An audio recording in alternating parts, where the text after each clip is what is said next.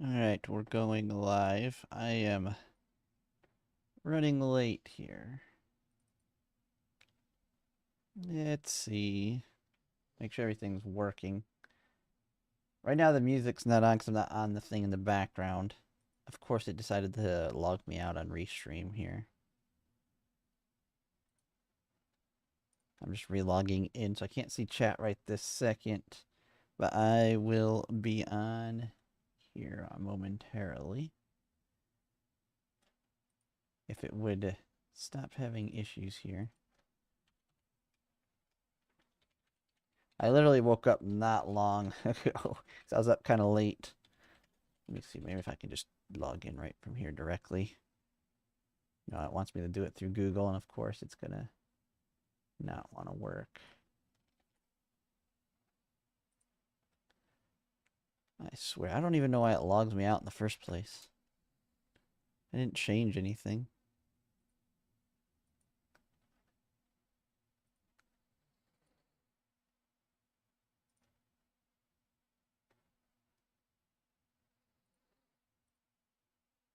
Come on now.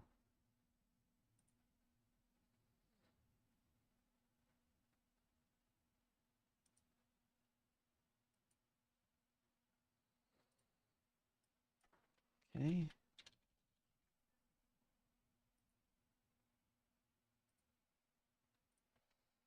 Okay, this is super annoying. I don't know why Restream's not wanting to log in. Might have to just watch it from actual YouTube chat. It's gonna be that kind of a pain. Unless it logs me in here automatically. Oh, okay, there we go. Now I'm on here. I just had to close it and reopen it. Test, it went through.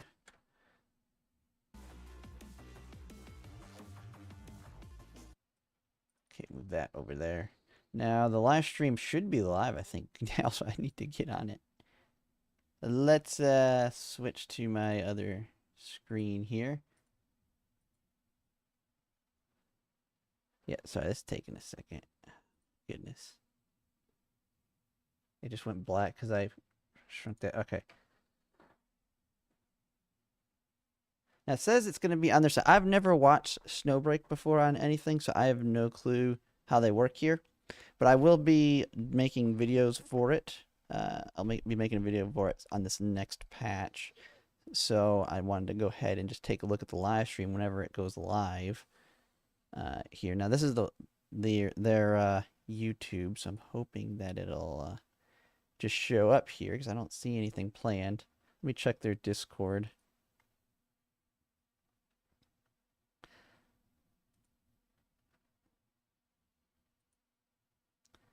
All right. There's apparently like a Billy one that's live for the CN one, but the English one should be starting. Nothing in YouTube yet. Okay, so there's nothing yet for YouTube on it. Just kind of waiting now. I got both my dogs sitting on me, so you may hear them in the background a little bit. We just woke up and they're usually very cuddly in the morning.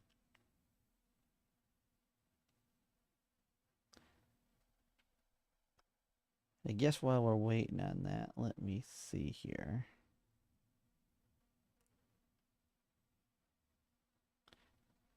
Just keep looking at it.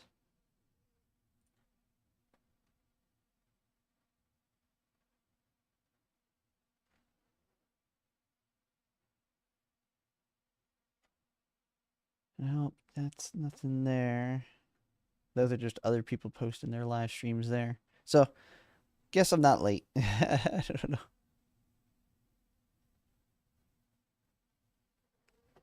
Oh, all these stupid sign-ins I can close. Let's see.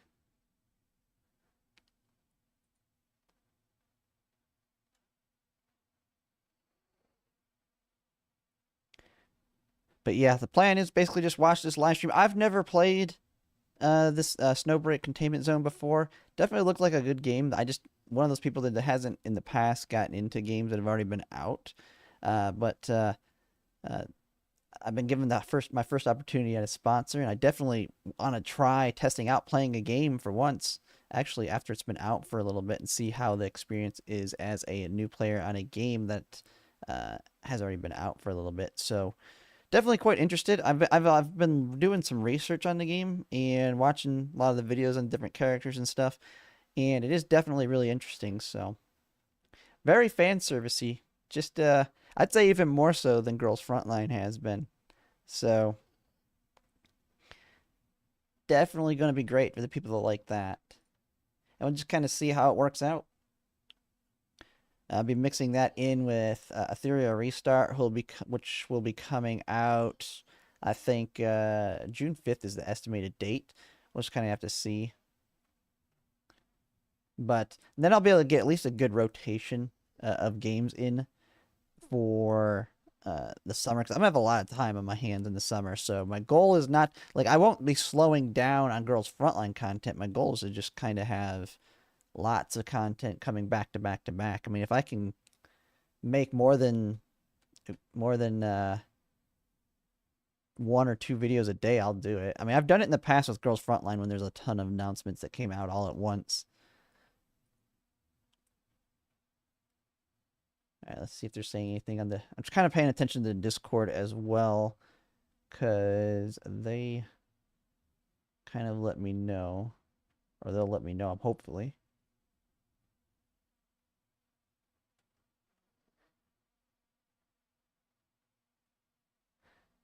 Let's see.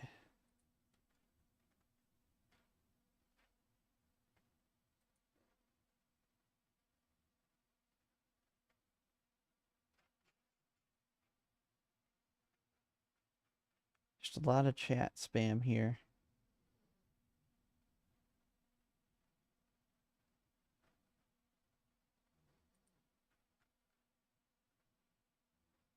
Yeah, they're still saying there's nothing.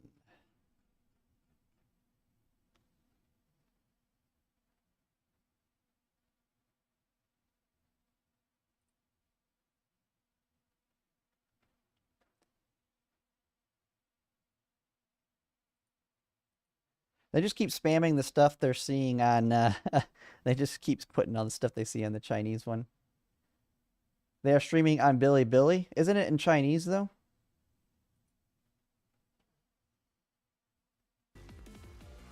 Alright, well, let me...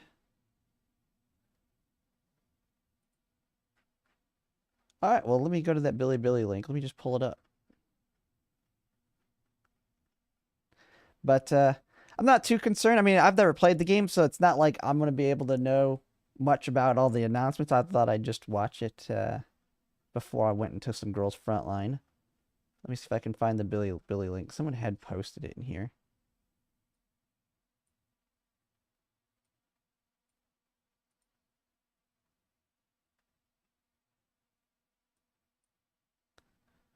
Billy.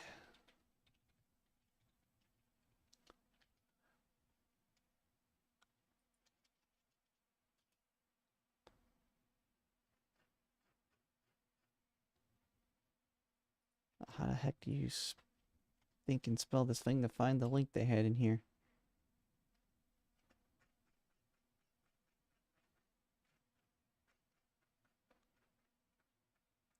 What I get for coming in unprepared.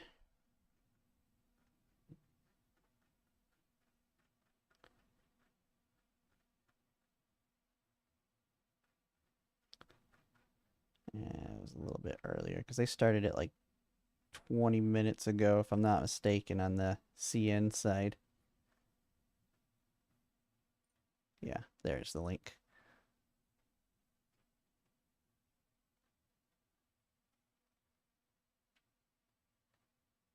Yeah, so this is what I had seen earlier that they were doing on Bilibili, but they did give me a link saying it was supposed to be an English one today as well on YouTube.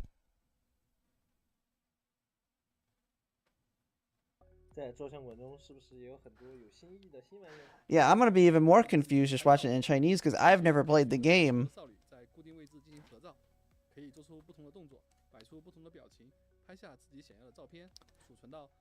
So I won't be able to like react to anything at all. So I don't know what they currently have versus what's coming new.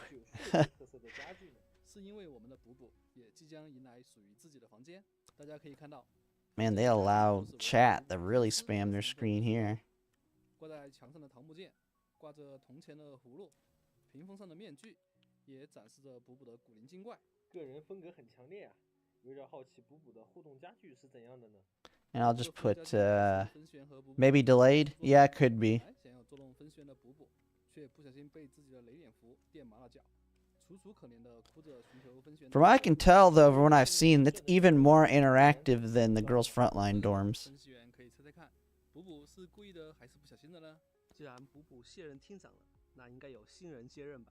The one thing is, I haven't looked into it, but I don't know their lore at all. But are they actual like humans, or are they some form of like robot / other kind of being like girls frontline? And I think Nikkei does the same thing, where they're not humans.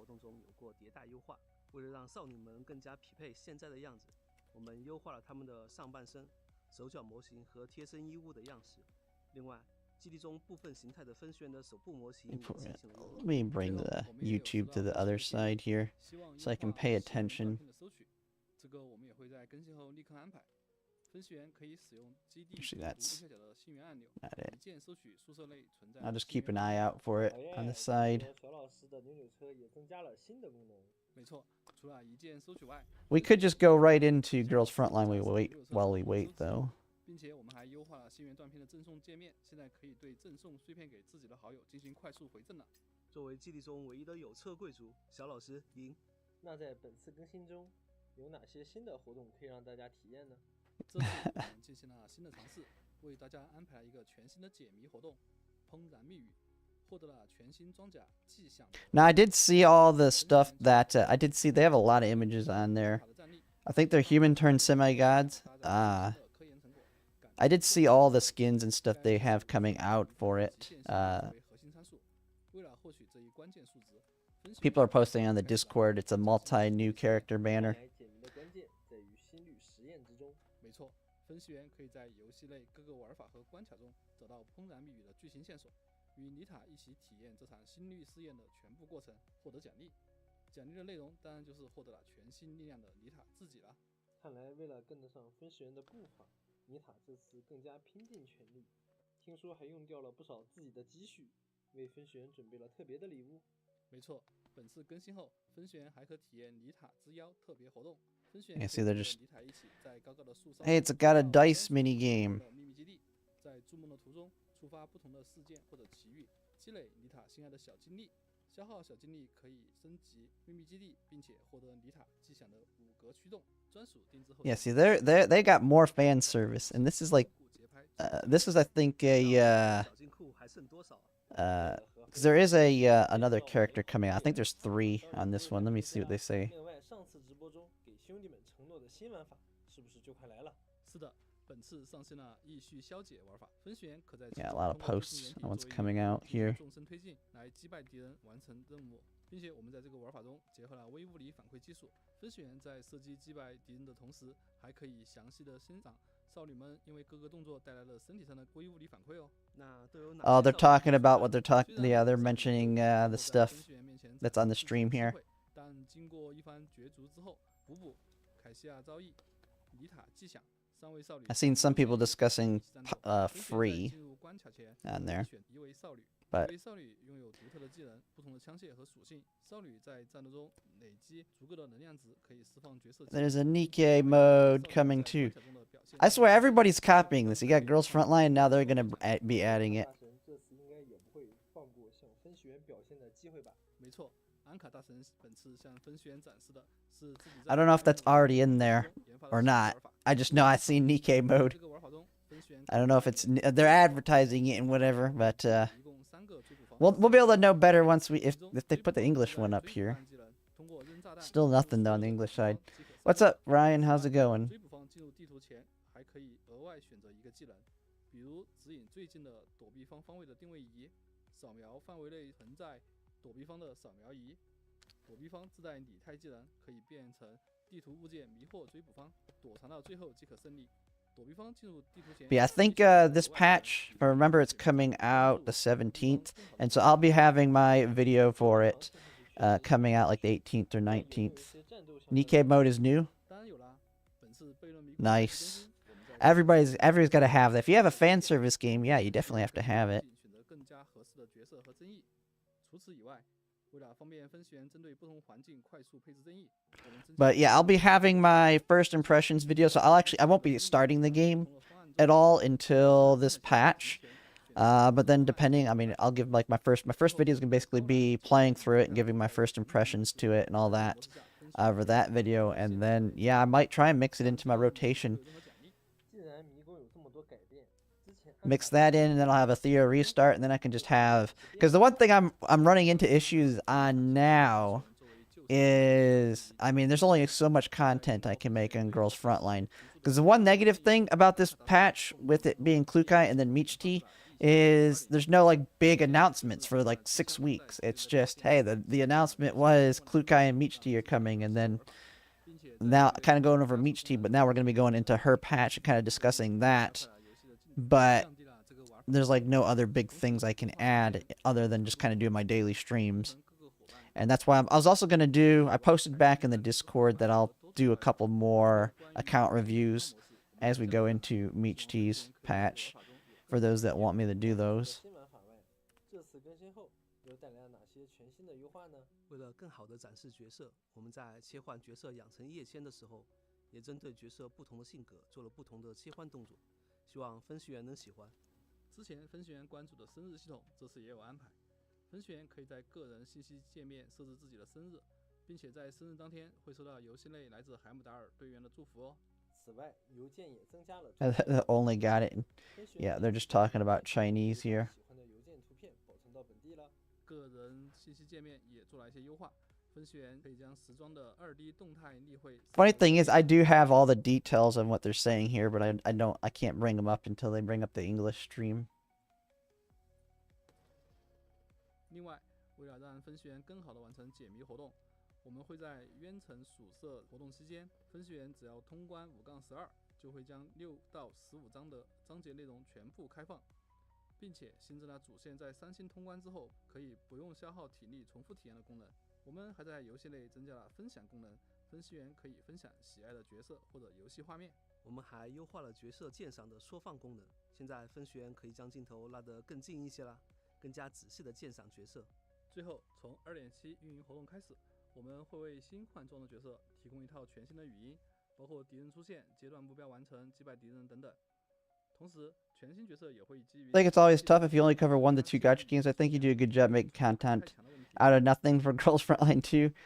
Yeah, I try and hit up some things like the store and all that every so often to kind of give an update on changes, but it is kind of tough.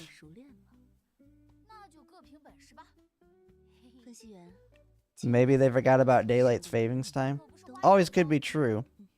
I mean, we're gonna just go right into Girls Frontline 2 after this, and then I'll just kind of keep an eye on it, hopefully. But yeah, I mean, the biggest thing right now is all my big games, we still don't have release dates for it yet. You gotta love the little clouds there. That just means the content's even better.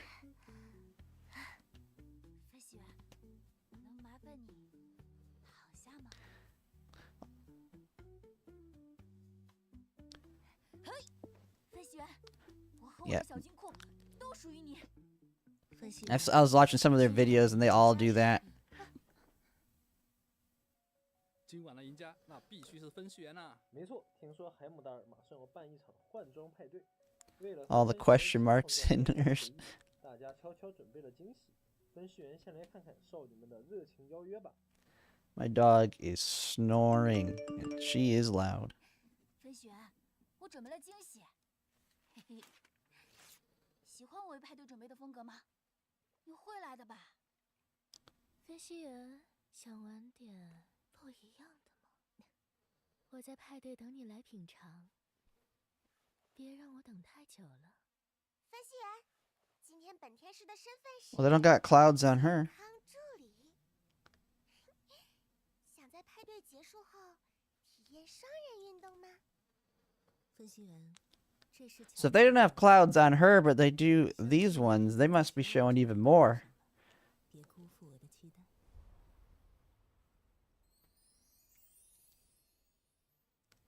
When's the anniversary of this game?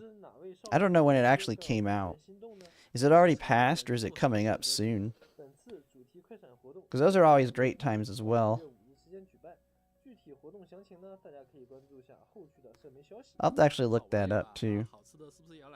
这次我们准备了欧麦利燕麦奶的联名礼盒，礼盒内含2种经典口味燕麦奶和小零食，当然定制小礼物也少不了。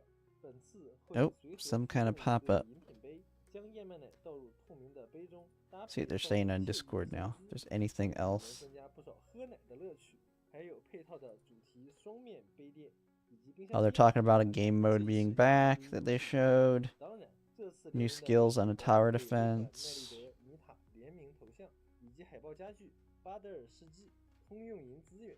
联名礼盒将于今晚21点开始预售，并在30天内发货，售卖周期将持续到5月6日。具体详情呢，大家可以关注。 Oh, they're talking about there being 听 merch. 说这次周边又安排了不少特色东西，快端上来看看。说到特色嘛，就不得不 And they probably got some pretty good figures for this game. 熟悉的设计，这不就是耐力德吗？对了，这次手柄的主题来源呢，就是耐力德的 An 着装 Xbox controller. 交叉绑带，保留了耐力德 Or isn't it? Well, 性感的特点。 it looks like an Xbox controller. Is it just a PC controller? 将在4月28日开启预定。此外，今晚21点，官方旗舰店 Already passed. When I tried SnowBreak, I thought it was pretty fun, but it reminded me of a less fun PGR. So I've never played PGR or any of those. 和戒指终于端上来了。 More action, less 3D person shooting. 自冤沉属色活动 Yeah, yeah, it's definitely a different gameplay for sure. 打扫太热了，需要分析员帮瑶变凉快点是吧？ But I used to play like the when it comes to like shooters and stuff. I played Destiny 2 like a long time ago when it came out. That's like the closest thing to like a shooter RPG I think that I've played in recent memory. 分析员的生活好忙，需要来点调剂。那本次分析员的生活系列会上新，凯姐的纪念指标灯，还有系列趣味警示夹。满赠礼品是不是也有更新呢？当然了，这次的赠品是耐力德的金属纪念币，还有妮塔和凯姐的多功能擦拭布。多功能擦拭布，怎么个多功能法？这就留给分析员挖掘吧。我们还是来看看大家非常关心。 Initial release date July 15th. 终于要开预定了。 So it's actually really close to it. 终于，还有 Oh, there you go. There's a figure. Q 版手办模型也在打磨中啦。除此之外，新企划莫里安的泳装，还有福提亚和伊切尔也在接洽中。搞快点，搞快点！我们会尽快推进的。那今晚 Not bad. We don't know if it'll draw. Yeah, we just gotta see. I mean, there's some gachas that I've thought about trying just simply for the story too. So, 今晚的直播就到这儿啦。 and the fan service definitely helps with that too. I mean, Girls Frontline kind of showed me I do like the fan service in the games. That's for sure. Did it just stop? Oh, it just ended. All right, I guess we'll have to. Let's see. I still have the other one up. We can just go right into Girls Frontline though while we wait. Oh, it's going now. It just came on. Oh.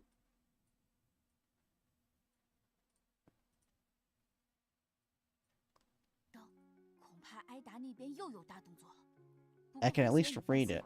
我可是做足了准备。听说我们这次出行，表面上是协助卫城学院迁校，实则是为了取回被封存多年的封闭 Not to 信 keep 息。 comparing with Girls Frontline 2, we have these cool team synergies, way less 就看我 than 的吧。 SnowBreak, but the fan service story defense 好不 decent 容 for 易 sure. 就像你会 Well, 了 the big thing is, the one thing that what I am going to be doing is kind of comparing it to Girls Frontline 2 in some 你 aspects 等我一下， when I kind of 等我啊 do my overview of it. 海姆达尔的大英雄，分析员，这次回收封闭血清的任务，听说你会亲自来处理。早已听闻你的事迹，不过稳妥起见，关于这次任务的情报，我想你有必要先了解一番。分析员，是否听过卡戎系统？ Because you never know. One thing too, they could always. I mean, they're girls with guns. Girls Frontline's a game with girls with guns. You never know. There could be a collab event in the future between them as well. 都能帮人类安全干活的辅助 AI。不过， But I find the easiest way to explain what a game is comparison too for people. I mean, you're going to see a lot of that with Ethereum restart kind of initially when kind of explaining a little bit of how it works, even though it's a lot different, is it's going to get compared a lot to Honkai Star Rail. 用特制的封闭血清这种抑制剂， Even though it's quite different, and from everything I can tell, better than Honkai Star Rail. 宣告结束了。所有研究成果，连带那个能压制 AI 的封闭血清，全被打包塞进海底试验场封存起来。虽然世界树和卫城学院对外宣称是 AI 失控引发的事故，但这背后是否还有其他被隐藏起来的真相？ Think from one of the I was trying to read on how the early game works. Apparently, it's not as bad on the grind in the beginning. 亲自去确认。分析员，分析员，分析员，真的不考虑跟我走？ Cutscene. 你，我志在必得。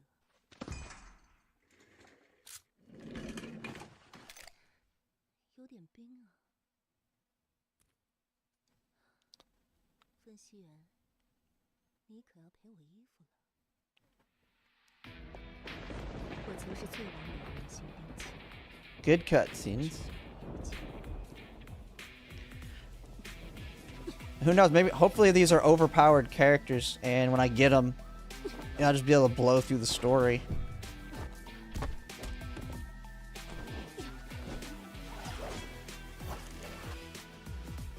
Tried it. Got old. Yeah, I'll have to see. Oh, it's getting a little blurry on my end here. 480. What in the world?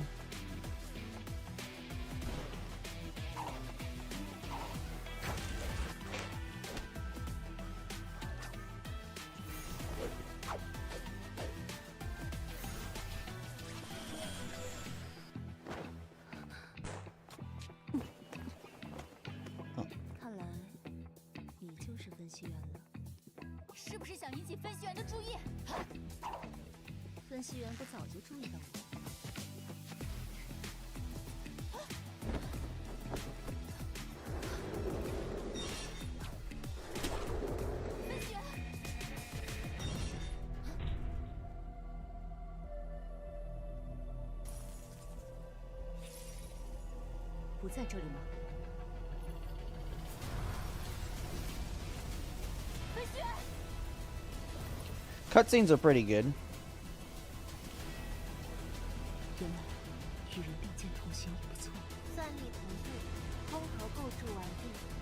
Oh my goodness, my dog's wanting down. Help me get down. Well, she's thinking about jumping down. She's moving around a bit.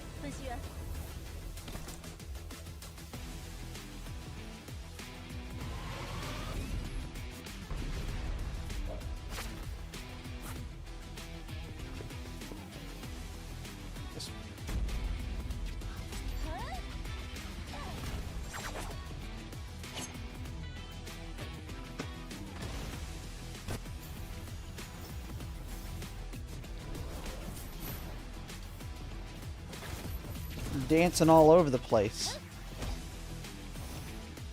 And YouTube is acting up on this though. I'll probably try and refresh it after the cutscene here.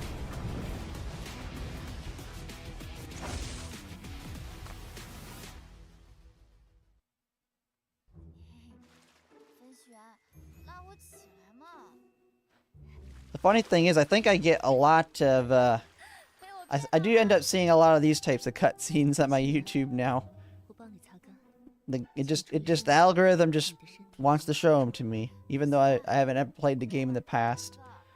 So I have seen a lot of these types of cutscenes from the game.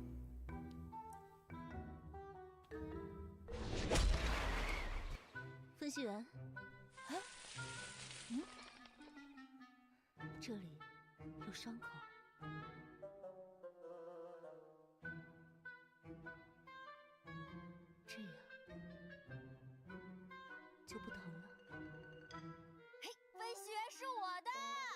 休想！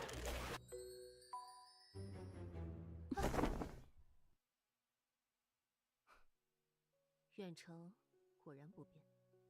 奈利德，卫城学院首席调查员，你问我怎么会出现在这里？当然是为了与你正面交流。Definitely looks like, yeah, the bandages in this image are not there in that image. 不如今晚由你来亲自检验。不过，在检验实力之前，得先调整一下形象。Yeah. 分析员，怎么样？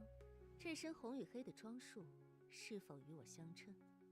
紧致的胶衣搭配连体丝袜，干净利落，非常便于行动。Oh, there you go. No blur there. 这个问题，不如分析员，你陪我操练检验。I don't know what determines the need for it. 带着皮带，用着顺手罢了。而且，分析员不觉得 Looks pretty good. 这皮带甩动的残影，掠过空气的声音，很动人吗？放心，我可舍不得对分析员动粗。说回正事，不是要看看我的实力吗？ See what she's capable of. Look at her skills. 特异属性技能 C， 武器为 KS 基础强 skill 耐力 DPS 和 the 心 assault 是适合 rifle. 同调的效果。主动技能造成伤害的同时，能对敌人造成内伤，内伤不会立刻结算成伤害。奈利德会通过特殊方式将内伤结算成伤害。常规技，奈利德 Teleporting around. It looks like some form of AoE. 同时会汲取敌人的力量，在汲取足够力量之 Swift 后，将 moves. 之前汲取 Absorbing power. Enough 对敌人 gathered. 造成一次高 Oh, 的伤害。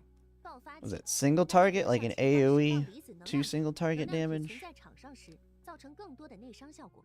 能量体会在一定时间内自动引爆，并且将敌人的内伤快速转化为实际伤害。不仅如此，即使奈利德在场下时，能量体也能正常生效。在能量体范围内，队友造成 Teammates deal chaos damage with range. So she synergizes with chaos.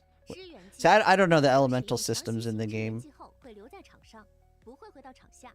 使用支援技后，奈利德会向后跳跃，并对前方敌 Ambush 人造成 support, 伤 meaning 害。 she remains on field after 我的 use. 实力 Well, that's nice. 还满意嘛。 An off-field attacker 为了 when 让你 she's 对 not 我更 currently 准确地 active. 评判，我们需要一场更深入、更全面的实战演练。分析员，先来做点运动。 Redeem code. 嗯， Now, I won't be actually starting the game until this patch is released, so 一起 I won't be actually playing this actively until the 17th. 分析员，你锻炼累了吧？来，放松一下。 So I won't be able to enter in any of the codes or anything. But 不好意思，分析员，和我走。热身结束了，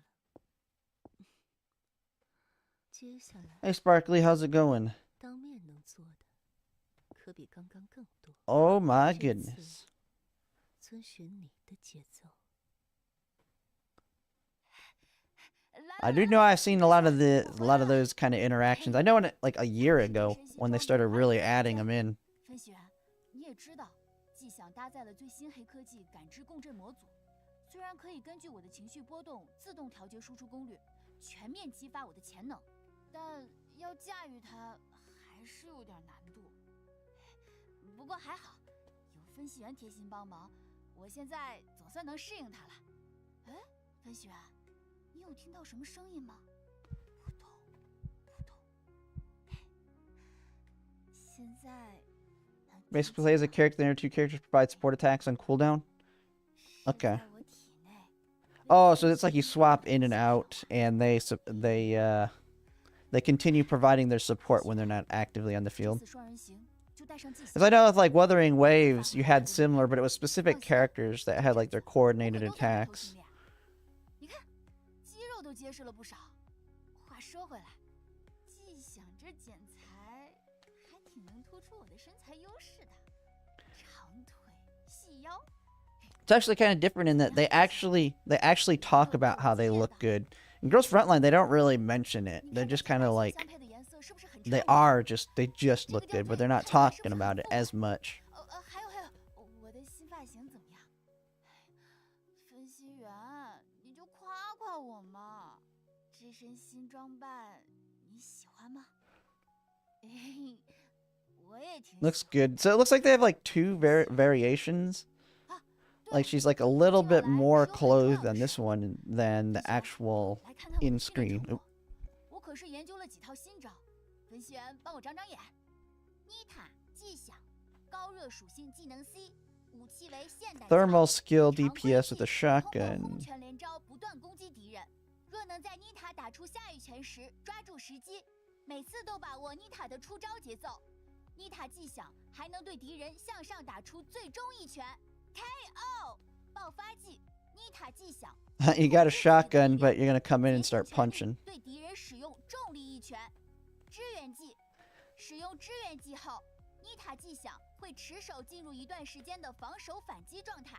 如果这段时 Support 间 cure counter state. 妮塔会使出一招从上而降的腿法，对敌人造成伤害。分析员，你怎么流汗了？是不是今晚的交流太激烈了？ Like fan service, but not metacognition. Oh, you're meaning when they're actually talking about it? Yeah. 先放松一下。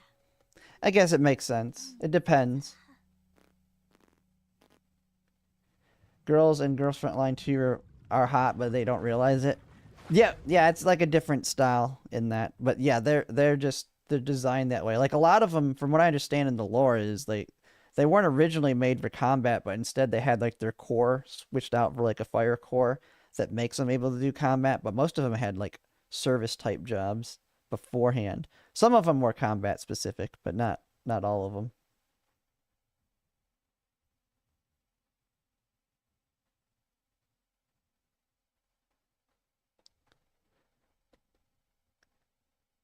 Permanent. Rebate review reward. Tier 5. Oh, this one's free, it looks like. 分析员，刚刚真是一场酣畅淋漓的战术交流。 Sweaty chat's the redeem code. 身汗，我先洗个澡。等下进入下半场。分析员，晚点来我房间，帮我找袜子哦。 Oh, here you go. A Klukai. It's got a motorcycle. 等等我，我再去拿点喝的。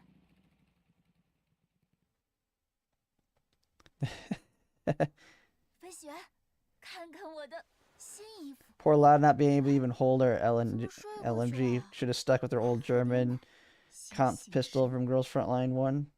Oh, did they actually change her weapon? 的话，那我们继续交流战术吧。是这样的交流吗？在和妮塔进行一番战术交流后，分析员对她应该也有更加深入的了解。这是为了 Motorcycle must be overpowered. Yeah, I need to get that character. 颇具特色的装扮哦。没错，为了给分析员留下深刻的印象呢 Lasting impression preparing in a forest nymph outfit.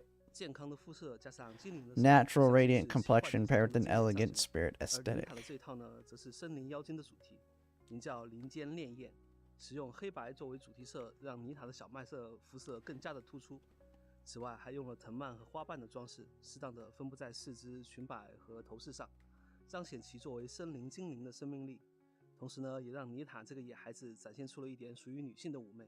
再搭配上极具辨识度的精灵耳朵外设装置，确实让妮塔像雨后森林一般焕然一新。是的，绿色的森林元素只在关键的部分点缀装饰，不仅点题方便行动，也不会抢妮塔好身材的风头。提到森林精灵，一般都会觉得法杖或者弓箭比较合适，但在以枪械为主的橙白世界，能搭配这身精灵时装的枪也一定不一般吧？没错，与精灵时装相匹配的这套武器外观 The 叫做 weapon 森林微光 skin for this 这把 the 霰弹 forest 枪 gleam. 采用了丰富的自然元素进行设计，枪管部分内置了一根丛林的能量石块，外壳使用了带孔透光的。 From what I've been reading on this too, it's actually pretty easy to get pretty much every character even as a free to play.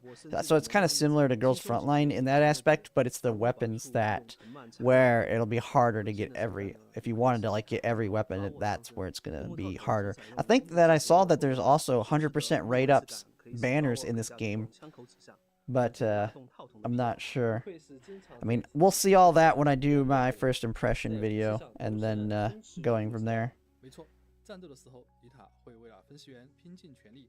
那日常中呢，就得 Oh, she switched her imprint to an LMG, but her frame isn't strong enough. 穿上精灵时装的妮塔也更加的能融入大自然。妮塔从树上跃下，兴奋地诉说着她在周围有好多新的发现，迫不及待地牵着分析员的手，说要去个好地方，想在那里与分析员共度一段非常有趣的2人时光。只能说不愧是妮塔，和分析员独处时也是欢乐多多。分析员，请帮帮他吧。看来无论是新任务还是争夺分析员，妮塔这次在狠狠地发力，但可不能掉以轻心哦。毕竟在新的剧情中，一位强有 Don't let your guard 赖 down. 利德也将加入海姆达尔。以赖利德的性格而言，面对分析员时应该会展现更积极的一面吧。你看他甚至还换上了一套非常体现 Some of the outfits here. 这套时装叫做晨曦统领，是以制服为 That I do like that one. 不管是大帽檐的帽子 Kind of got that military look. 睡袋以及胸口的胸章绶带等等。 Like you don't have to have all the skin exposed for it to be a good skin for a character. I do really like that one. 强联合的感觉。没错，在穿着上，赖利德会将外套 The whole 戴 back 肩上 coat without the hands in it look. 跑动起来，背面视角也会显得更加的飒爽。再加上长靴、短裙以及比较 Still don't like the practicality of that look. Like you see that in a lot of anime, but I'm just wondering, has there ever been like an actual real life look where they wear their jacket like that without the hands in, like wearing it like it's a cloak without the still having the sleeves for your hands, but 我们结合角色原皮的制服元素，以仪仗队作为主题，打造出庄严。 it looks cool, but I don't know the practicality of that. But you see it in a lot of different animes. Like I know like the Navy admirals and that where they're do the same thing in One Piece. 也融合了体现科技感的流线设计。配色上也给人一种酷酷的感觉。是的，以黑色 Feels very Genshin inspired. 体现仪仗队 I never actually played Genshin Impact other than like the very beginning 高档皮具常用的菱格纹和 because it was like 3 years ago.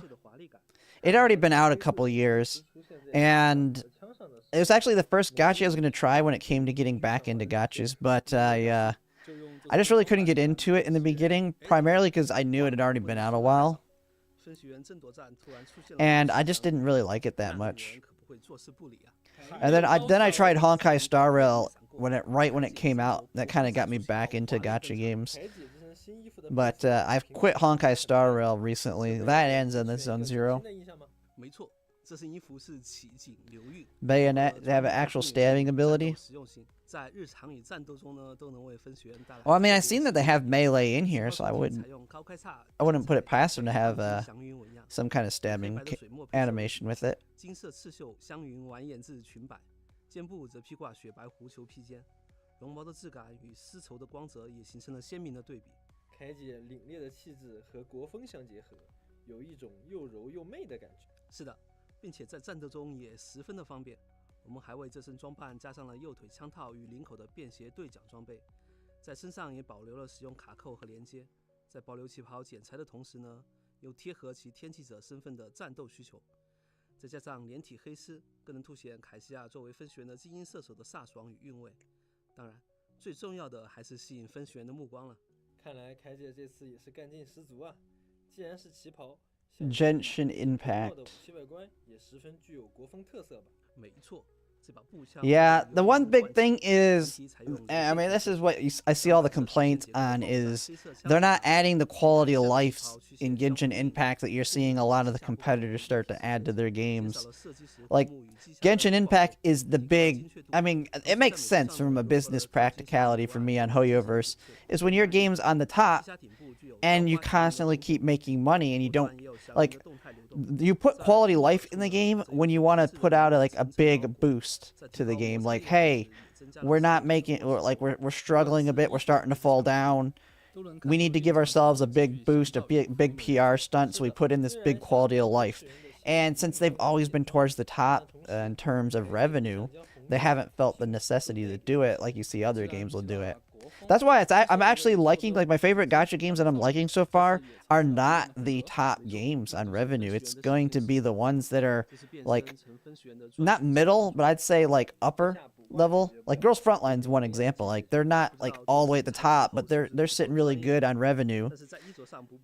But they keep adding nonstop good quality of life and all that to the games. 白丝呢，搭配彰显成熟稳重的高跟鞋，衣物渐变的红色以及侧面的红色丝带、绳结等等元素，还有露背的部分也采用了红丝带的连接，可见仍然保留了 Got the whole nurse outfit going here. 大腿上不仅有营养剂摄入器， Just want a skin. I think this one's just a skin. I think they're talking about skins now. I don't think these are new characters. 木木猜的差不多，但这次的武器外观叫做浅粉印象，是以牙医器具作为主题的枪械设计。 Hey, Gloss, still SnowBreak? Yeah, I mean, they were a little bit delayed on it. So it's taking a little bit longer. I think we're getting towards the end because we watched a little bit of it on the Billy while waiting for the English one to come up. But yeah, we'll get into SnowBreak here soon. But yeah, I mean, everything yeah, with Girls Frontline is definitely great on the quality of life.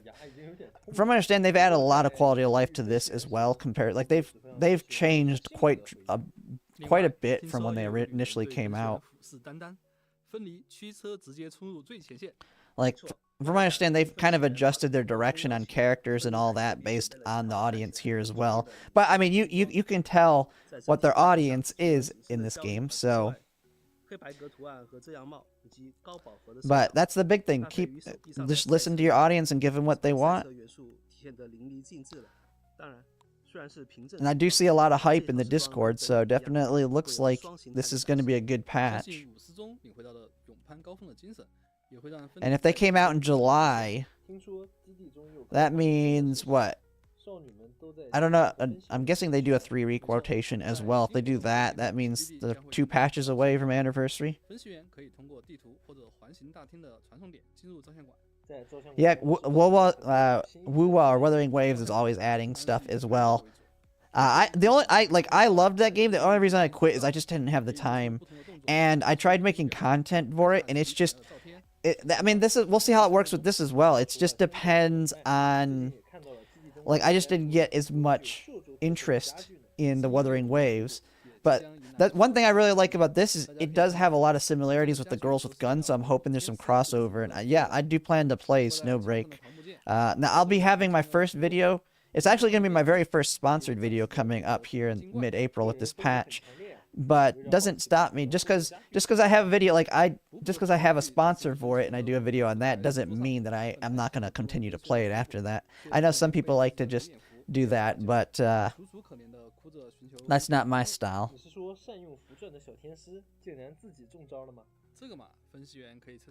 Yeah, Girls Frontline doesn't have. Yeah, they need to. That's the one area I like that I've seen. This has definitely way more interactions than Girls Frontline's dorms. I've seen a lot of the videos. Like, I think the YouTube algorithm on my YouTube channel shows me a lot of the dorm interactions on this game, even though I had never played it before.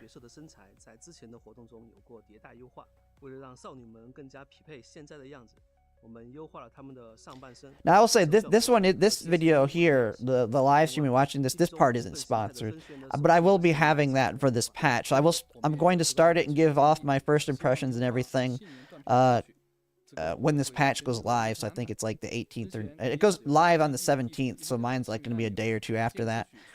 But yeah, I'll be doing that, and then we'll just see. I definitely want to have some more games to fit in my rotation, especially while I'm waiting for the big ones. 驾驶牛车帮忙收集，并且我们还优化了新源断片的赠送界面，现在可以对赠送碎片给自己的好友进行快速回赠了。作为基地中唯一的有车贵族，小老师赢。那在本次更新中 See, I want there should be some crossovers. I think what would be good, SnowBreak and Girls Frontline doing a crossover with each other. Bring some of the Girls Frontline girls into this game, and then bring some of them into Girls Frontline. It'd be huge, probably for both of them.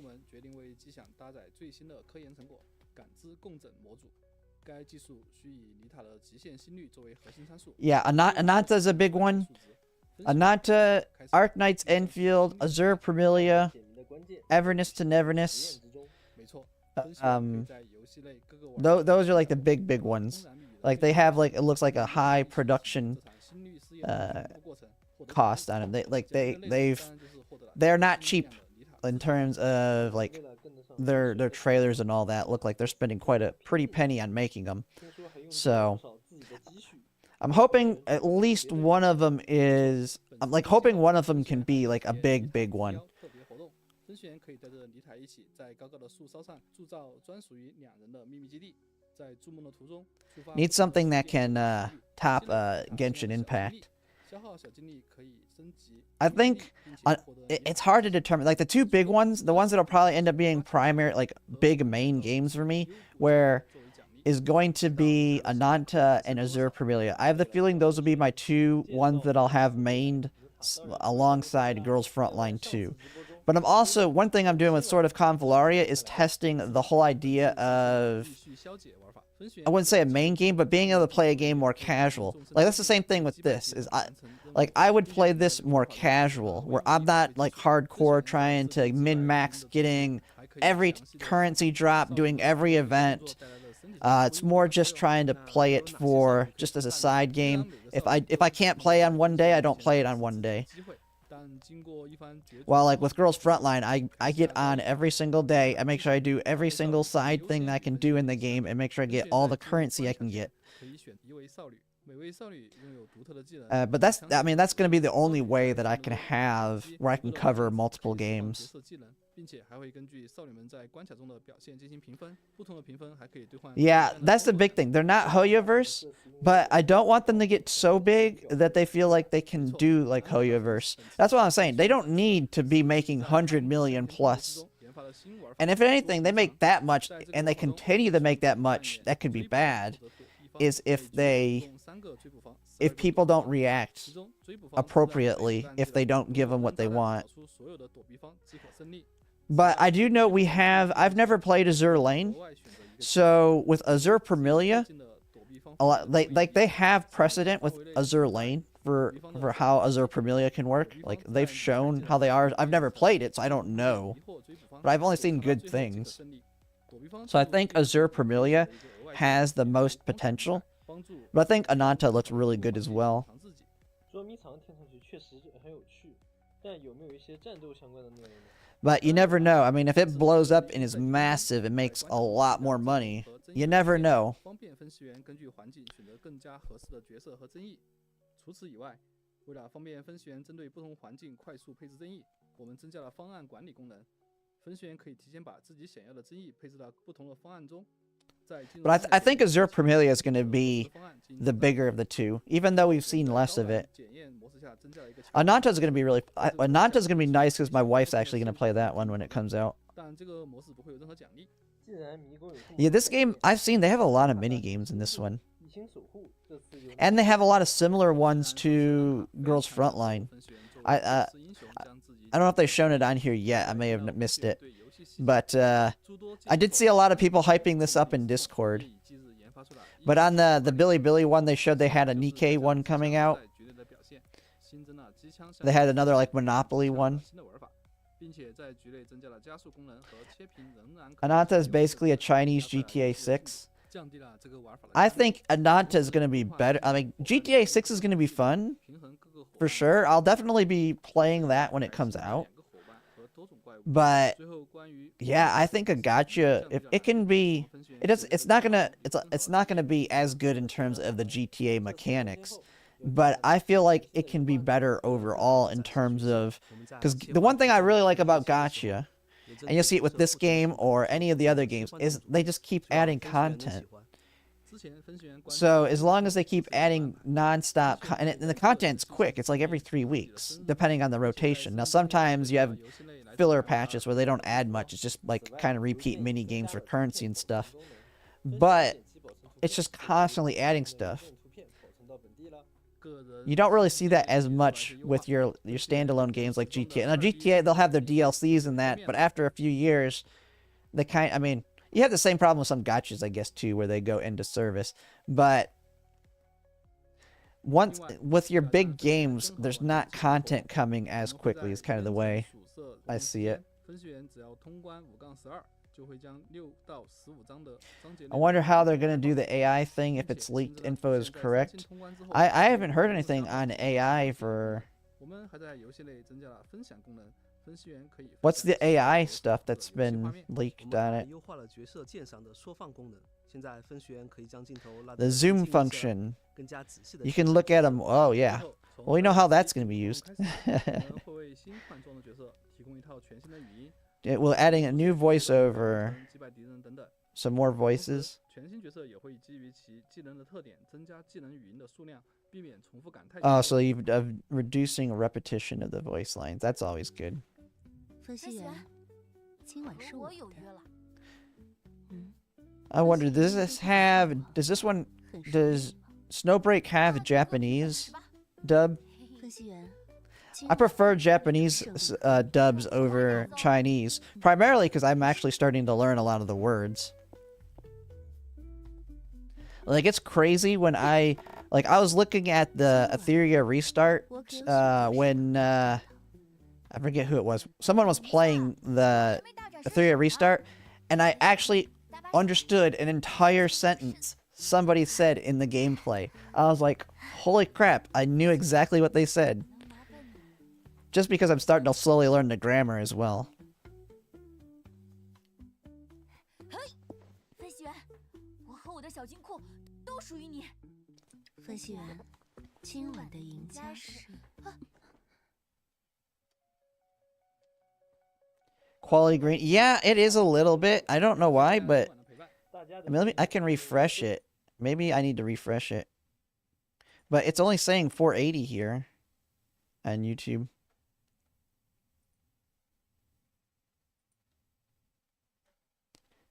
And I think that was it. 'Cause that's oh, I guess I did, yeah.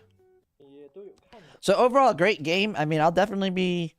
I'm almost certainly gonna play it more after my first impression video, because I definitely want to get some stuff into my rotation of games.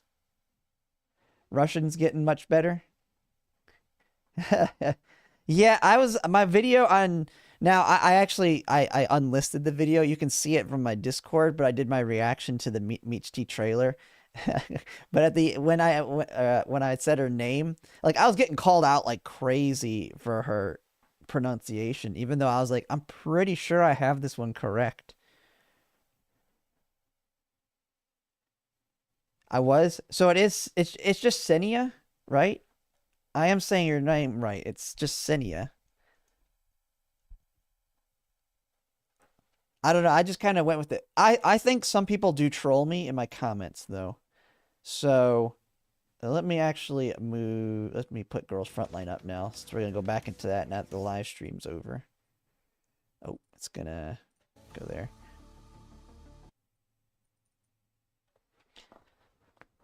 All right. Let me sit up here. My dog, one of my dogs, is still laying on me, starting to cook my lap here. Okay, so I've been saying it right.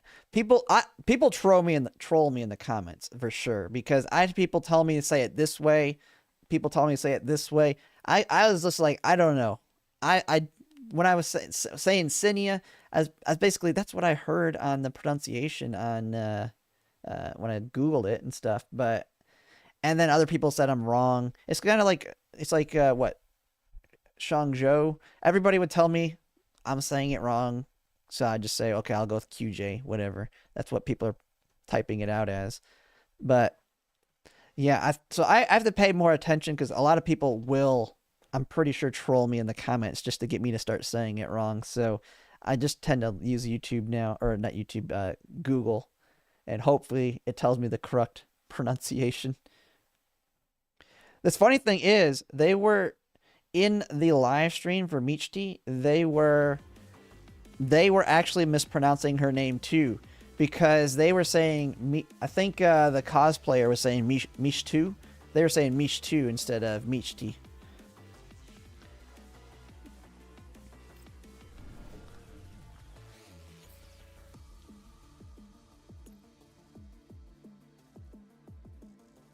Yeah, I mean, GLaDOS, that's what I'm pretty much, that's how I got Michti down, was I think I did it in my last stream, is I I think I Googled it on Livestream and had it play it in the background. I was like, that's how you say it. Alright. So I don't think I've done anything on today's because I actually woke up right before that live stream. I am liking that I'm like right where I'm just now getting... I'm getting XP and gun XP, which is going to be good because I need that Vermishti. Like, I've pretty much unlocked everything in the shop now. Yeah. So I am just stockpiling this stuff now, which is great because we still have like another week of this and I need to get enough XP Vermishti.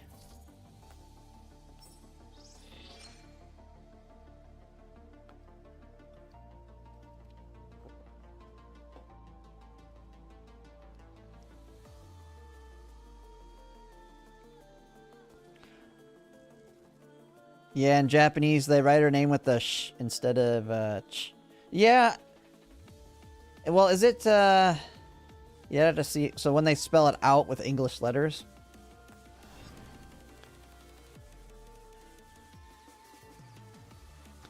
But yeah, the one thing I'm trying to do is, because since I'm learning Japanese as well, getting used to how they actually, like, even though they, like, things that have, like, a T sound, their T in Japanese is completely different than an English T because it's based on where you put your tongue in your mouth.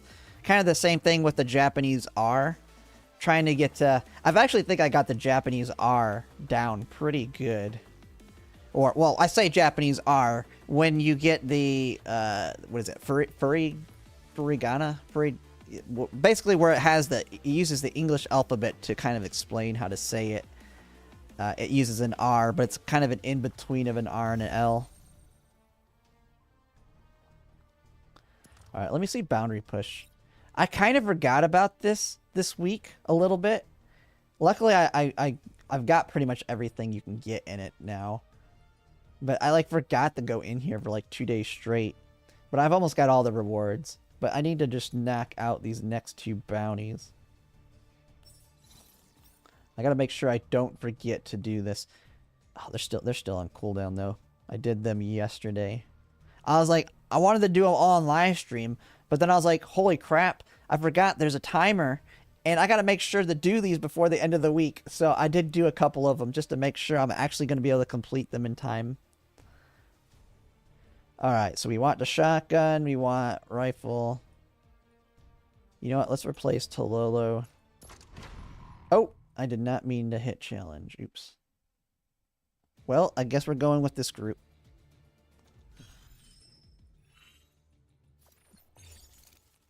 I've got... Are they going to be able to... Yeah, they should be able to do it. I got nothing but assault rifle users and a shotgun. I should be able to do it. It shouldn't be that problem. I don't need heals. So the boss is right there. Let's just go knock him out real quick. I did not mean to start, though, with this team.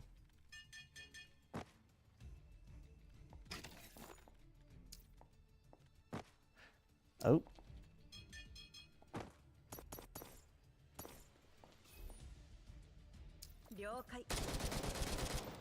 Romaji, yeah, Romaji. No, Furigana is when it's kanji, but it has the hiragana, right?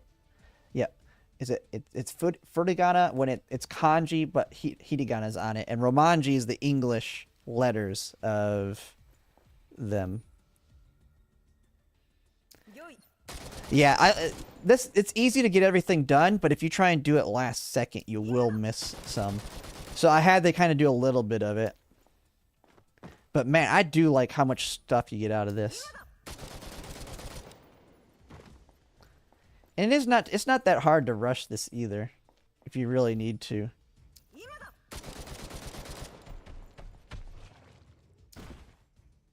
Oh, that was not the direction I wanted to go there.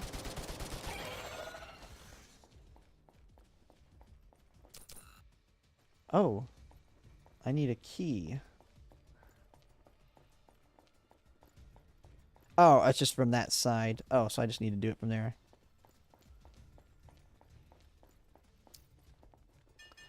But yeah, the big thing right now I'm doing on the Japanese is I'm just trying to memorize the English name for all of the kanji. Now, I'm not even trying to get all the variations of the pronunciations down for the kanji because I don't care. It doesn't matter. I'll start to learn those when I memorize the vocab. But right now I'm just, hey, this kanji is this in English. And I'm just kind of going through those right now on the Japanese side of things. And then I'm also trying to learn, I'm learning the grammar as well. Like, the first thing I learned was that one of the big things I learned in grammar that was confusing me was the difference between wa and ga. Because I couldn't tell when you'd use wa versus ga. And somebody explained it. Like, there's one YouTube video that explained it perfectly. And I was like, holy crap, I understand that now. But it is crazy because whenever I hear watashi wa or watashi no in games now, or in anime, I'm like, I know what they're saying to an extent. They're saying something about themselves.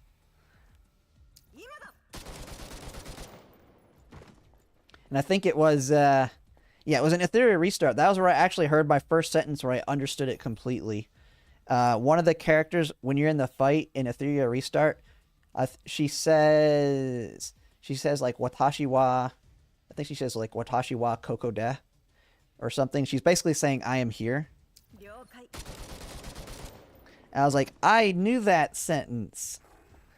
Now I just need to get good enough so I can understand everything. Oh, I screwed up there. Yeah, well, I memorized hiragana and katakana in like a day. That was easy.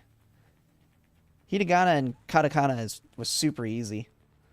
The kanji is the hard part. That's the thing where it's like, there's no familiarization like to English in that. It's just memorizing what these symbols mean, and then when you start seeing them in vocab, memorizing what they are in the combinations.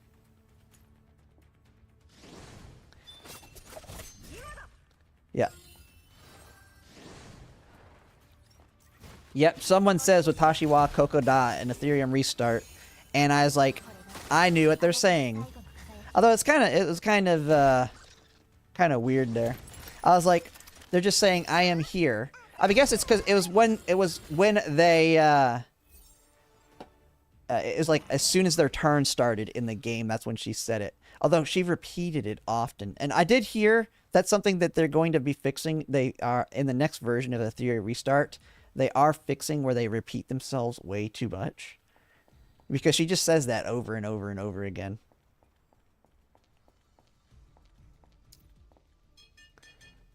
I'm a natural. The funny thing is, like, I feel like now that I'm like trying to learn Japanese and I'm just really trying to get it down, I'm gonna end up being a better Japanese speaker than I am in English, because growing up with English as my natural language, when you learn bad habits, they're just stuck with you. It's just muscle memory at that point.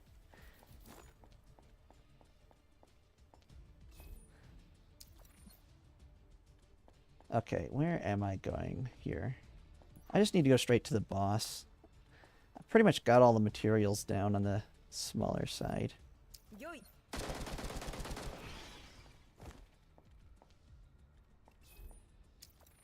But I think I have the goal to, after I get pretty decent at Japanese, which it's going to take a while, I know that. But I would actually probably want to then try and learn a little bit of Mandarin as well, since we do have a lot of Chinese games. So it'd be good to be able to listen to it just in case there wasn't a Japanese dub.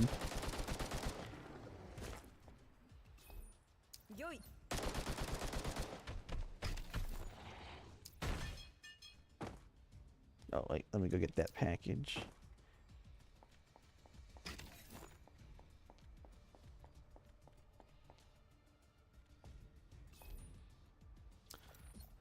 See, I wish I would have got my SMG user in here. Oh, I've already got the supply boxes. It doesn't matter anyway. Okay. Oh, I've already got all the small supply boxes, so there's really nothing I need to do here.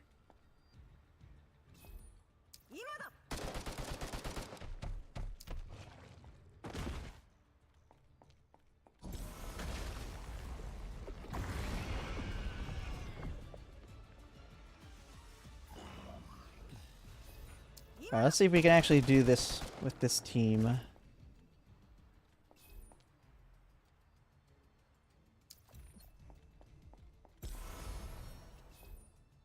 Oh, this is going to be hard because I don't have everybody. No major healer. And they're all covering each other. Oh, this is going to be fun.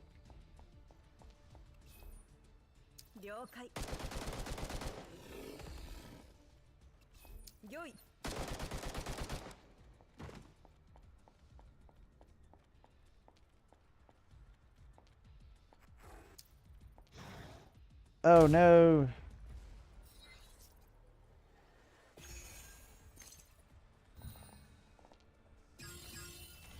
Holy crap, he is like right on top of me.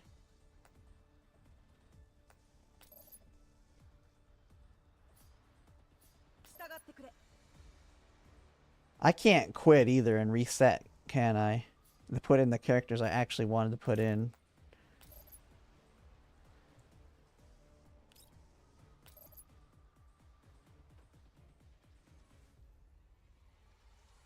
Which one do I want to do here? I haven't really used Sabrina enough. Yeah, let's get the shelter.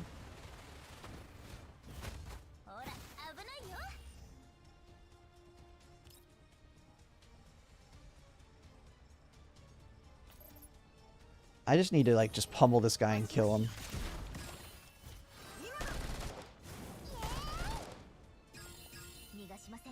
I should have used QJ first there.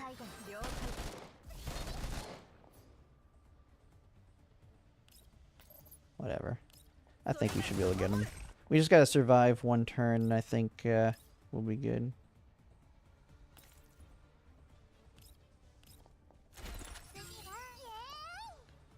Yeah, I think I'll be able to nuke him.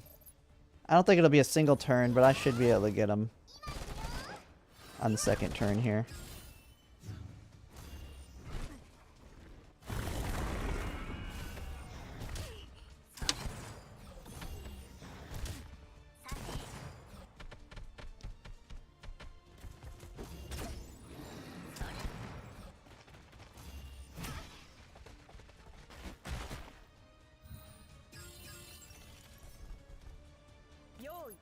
There we go.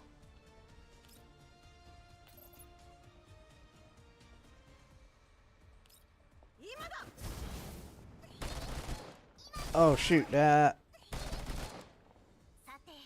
was actually bad there. I don't want to waste all of her actions.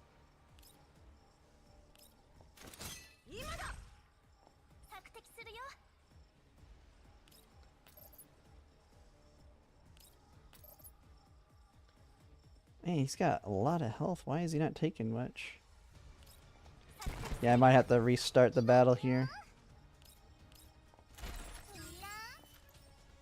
That poison did that to her, didn't I? Yeah. She's not countering.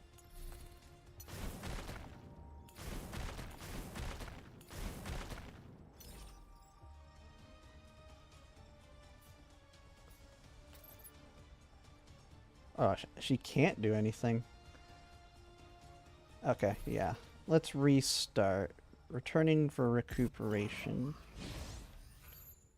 There we go. Alright, let's go back at this. Hate those deer? Yeah.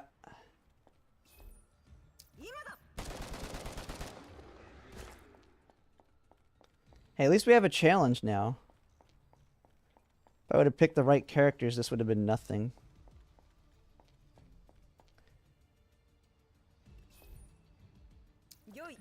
Can I, like, shoot him to turn this other one around? Oh, no. It didn't work.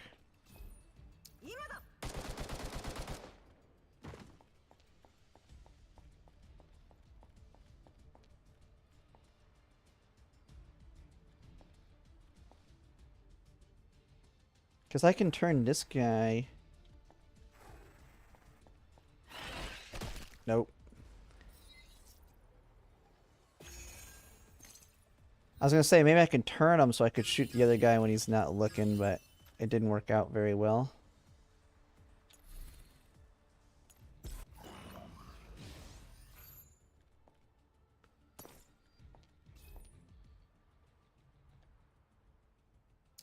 Yeah, they're all gonna initiate combat.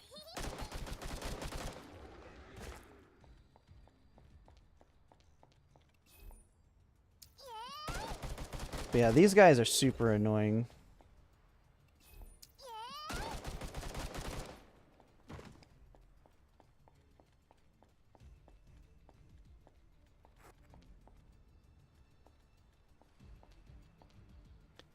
And there's no way to get them off of each other. Yeah.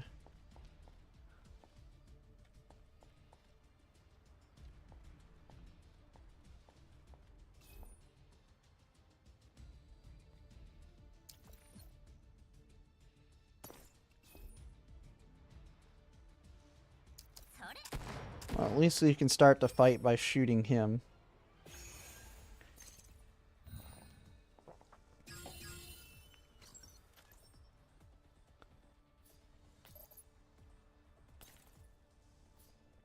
And I can actually use this skill first. So she'll do more damage.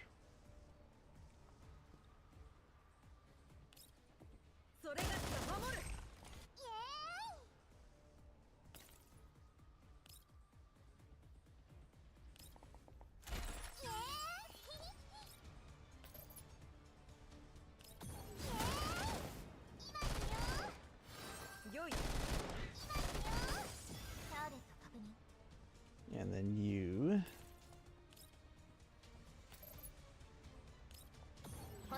There you go, that should take care of this.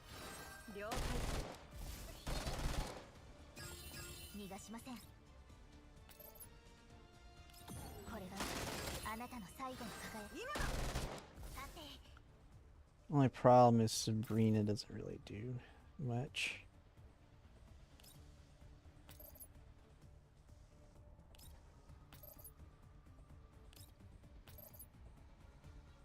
Yeah, I don't have any more counters from her.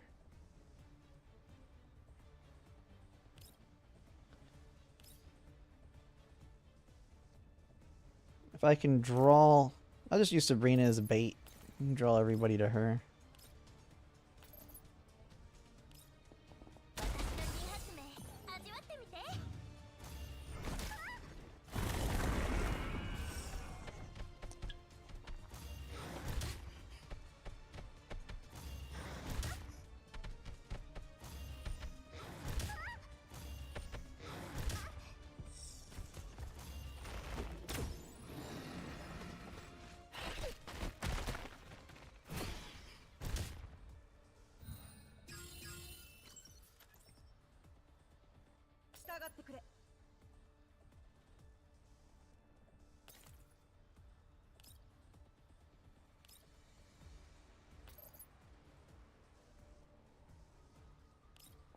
Yeah, there we go.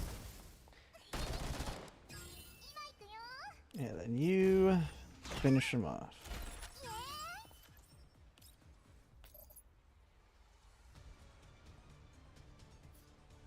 Oh, she can't counter.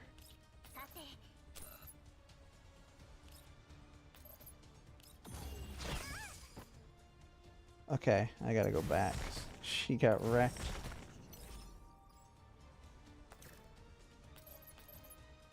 So she can't move at all, can't? Dang it, that guy's just screwing her. Okay, we gotta go back again. Before I did anything with her.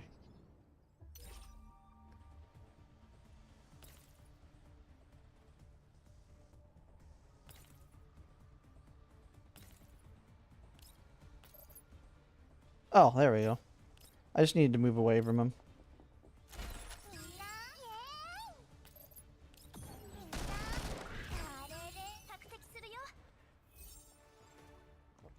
There we go. I could maybe do the last boss then. I'll have to see what units I have left. I might have to just knock it out when my Klukai and them are off cooldown.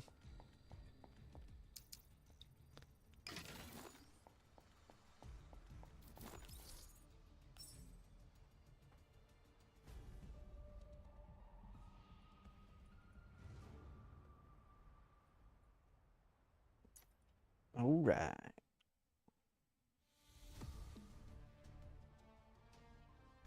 Yeah, just gotta get 4 more of those, 1 more boss. So we're in good shape. Knock her out. What do I have? Who do I even have? Yeah, it's gonna be tough with what I got left on my teams right now. I'll just let the Klukai and them come off cooldown before I do that.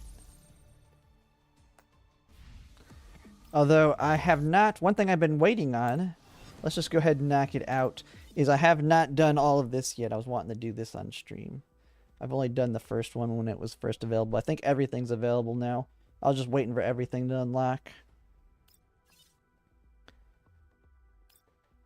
So what's the difference between this? Damage S. Ooh.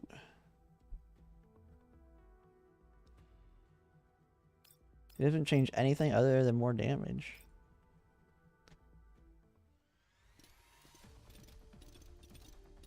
Oh, I gotta get used to this. Alright.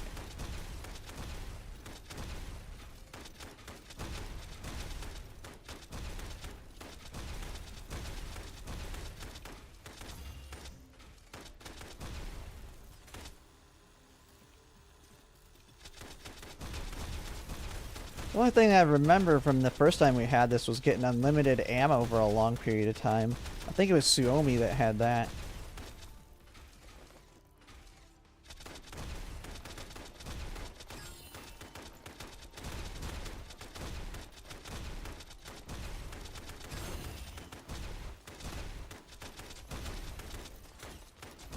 Okay, so it is now. I just gotta keep shooting him to maintain it now. Oh. Well, that one's easy.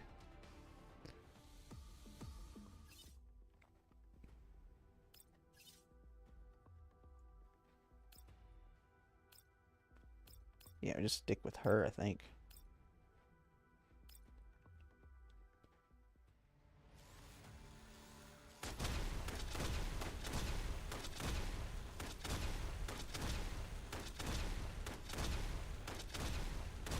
They can't even be on the map for a second.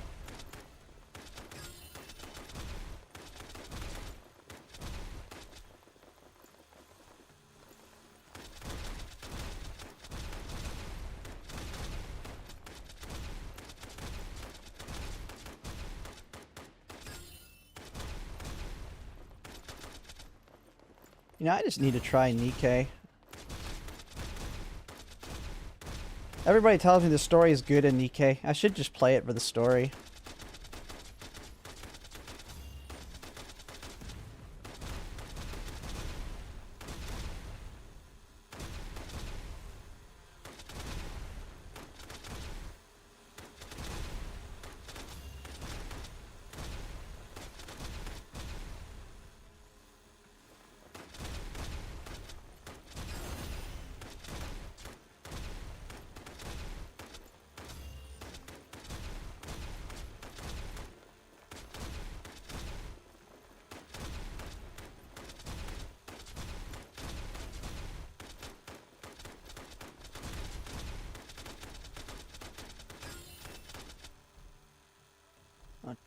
Took a shot.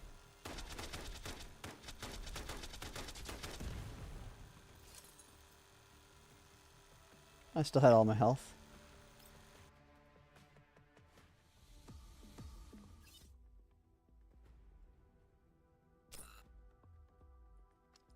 Nope.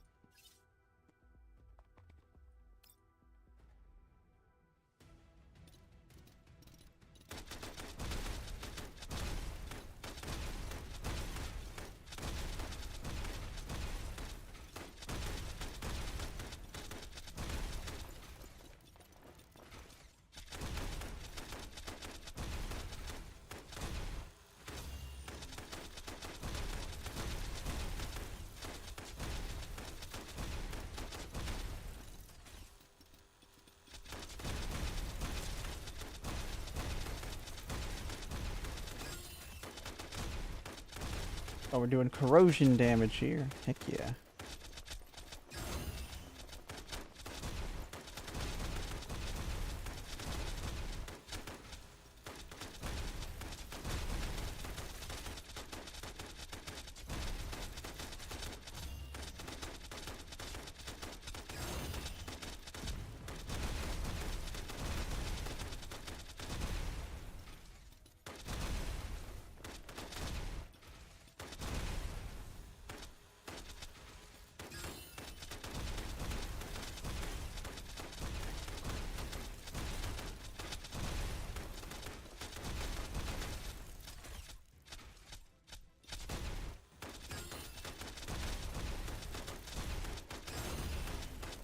Limited ammo.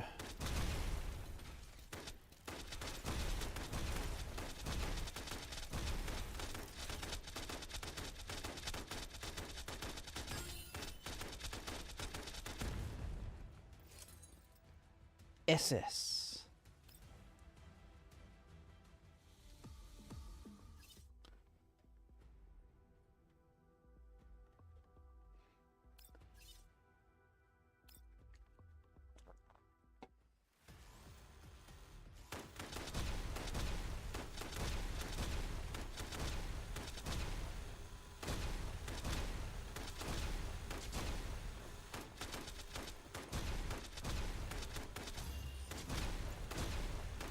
Can't even let them be on the screen for a second. I mean, the only thing that really screws me is the reload.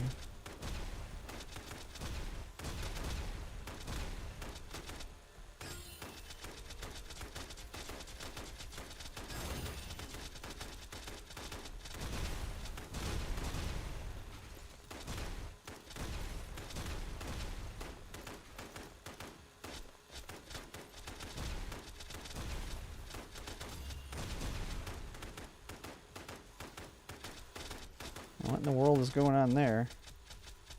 Is that a bug, or is there... We're shooting through this one guy.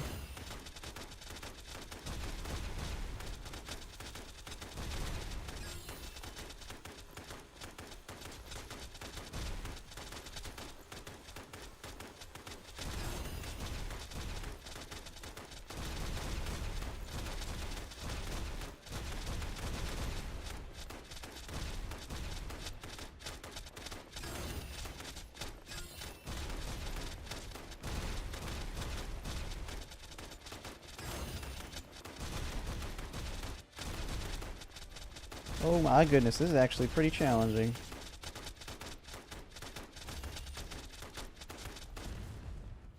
I don't think that guy was supposed to be there. I think that first one was a bug. He just like jumped in and did nothing but blocked my view. I don't even think you need to get SS, you just gotta get A to get all the rewards. Oh yeah, there's... Yeah, 2 more cores.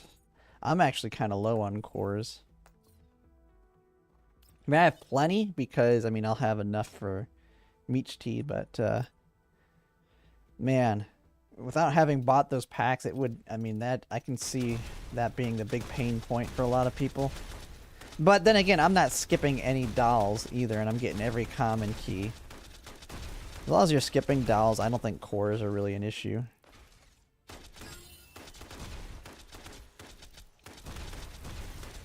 Oh, it's bugged with Shadow Clone? Okay.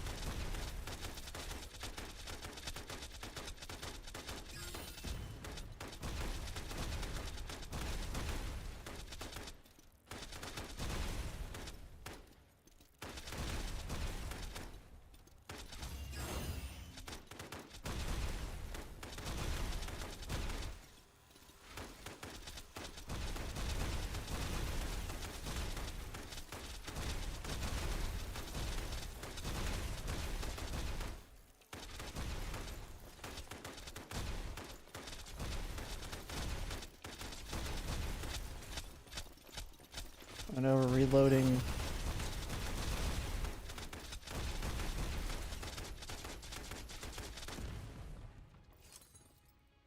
Oh, that one was easier. Could only get SS and Infinite with Maki. Well, we'll try it with Klukai and see. I'll probably be terrible, but we'll see how it works out. At Infinite, don't you just keep going until you basically die?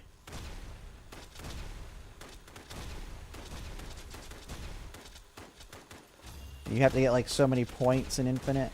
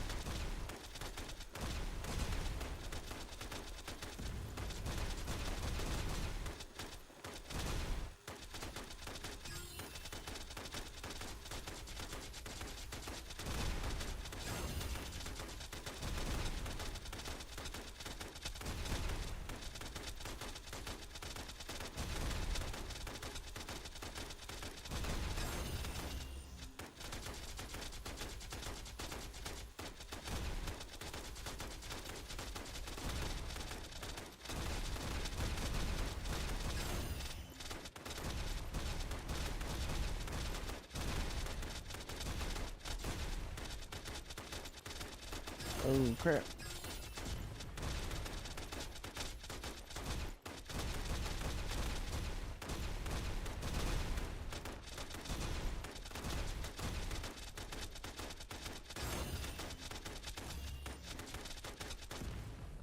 Dead.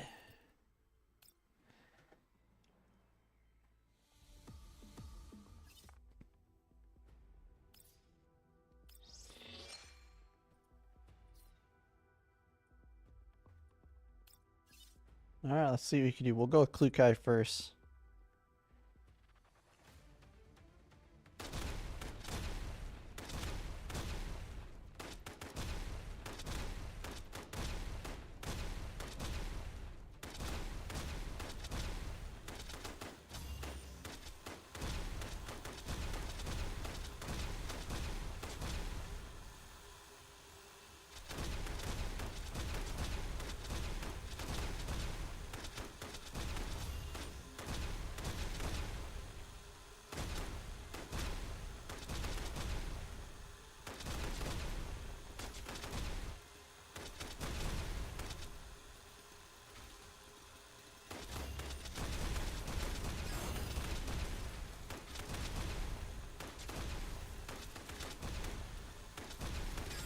I wonder if I should time the reload or the infinite ammo for when I'm actually about to reload to maximize its value.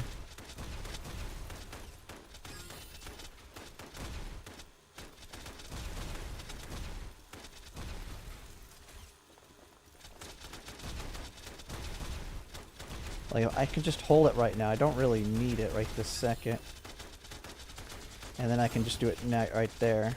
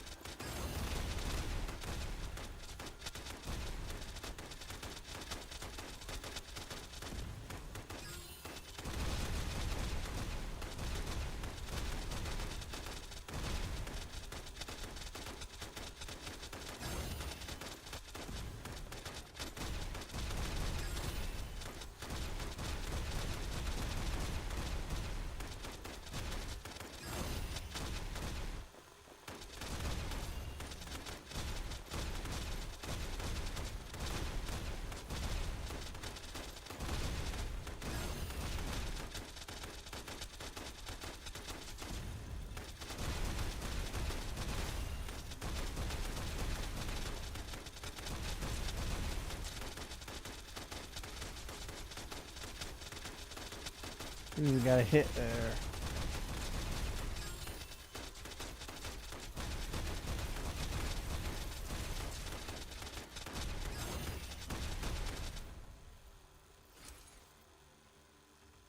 Holy crap, what? Did I die?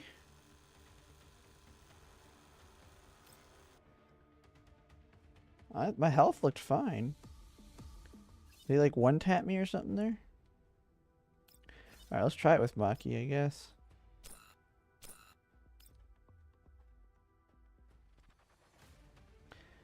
Alright.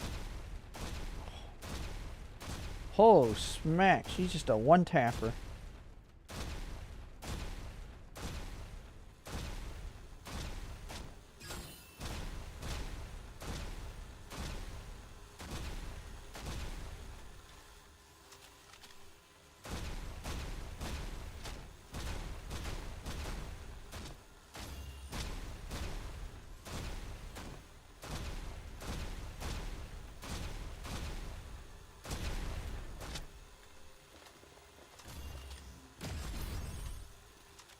Oh, okay, she does a ginormous AoE with hers.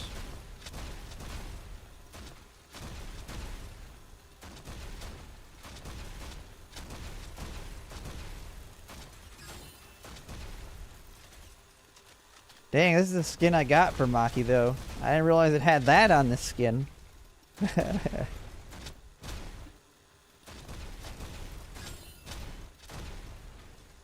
I guess I just hold the Q here for the big guy when we get overwhelmed.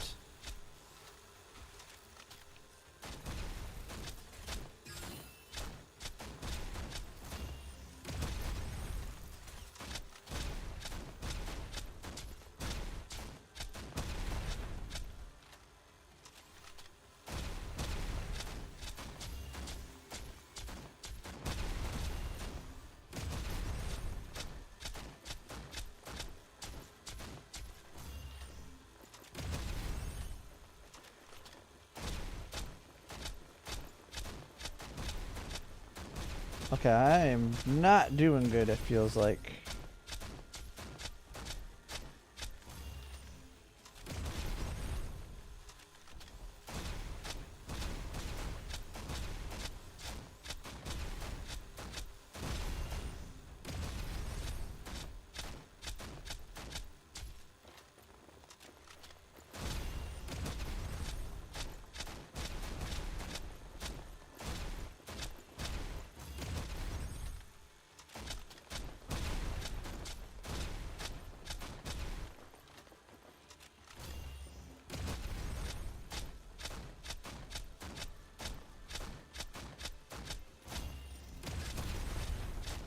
Wish I would have gotten this one instead of the new skin. A bit disappointed with it. Oh, you're preparing this one? Yeah, this is the one I got. I got it right when it came out. Oh, shoot.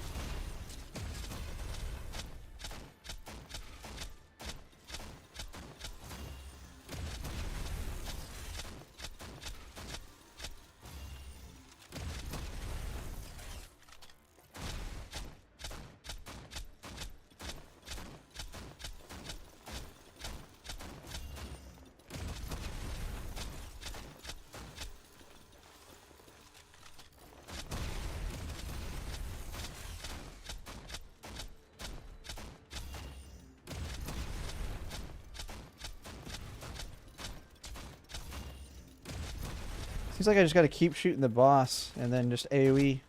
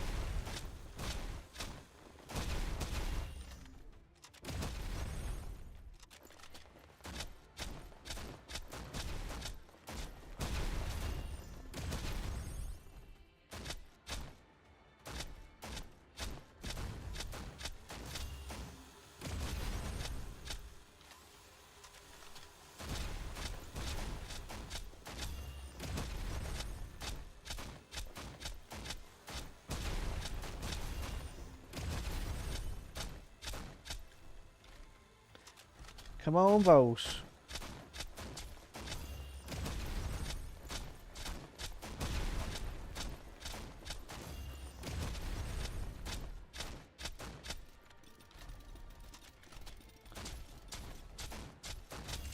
Oh, infinite ammo.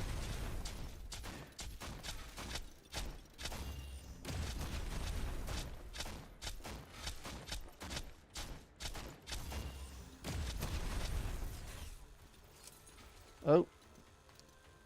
SS. All right. We did it.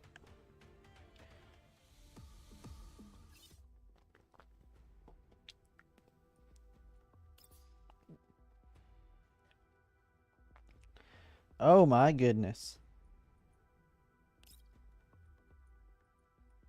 Some people went a little crazy.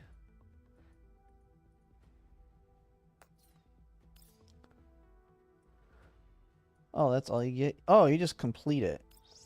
Oh, you didn't even need to. Alright. Got that. Did I do every... I don't... Okay, I didn't do all this yet because I was waiting for stuff to unlock. So let's knock this out.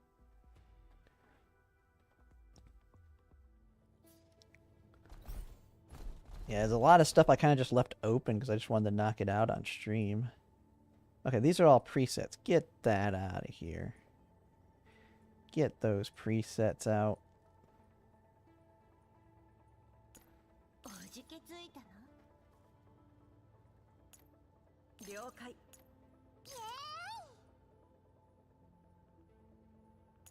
ーイ！みんなを守れるようになりたいです。 I can still deploy. Oh, I don't care about the support. We'll just go in.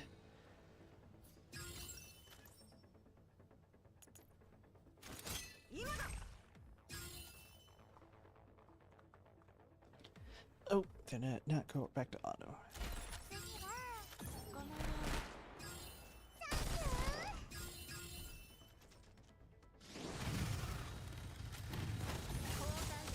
今のうちよ。交換するなら今の Man, うちよ。 Klukai just never disappoints.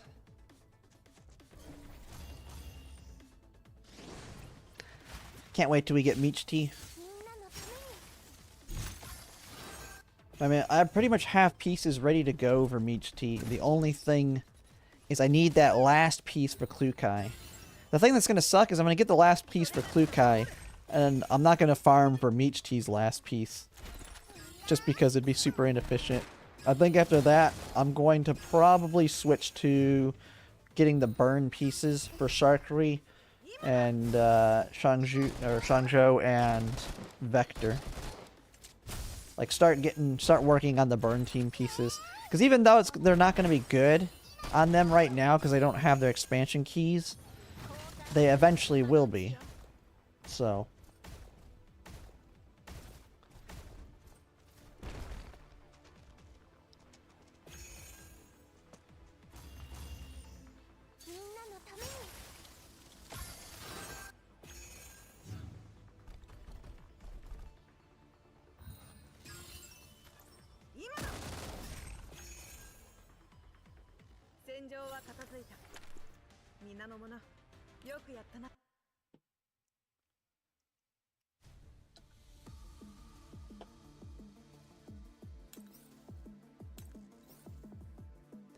What is the best weapon for Meech Tea? Well, I mean, hers is the best, but other than if you don't go for hers, it's going to be... Let's see here. Oh, well, it's going to be Klukai's. Klukai's is your second best, and then the Battle Pass. Yeah. Which the funny thing is, I did get 2 copies of Klukai's when I was pulling on my last 10 pull. But I decided just to go with combining them. Oh, I can bring another one out.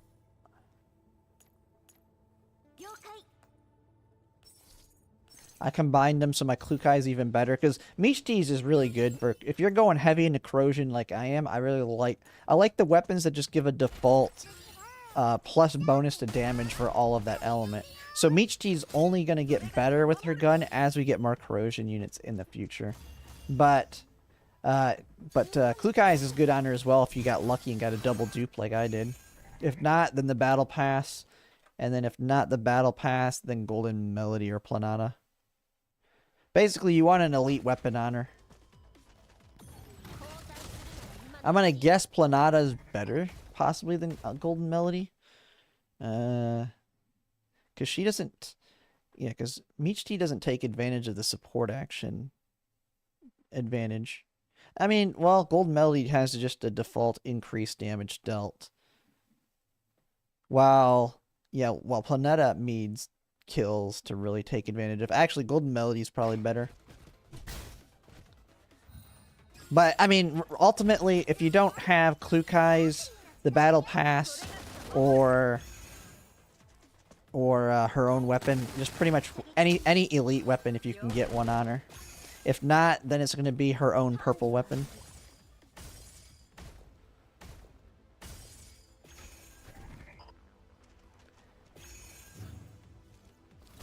I mean, ultimately, she is a... I mean, it's not as important for her. So I wouldn't be too concerned.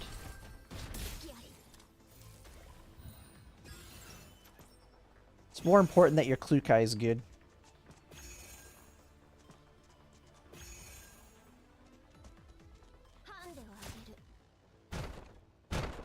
Which actually, what does her purple weapon provide? The Heckler and Koch G11. If the unit has, after attacking a target with corrosion type debuffs, increases damage dealt. Yeah, I was gonna say if her own purple weapon gave any support, I'd say it'd be better than the elites, but it doesn't.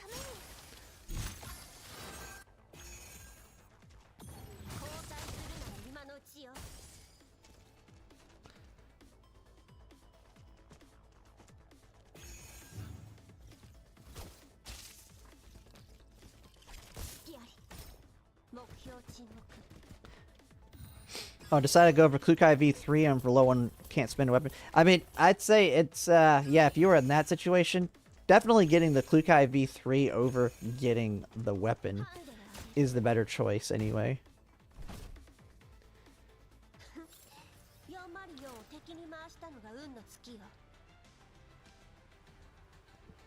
Might have to let my dog out here in a second. He's getting antsy.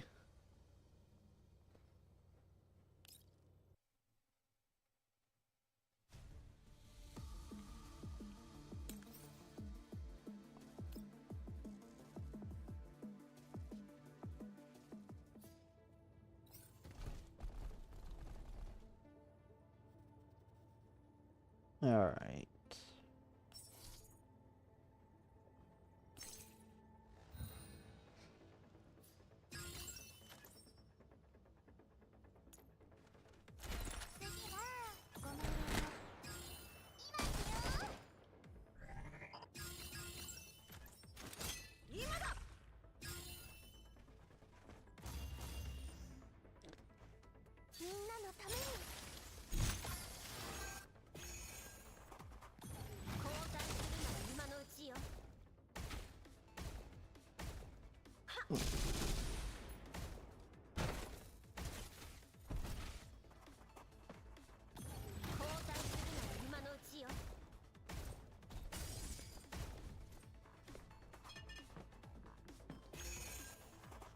Almost have it done. Yeah, he's getting real antsy here.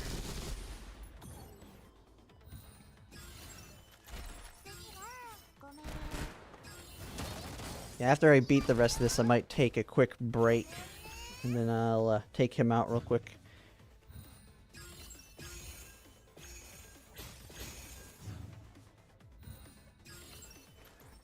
Oh, it looks like my wife's actually in the chat. For anyone in here, my wife's Lefty Etch there in the chat. She's actually currently away from home right now visiting friends. So I'm stuck having to babysit these dogs. They're going crazy.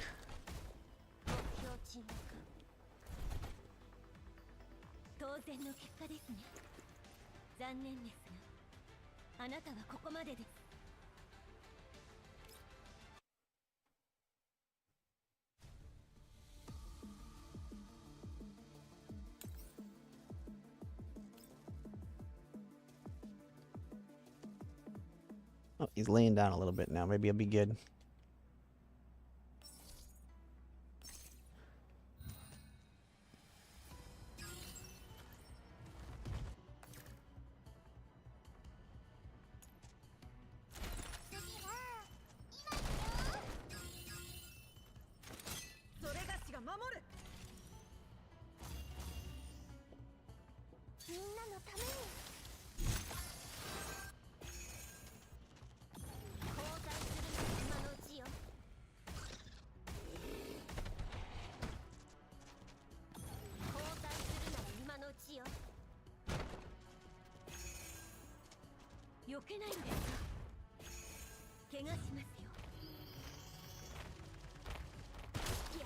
At least this one doesn't have the condition of having to stall for a bit to finish it. You just make sure he dies.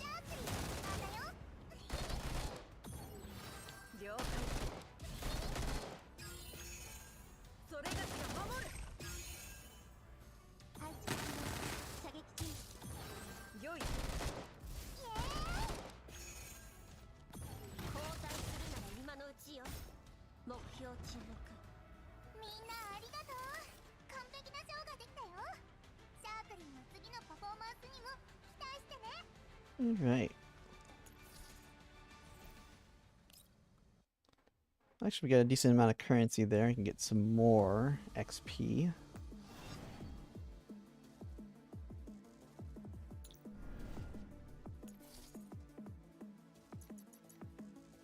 Oh man, I got a ton from doing all those. Yeah, we're slowly almost there. We should be, I think we should be able to get enough to get her to 60 just from the event, so I won't have to farm it, which will be nice. Alright, let's see. Oh, I never claimed that yet. Commissions. Okay, get that one. Oh, I haven't even spent, go ahead and knock these out. Kind of wish the gold one was separate from the other one on the extras.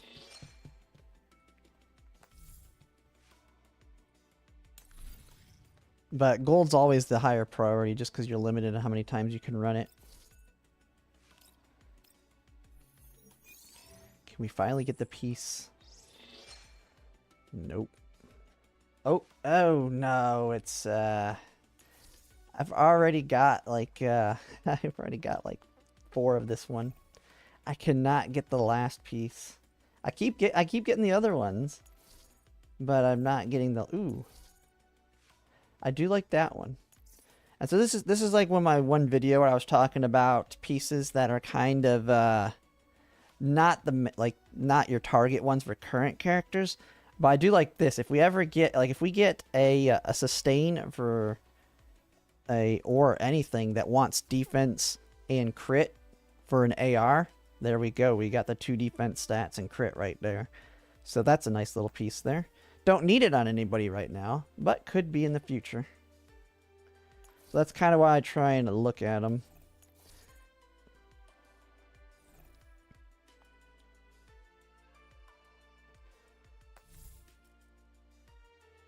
Alright, and then we still have these.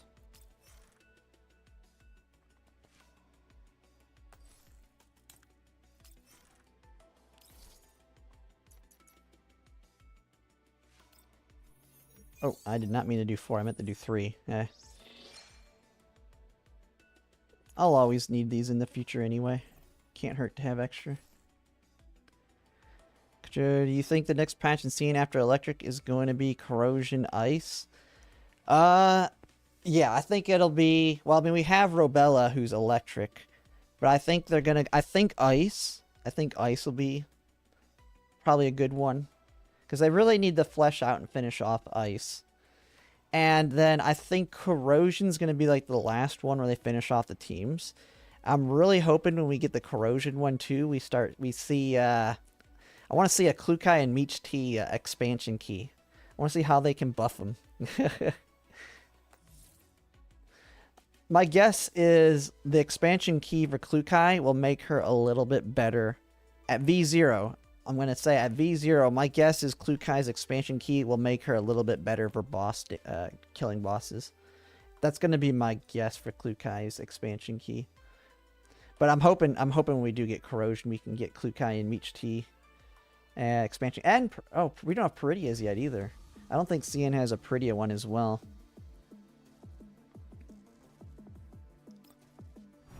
Oh, did I not? Oh, I never did this today. Okay. I still did it early enough. It gives you a 4-hour buffer. I'm never up late enough to actually do it at like 2 in the morning or 3 in the morning. If I get it right at 6 o'clock. So it's not like it's a big deal.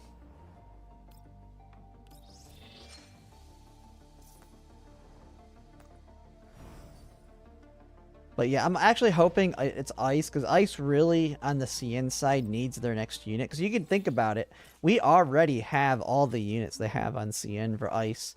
Other than we don't have her expansion key yet. Macchiato's going to get a lot better with her expansion key. And we're going to learn what Suomi's expansion key is here in, what, a week and a half? Because Suomi's getting her expansion key in CN on the next half of their current event. I think isn't it Suomi and Nemesis are the ones we still need to see. I'm wondering what they do with Nemesis' expansion key. Because, I mean, what does she have? I mean, she has this. She can deal corrosion damage. She has support actions. Like, she can work in a Klukai team. Not going to be that much. Really not that good compared to her other team members.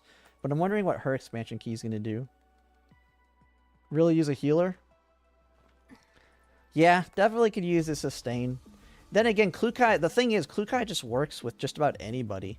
But a sustain would be nice. Because for V0, if you wanted to go full corrosion in V0, you really need it.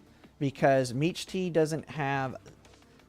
Well, I mean, Peridia can cover all of your support actions, but Meech T doesn't. But, oh, yeah, but at V0, you need more, it's a lot harder to double ultimate, isn't it? Because I always forget. At V0, you don't have... Let me look at it again. I always forget because it reads kind of weird when you look at it. Yeah, it's one turn. At V0, it's one turn here, isn't it? Which means you actually need a lot more. So you definitely want that, that sustain's really needed for the V0.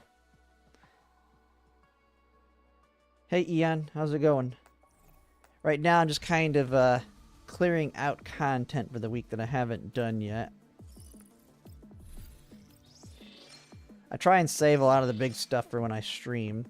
Later tonight, I'm going to do Reverse Collapse. I'm not going to do it after this one, but later tonight, I'm going to do Reverse Collapse. Continue with that. I need to get another... I've been working on the episode 3 for Reverse Collapse, but I can tell that the editing for those videos are getting more and more difficult. As the missions get more and more difficult, the edits are going to get more difficult, because I'm trying to make it a nice, fluid fight, not seeing me backtrack every time that I backtrack because I screw up, and all the reloads and all that. I want it to just be a nice, fluid... Make it look like I played perfectly. Make it look like I never had to restart or anything. I just did the entire mission perfect. No, I mean, I kind of have to do it that way or the video would be super long. And then I kind of have to edit out a lot of the communication, like all the talking, inner talking that I can. It's not possible to remove all of it, but the focus on the videos is more for the story and the gameplay, not the stream chat. Oh, physical too. Yeah, I forgot. Physical also really needs their big DPS. I actually think it's physical. I completely forgot about that. I really want it to be physical too, because if the physical unit is really good and someone I really like, Yuhi may be the one that I would rather push to... Like, I'm on that decision of Yuhi versus Springfield, putting heavy investment in. Springfield right now is all around the better one. But if physical gets a really, really good, like, core damage dealer, I may rather invest into Yuhi. Yuhi's a very good generic support at V6. Like, you can throw her in any team and she's good at V6. Now, Springfield is also really, really good. And the reason I really want to invest in Springfield is for that hybrid corrosion, the hybrid hydro corrosion team. But I actually prefer Yuhi as a character more.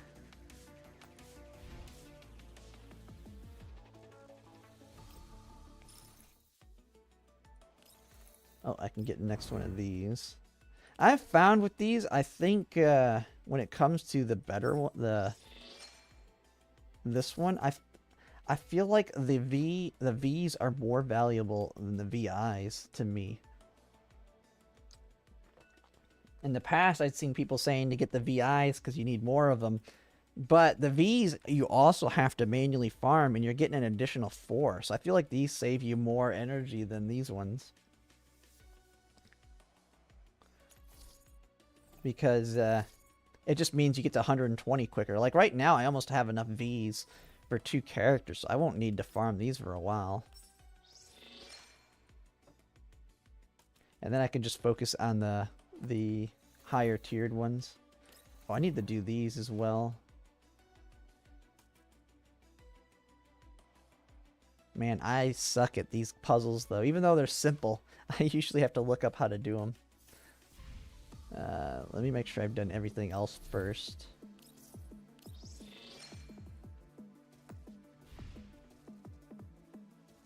Okay, yeah, so I've done this. That's what I just did. Man, we're getting there. We're a third of the way to... So, we should hit level 8 in like 2 months. Which is going to be nice, because... Let's see. Oh, we just hit... Okay, we just got the attack boost for the next one, which is nice. Then we'll get extra daily patrol. The big one is right here. This is when you unlock the last one for Svarog, which will be nice because Svarog is like Svarog is the best weapon for, I believe, Leva right now. If besides Leva's own weapon, I think it's the best one on her. Let me look again here. I'm pretty sure Leva likes Svarog. Yeah, Svarog is Leva's second best weapon if you don't get hers. So that having that available would be nice because I don't know if I'm going to heavily invest into Leva. I'm going to get her for sure and get her V1. But being able to not have to pull the weapon will be nice. Alright, let's just go ahead and do that. Because I need to do these before they go away in 3 days. Corrosion has the fewest released units with no mod keys at all. Yeah, the only reason I can see Corrosion being delayed is just how good Klukai is. But, I mean, at this point, I mean, V0 is nothing crazy anymore on the CN side. Like, Klukai needs that extra buff for single target. So, but I think Physical's missing the big damage dealer, so they're kind of under. They're a little bit under as well. Now, Ice has the full team, but Ice is still kind of missing another unit. So we'll just have to see what they do. I think they can't go wrong with either of those 3, but it's almost certainly got to be one of them. There's no way it's a burn unit, and there's no way it's another electric unit. They'd be crazy to do either of those 2. And then Hydra's already in a good place as well. So, wait, is this just an eliminate all enemies one? Oh, I thought these were the puzzles. Is this just kill everything? Well, that's easy. This isn't even a puzzle. I just bring in the... Actually, we'll just go with...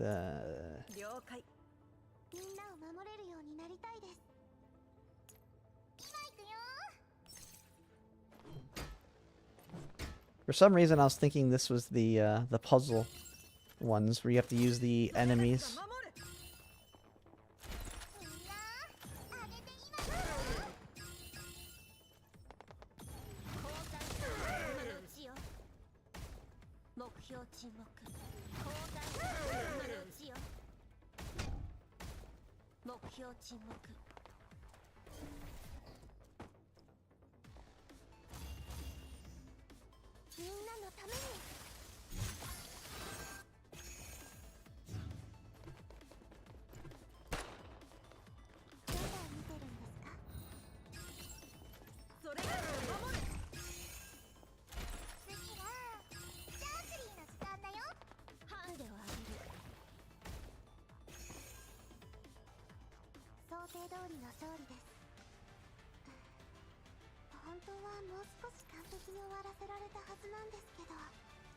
That one.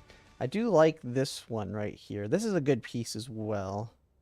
It's kind of tricky because it doesn't... I mean, if you're wanting crit you're going to want crit damage almost certainly. But this has all of the other stuff on there. Because I'm trying to think if you... yeah, I won't save that one. I like this one. A crit defense piece, potentially. What's the... Yeah, do we have... Is there a defensive? There's no... What is... Andress wants all of the stats, doesn't she? She wants HP defense percentage. Okay, so she doesn't care about that. Yeah, I won't save that one.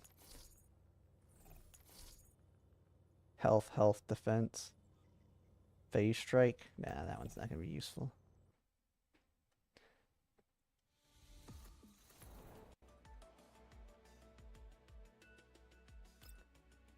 Okay, let's just do the last one first. Because I want to make sure I get those 3 cores.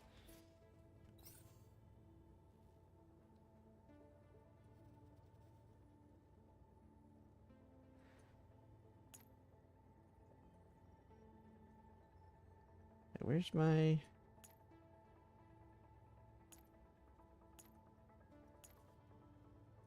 Oh. I was blind. I was like, where the heck did my Klukai go? Wait, yeah. You...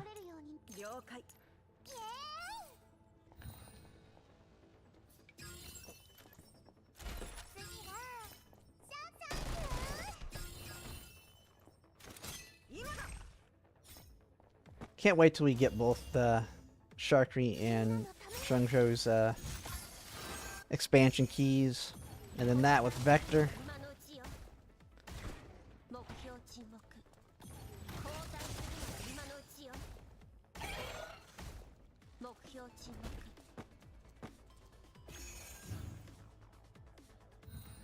But the only problem is for general content, it's going to be Klukai, Springfield, and that the Hydro corrosion team.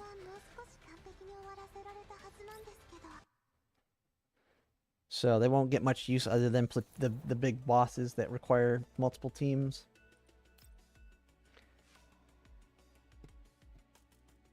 But we'll eventually get that. What'll be nice to have is the test dummy that they have in CN, where you can actually do DPS checks. To actually see how good they are doing.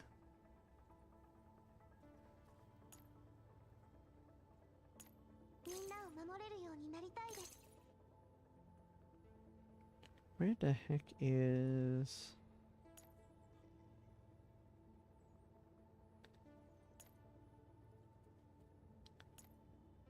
Oh, yeah, it's going to be a problem for me once I get when we have a ton of T-Dolls. That's going to be the problem, is always finding the ones I want to find. If they give... Oh, I'm going to guess they are. Code Show. I'm pretty sure that's what they'll do. I mean, because they just got the Sharky one on CN. I don't think they're going to give it to us right away. I could see them giving it to us when we get Shahua. Or Shawa. I can't say her name. I need to listen to that one on on Google. But I suspect we'll get probably Sharkies when we get the shotgun burn unit. I don't think they're gonna give them both to us. We're almost certainly get QJs though. Vector would be pointless if we don't get at least her mod key.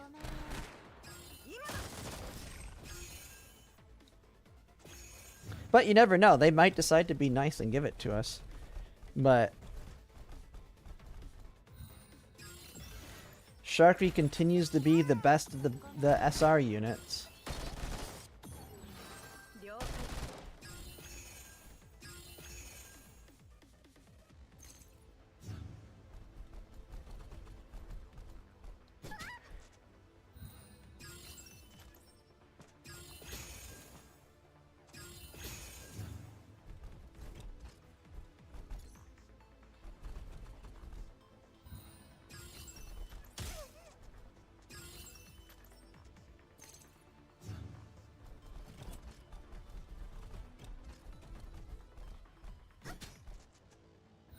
I punched her closer.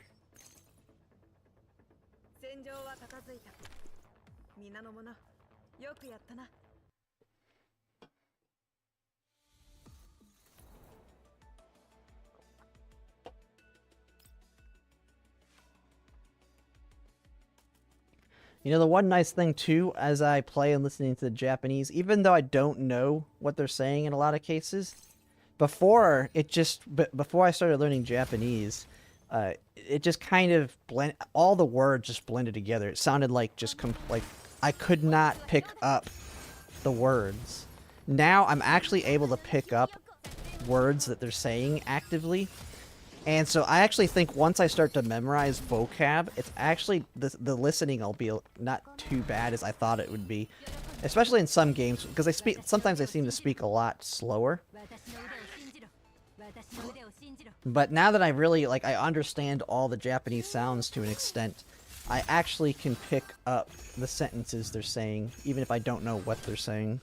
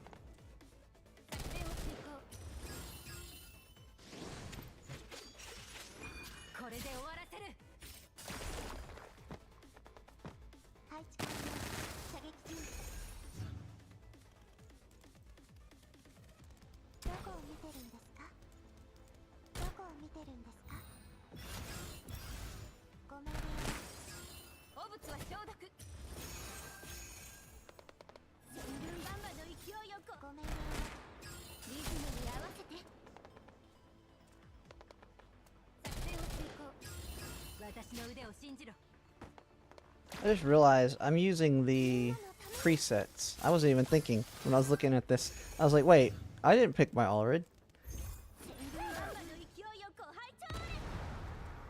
Did we just lose because he touched it? Yeah. I wasn't paying attention.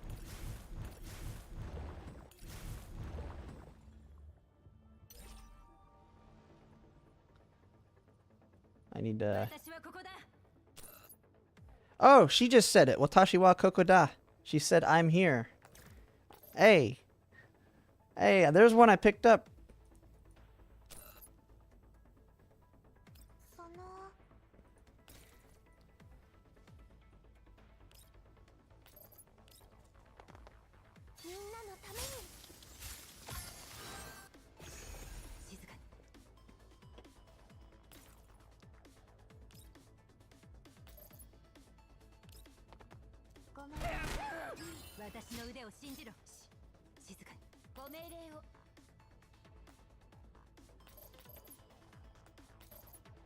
Oh shoot, yeah.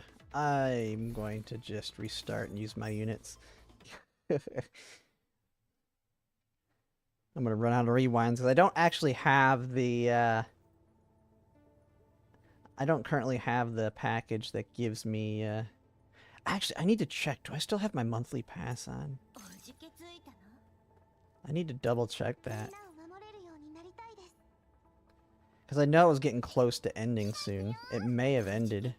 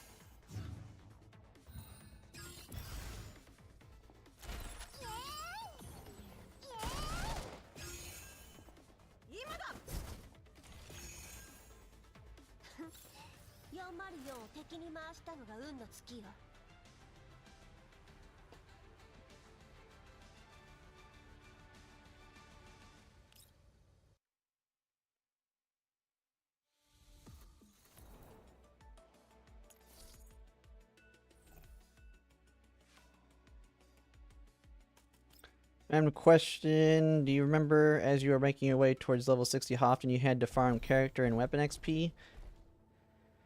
Yeah, we had. If I remember, you had to farm it decent amount. Especially if you, I mean, because you get a lot of characters. If you're trying to level all of them, I remember having to farm quite a bit. I was able to keep up like a couple, like my main ones, but when it came to getting all the other SRs, if I remember, it was quite a lot. Like once I got to 60 as well, it was a lot of just non-stop farming to get them all to 60.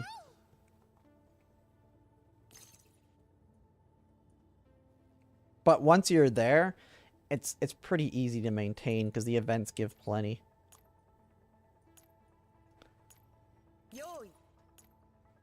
But yeah, I'm pretty sure you have to grind it quite a bit.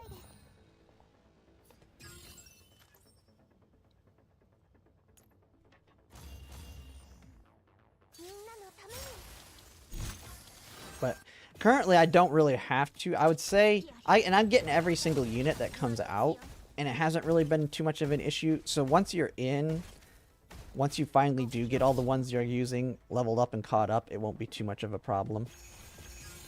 The events give plenty, as long as you're daily active, though. Because they give enough in the events that you're able to get everything in the event shop, and then you can get a ton of weapon or character XP there. Now, if you're skipping a lot of the weapons, it's even easier.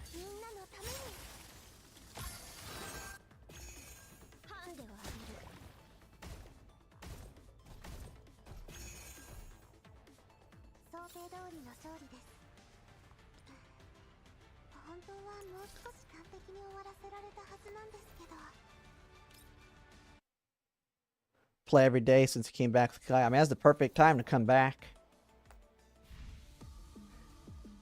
Definitely my favorite character in the game by a long shot. And that's comparing it to everything that CN has now. We'll have to see, though, because I do know with the newest events, I mean, Leva's kind of warmed up to me because while she doesn't actively have a motorcycle, like, story-wise in it, she does have one when it comes to the mini-game they have. Her and Vector are both motorcycle riders. But I don't know if they are, like, if that's just for the mini-game or if they actually, like, actively can, like, ride one in the story at all or have their own, or they're known for it in the lore. Yeah, I mean, she's definitely my favorite one to have, like, wailed for. I think my advice for anybody that was really wanting to go meta and only could V6 one unit, I would say Springfield is the better one, the V6. But man, yeah, Klukai is just so fun. You can put her anywhere too. And you don't really have to worry about teams too much. I mean, that's like my last video when I was talking about Michti. She is great for Klukai, but she doesn't feel like she's needed at all. Same thing with Peridia. You can kind of just throw Klukai anywhere. Which I need to knock these out too. These ones should go fairly quickly, as long as we don't get any of the crazy ones where I have to actually manually figure it. After Michti and Vector, probably gonna. Oh yeah, if you're going V6 Springfield, then yeah, V6 Springfield with the Hydro Corrosion team is busted. Because your Tololo's going to be, like, you're going to be able to get your Tololo to at least V6, where she's going to be, or V4, where your Tololo's going to be able to do insane damage. Your V6 Springfield to do insane damage. You're going to have your Klukai doing insane damage. And then your Michti is going to be supporting her for more damage. And Peridia is going to be doing really good single target damage.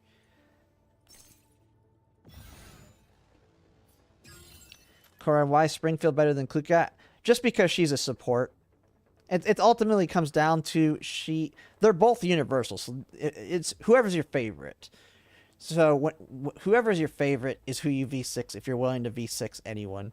That's my opinion on that. It's just, I think from a meta perspective, Springfield being at V6, she becomes an insane single target damage dealer as well. I think she's at like the same level as Klukai, but then she's also a very big support unit. And she's also a sustain. She pretty much does everything. I think she's just more universally useful. Klukai is crazy, but I think Springfield's just, it's kind of the same thing that you're going to see with Yuhi. Yuhi is just below Springfield in terms of value at her V6.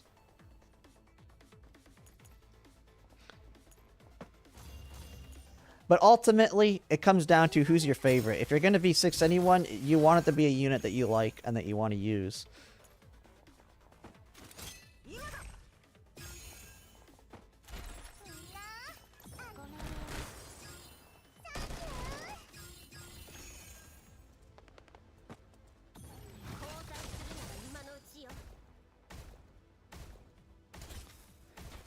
Yeah, I love Klukai's dots just annihilating everybody around them.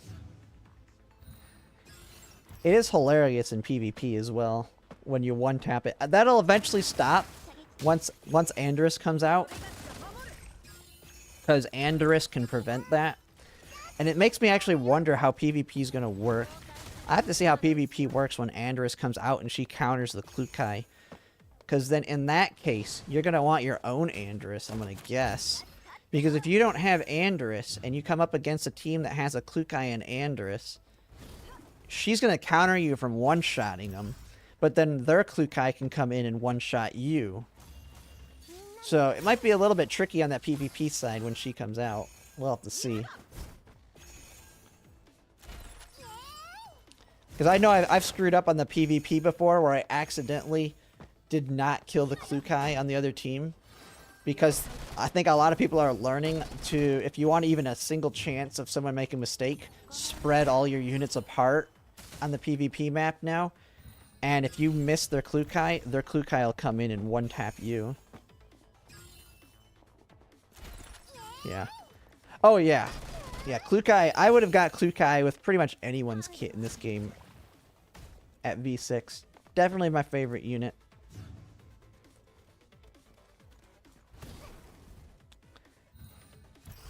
But she's a favorite unit, I think, of the series in general, which is why they made her so good.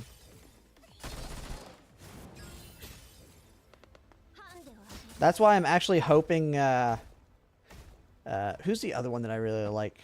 Was it Satmod? Satmod has a lot of cool figures. I don't know anything about her background, but I do like all the figures that they sell for Satmod. I think she just overall looks cool. So I'm hoping she's really, really good when she comes out.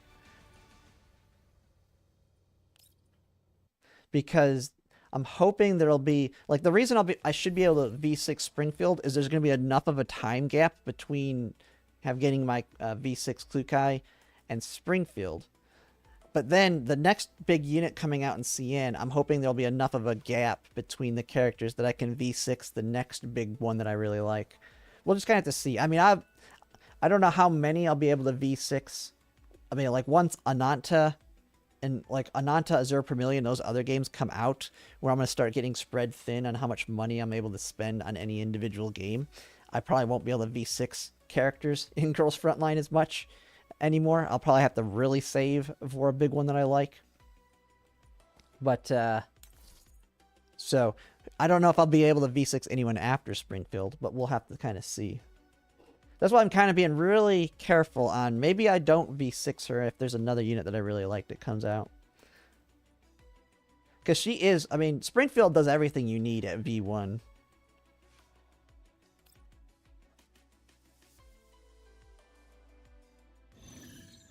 Satmod is fun. She is our resident Doomslayer. She rips, she tears, she even sometimes uses parts. She rips off others. Yeah, I mean, we'll have to see that. I'll definitely like that. I mean, it's just like Klukai. I hope when she comes out, she has like a Girls Frontline 2 figure. Like, I was hesitant on buying a Klukai figure or an HK 416 since they were all Girls Frontline figures, or because I was like, I want to get one that is her Girls Frontline 2 style, not her Girls Frontline 1 style, since I hadn't played Girls Frontline 1 yet, And then as soon as they announced her and they announced her figure with the bike, I was like, heck yeah, I'm 100% getting that one.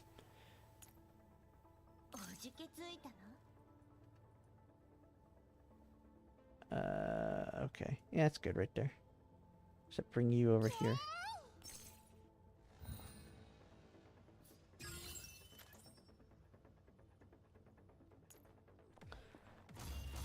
I did get lucky, but I will say it was pretty cheap to max out a unit. Oh yeah, yeah. I like when you have quotations on cheap.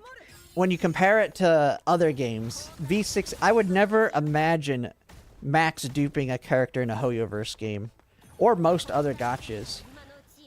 But I will say, Girls Frontline 2, this is what I've said a lot. When it comes to the gacha games, I think they are very good for all levels of spending in this game. If you're free to play, you're going to be able to get a majority of the characters at V0 without their weapon. If you're a light spender, you're going to be able to pretty much get every character, or get the characters you like with their weapons at their preferred initial like breakpoints. Like if you're a light spender, you're going to easily be able to get your Vector V1, your Springfield V1, and get those meta teams. If you're a medium spender, now you're starting to be able to look at getting some decent amount of dupes. And then as you get heavier, it's like you can actually get V6s a little bit more consistently. So overall, great compared to the yeah. Yeah, the 2K just to max a character, and they only do the one time a year top-ups, and their top-ups aren't even that crazy of a value.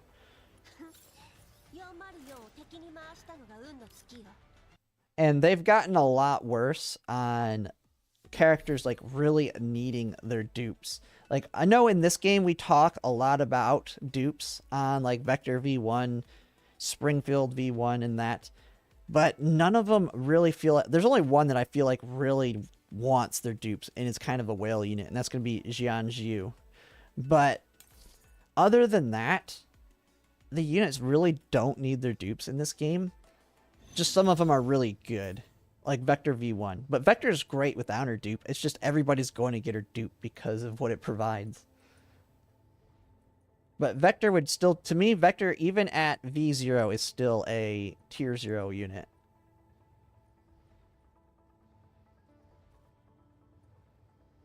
Where is she? Where? Oh, let's put him over there.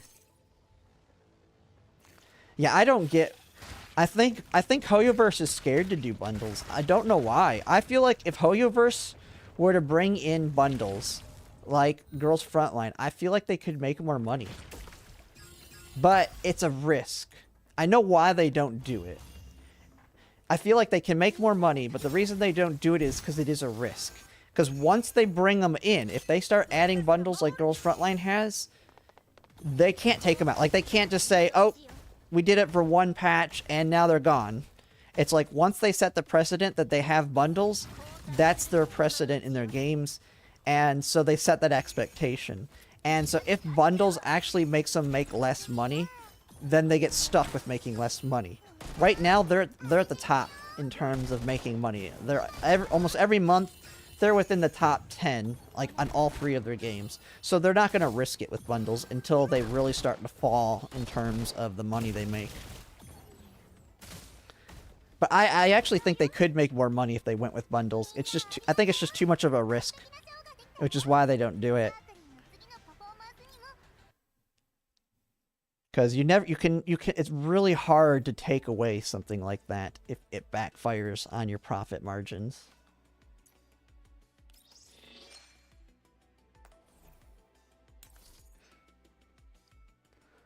Alright, so we just need to get 18. More HP, yep. They can do more damage.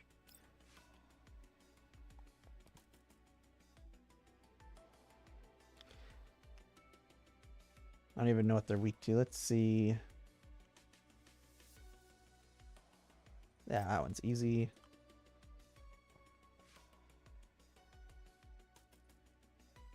I used this one last time, and that one sucked. The mobility one. Oh, this guy is super weak to Klukai. Oh, yeah. I didn't even see the boss. This guy is super weak to Klukai. We're gonna wreck him. Where's that one? Yeah.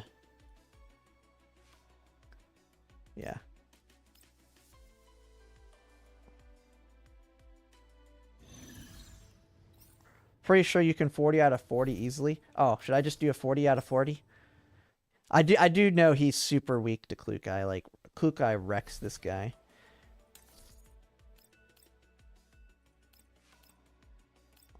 Let's just do it. Let's just get the 40 out of 40.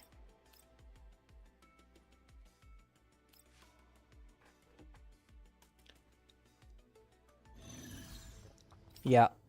They don't have to because people are willing to. Even though people are willing to spend that kind of money, I feel like they could draw people that normally don't spend a little bit more if they did bundles. But like I said, it's a risk.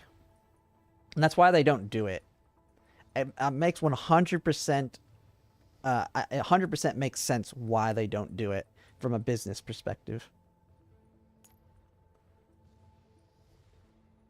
And it's realistically, it's until they fall off. That's why I think the medium profiting games are actually better than the top profiting ones, because they have the incentive to try things like more bundles in that, because they're not at the top. They're not making the most money. That's like the one fear you can have with like Ananta and Azure Premilia is I feel like Ananta and Azure Premilia have high potential to be top money makers on the mobile game market. And that brings in the risk of, well, we're making all this money. We don't need to introduce all these new quality of life stuff. Okay, so let's drop you for Peridia.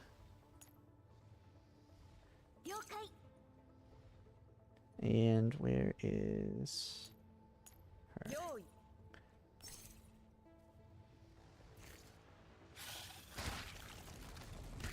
Never spent this much on Gacha. I mean, the only thing I spent was the monthly and the voyage.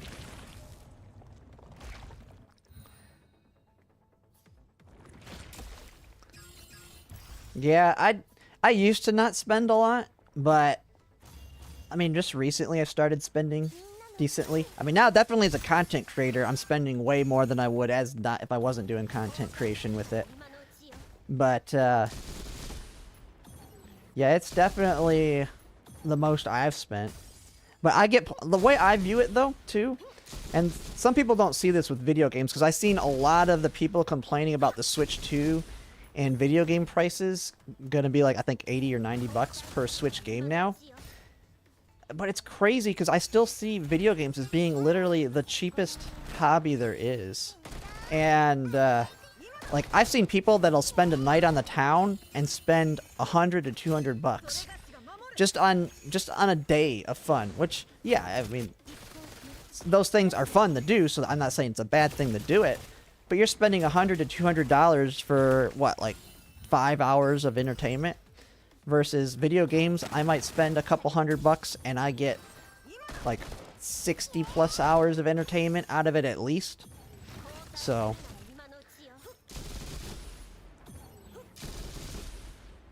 now gacha games are a little bit different because you can say, well, you can enjoy the game without spending too. So it is a little different on that aspect.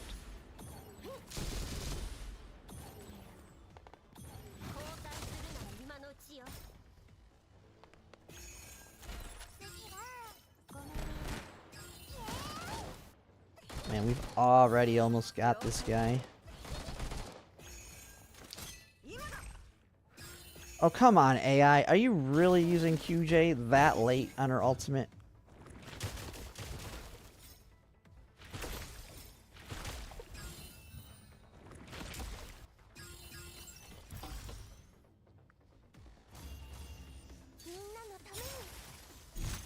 Yep, feels bad. I need to check, make sure I still have my monthly pass after this.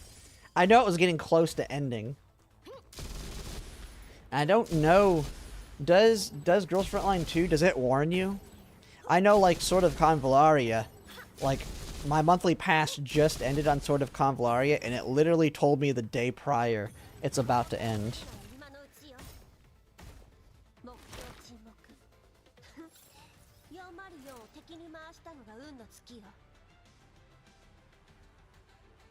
Yep. That's the way I see it. You get plenty of entertainment out of it. And it's nice that you can, like, you can without spending have fun too. Like, if you're just wanting to do the story, like I might do, like, I don't plan to, like, play Nikkei long term, but I think I might do Nikkei just for the story. And if I did that, I might just, like, buy some of the beginner packages and that's it. And then just play through the story with whatever big character comes out. Like, I want to start doing that with maybe some of the other gachas that I don't want to play long term. And those ones, I won't spend that much. I'll just like spend that initial amount to kind of get a decent starting off account and push through all the story. But let's actually double check. Do I make sure my... Oh, it is. So is today the last day when it says 0 days? I knew it was coming up. So I think I do need to re-up it today. Since I am literally at the very end of it.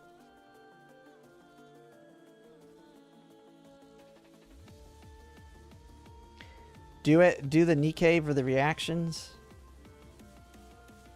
Yeah, I was thinking to do it. Just like I'm going to be doing SnowBreak. But I think I'm going to make more consistent content for that. But I think, yeah, I'm going to do Nikkei just for the story. As I really think Nikkei is probably going to do like Azure Lane did. And probably have a spin-off come off of it at some point. And it'd be nice to know the story. Just like how I wish I had all of the Girls Frontline story. And the knowledge that people have for this game. Like, I know I will be playing Girls Frontline 1 when it comes to the PC client. It depends on whether it's an offline mode or not, whether I'll just jump right into it once we know that. Story progression is tied to account progression, so it starts to slow down quite a bit once you reach chapters 18 to 20. Ah, I see. I mean, I don't have to worry about account progression too much in that I can... I mean, I'll just get on and do the dailies real quick. You don't have to min-max to level an account up, so...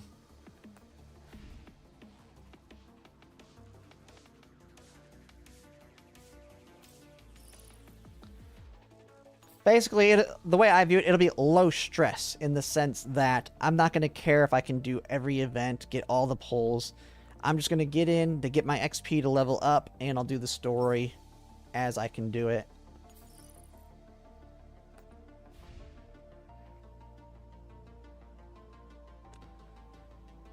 Alright.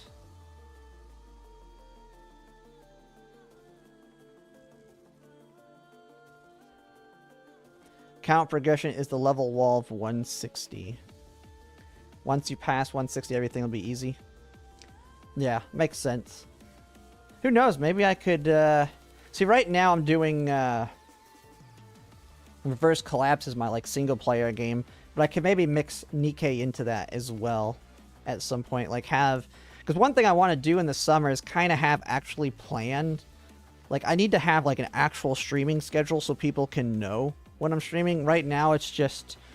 Like, it's usually like 8 o'clock at night, but it's sometimes 8:30. And then if I do it in the morning, it's usually if there is a live stream or something I'm going to watch in the morning. So there's really no rhyme or reason to when I stream.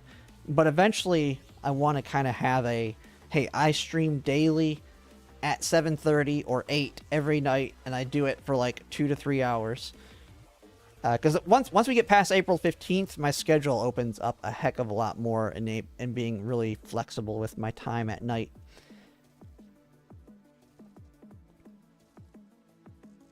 But right now, it's just kind of random when I stream. Alright, what do I need?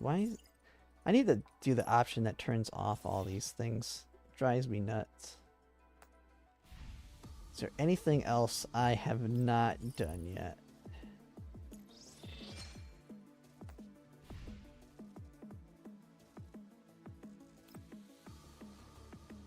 Everything here's done. We're gonna get those 10. How many standard pulls do I have anyway right now? Yeah, I'm almost got a guarantee, or almost into soft pity for the next one I go for. But I'm saving up for Faye. Unless we see something crazy for Peridia that makes it worth it to get dupes for her.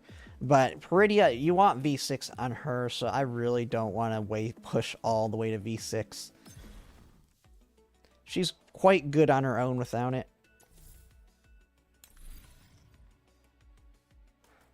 How many... Okay, I still have a decent amount there.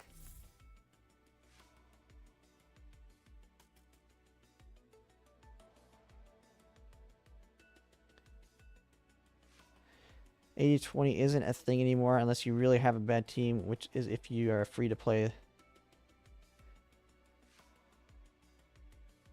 The game is also very friendly. The only thing that isn't friendly... Oh, looks like you didn't finish that.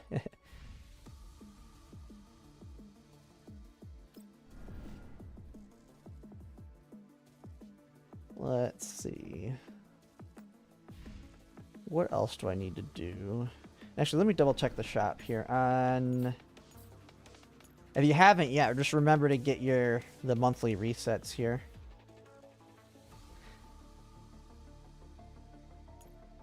I really need to get my polls there.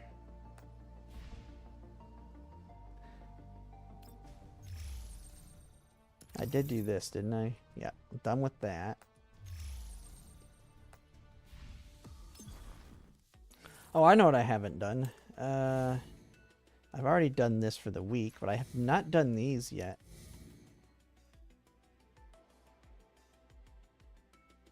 I should just knock this out with Klukai.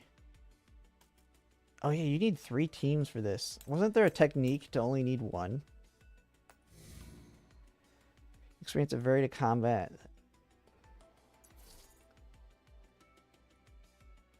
Because I still haven't done this.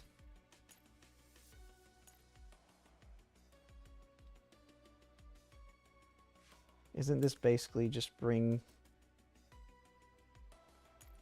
take my ice team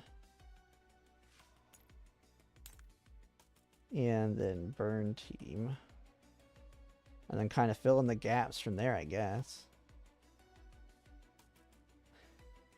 I do know there was a technique where you didn't need to actually have 3 teams.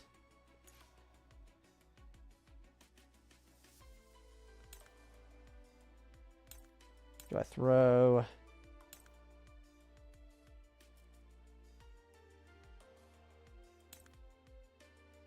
I think you throw Tololo into that one. Dayan there, and then...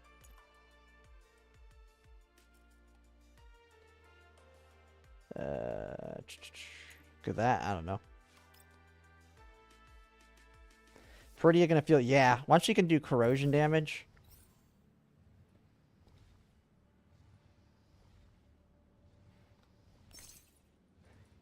Yeah, it's definitely gonna be overkill.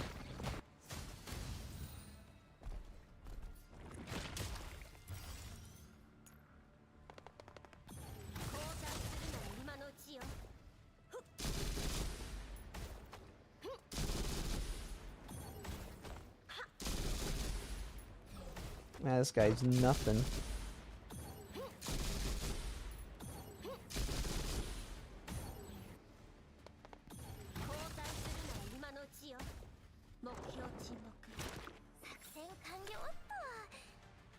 I didn't even need to bring the full 4.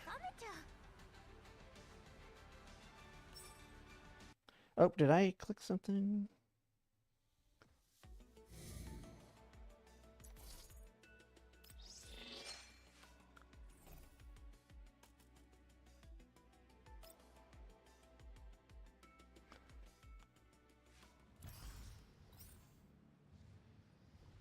Okay, this one should auto pretty easily as well.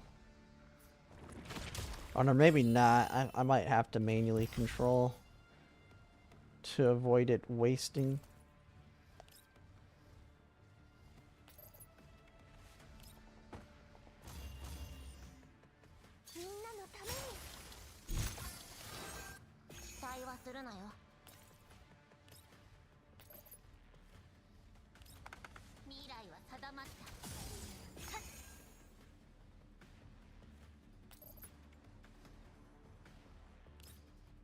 And then you just go here. Just hammer them.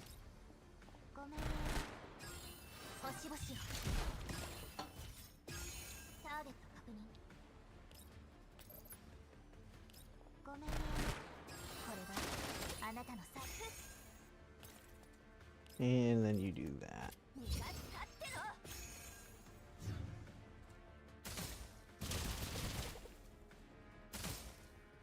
I think auto should be fine from here.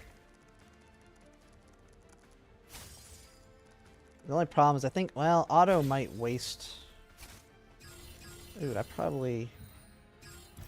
Oh shoot, I didn't realize. How much damage those things do? Do they spread or something? これは決意の重さだ。 Okay, 今よ。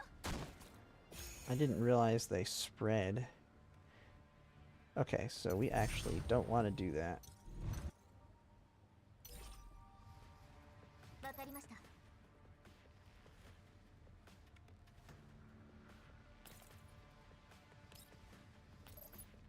We just want to get away from them. ごめん。星々よ。逃がしません。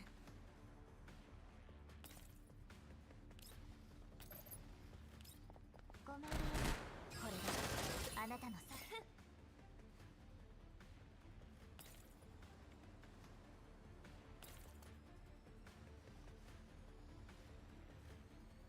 Hmm. Are these going to be able to walk towards her? Be kind of the question there.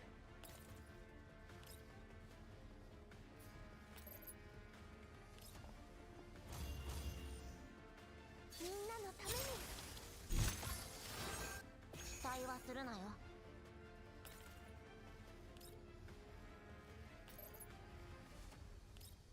未来は定まった。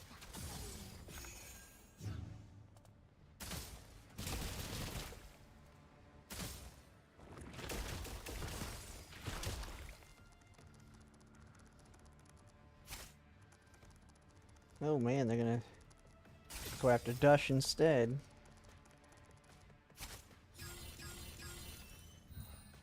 They spread. I think you probably have to kill them, don't you?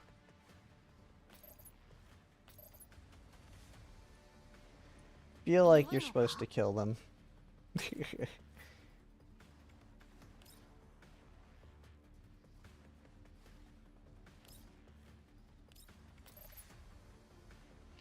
I don't think we're gonna do enough damage to kill this guy. 勝利の呼び声です。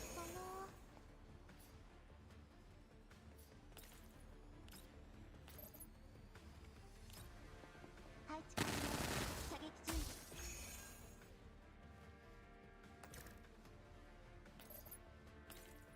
Stay away from the bugs.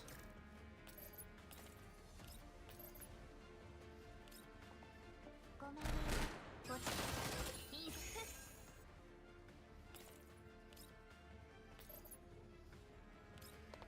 私が終わらせる。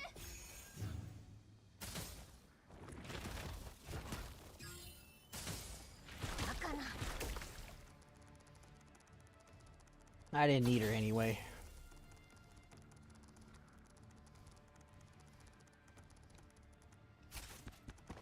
Oh, I needed her. Oh. Okay. So what's the technique to beat this where you only need one team? My fire team will have no issue, but man, my ice team I kind of messed up there. Isn't it just you retreat and do it over and over again?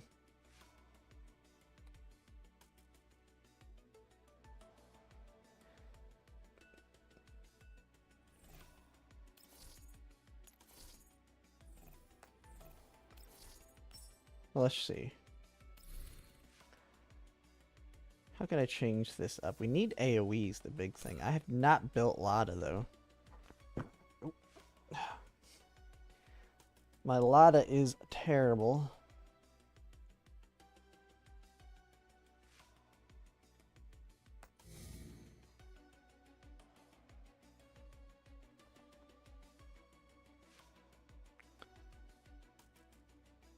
Let's see, what do I have for her? I need XP on her though too, don't I? Oh yeah, she's not even close to good.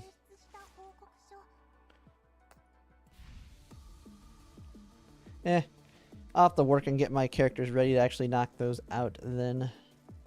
Because the other problem I have too is my Dush isn't really all that good. I need to get a Samosek so I can have 2 snipers.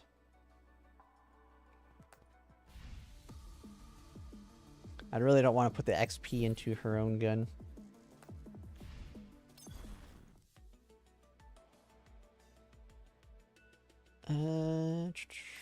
Oh yeah, I guess I didn't knock these. Let's just knock the rest of these out.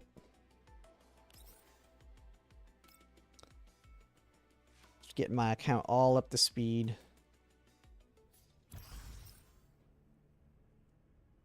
And I'll probably be getting off here soon. It's actually, yeah, been on about, what, 3 hours? I do plan the stream later tonight, too, so probably get off here soon. おじけついたの？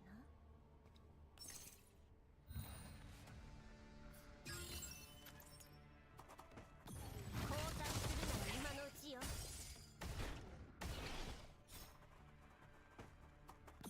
交代するなら今のうちよ。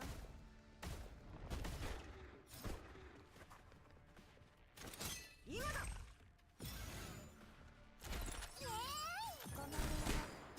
Check one thing while this is running.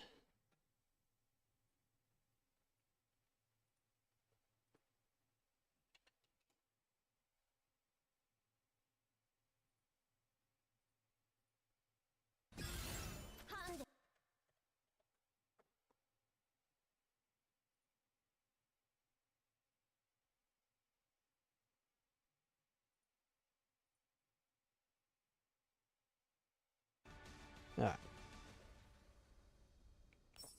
Just continue through these.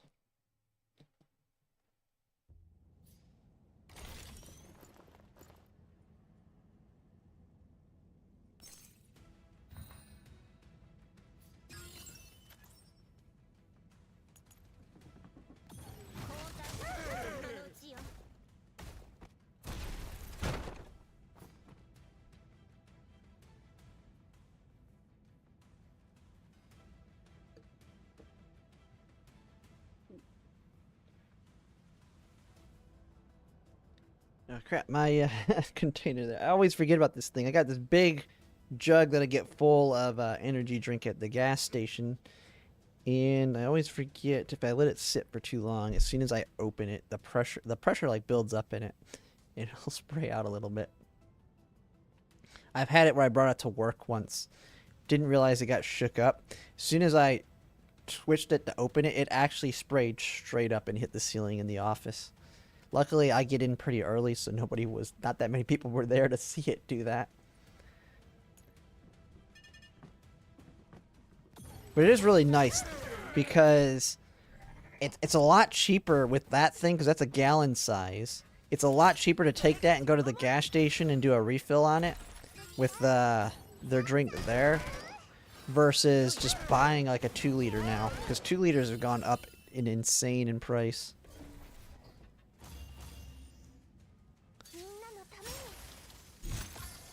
But I have tried to cut back, though, on how much I drink as well. So I do need to drink a lot more water than I used to.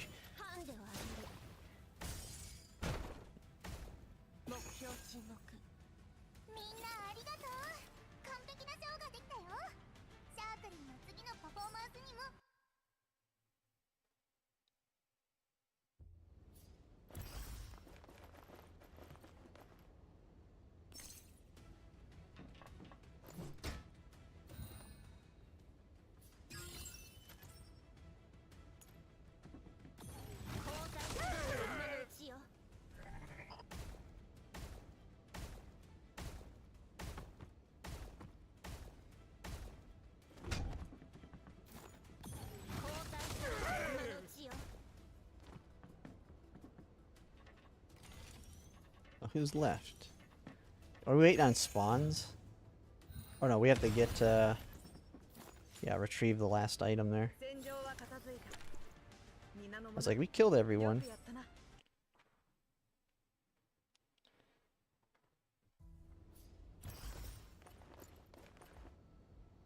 Eliminate overfiller within 6 turns. Oh, this one's easy. Klikai should wipe them all out. Sometimes on these defense ones, the AIs don't like to. The AI doesn't like to defend them.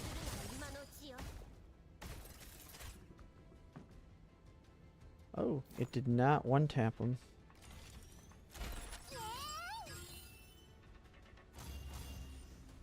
Although maybe she can get him here? Nope.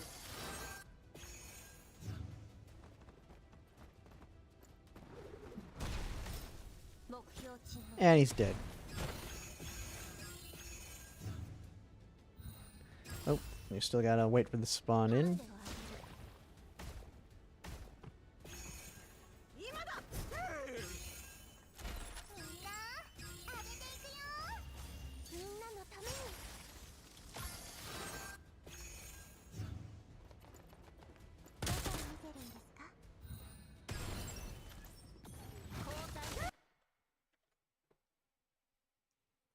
Go here.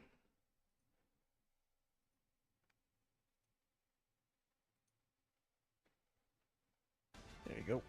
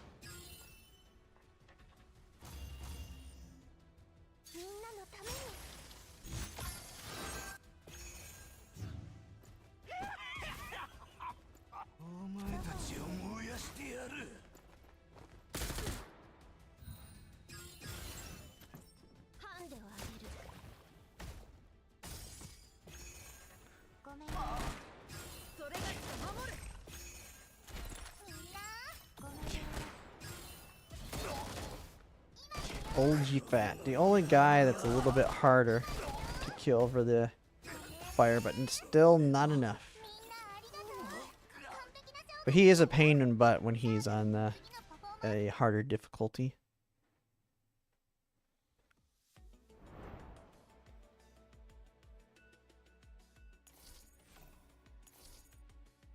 Alright, some more standard pulls. Actually, I'm almost at, let's see, yeah, I'm almost actually at 400 pulls here, so 530 there. And then if I go back here, I haven't got them yet, but I will be getting them. So that's another 30 pulls right there. So that takes me up to 560. On Meech Teas, I'll get another, I'll be getting this again on Meech Teas. So that takes me up to 590. And then once we can actually trade these for pulls, I have just about 200, or I think a little over. So I'm pretty close to 800 pulls. So I am almost in position to get another V6.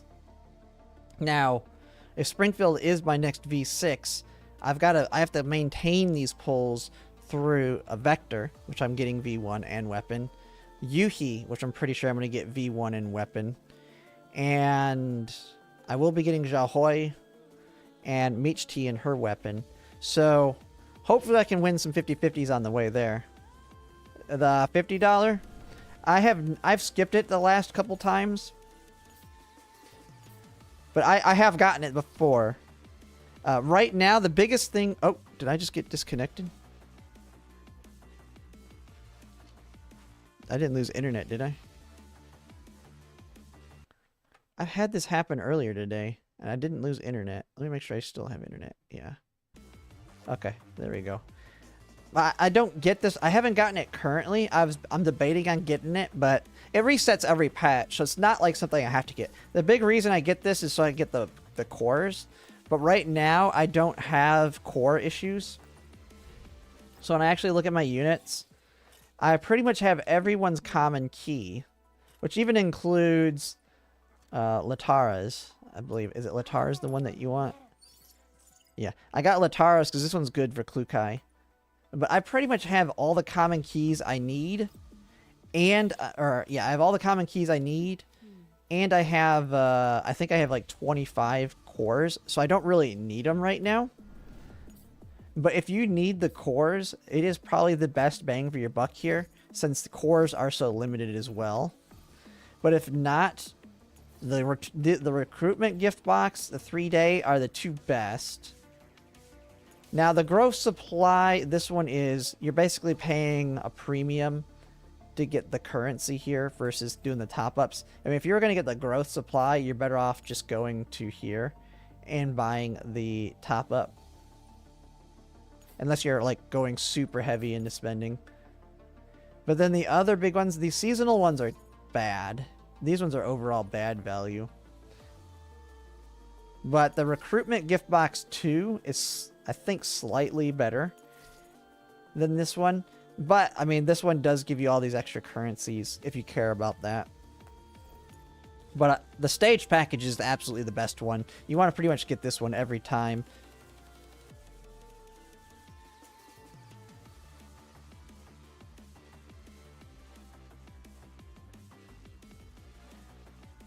One of the next bosses we get in Global is going to be difficult to beat without a Meech T or Klukai or Vector. Are there any...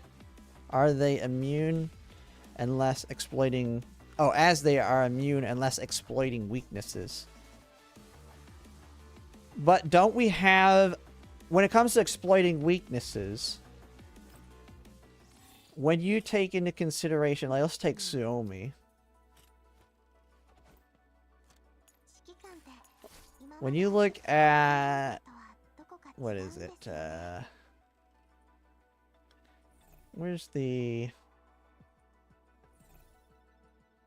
Where does it talk about the frost tile? Yeah, frost tiles. Yeah, this area gain weakness to freeze damage. So if you put the frost tiles on them, unless are they immune to being given the weakness? Because a lot of them, when they put tiles on the ground, they give them that weakness. So if you have to exploit weakness, you just got to get the tiles on the ground, unless you can't do that. Because that's the one thing I really like about a lot of the characters, is you can implant weakness with their supports in most cases.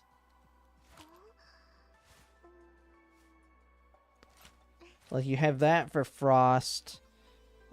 Meech T is able to implant the Corrosion.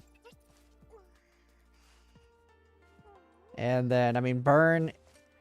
Once we get Vector, Vector can implant Burn pretty easily.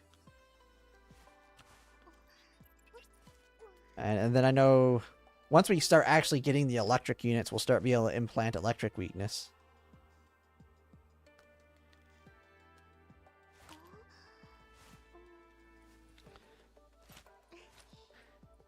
So, yeah, I could see it being tougher, but I think you can work around, especially if you're doing 3 teams. But then again, right now in our platoon, I mean, I have people that are whaling like every single unit.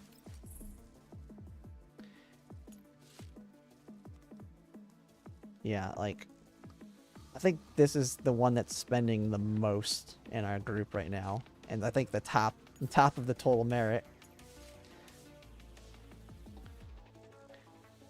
But lots of potential with their unit. I think this one, yeah, they're also another one. So we'll be able to cover everything, at least in our platoon. But it'll be harder for others if they can't cover it. Like, let's see, how did we placed 47 last time. Yeah, some of these top ones. I don't know, does anyone know what the color on here means?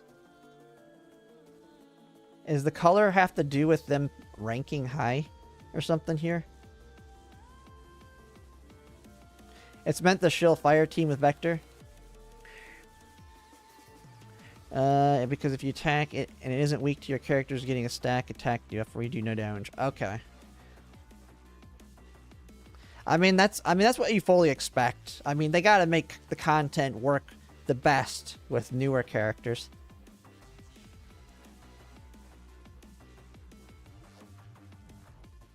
But being platoons, you gotta think too, though. With platoons, if you're gonna build your platoon and actually care about this stuff, you build your platoon around having members that you can borrow. Like, you can borrow units. So even if you can't do the best damage. Color tags for name. Oh, there's a color tag for name.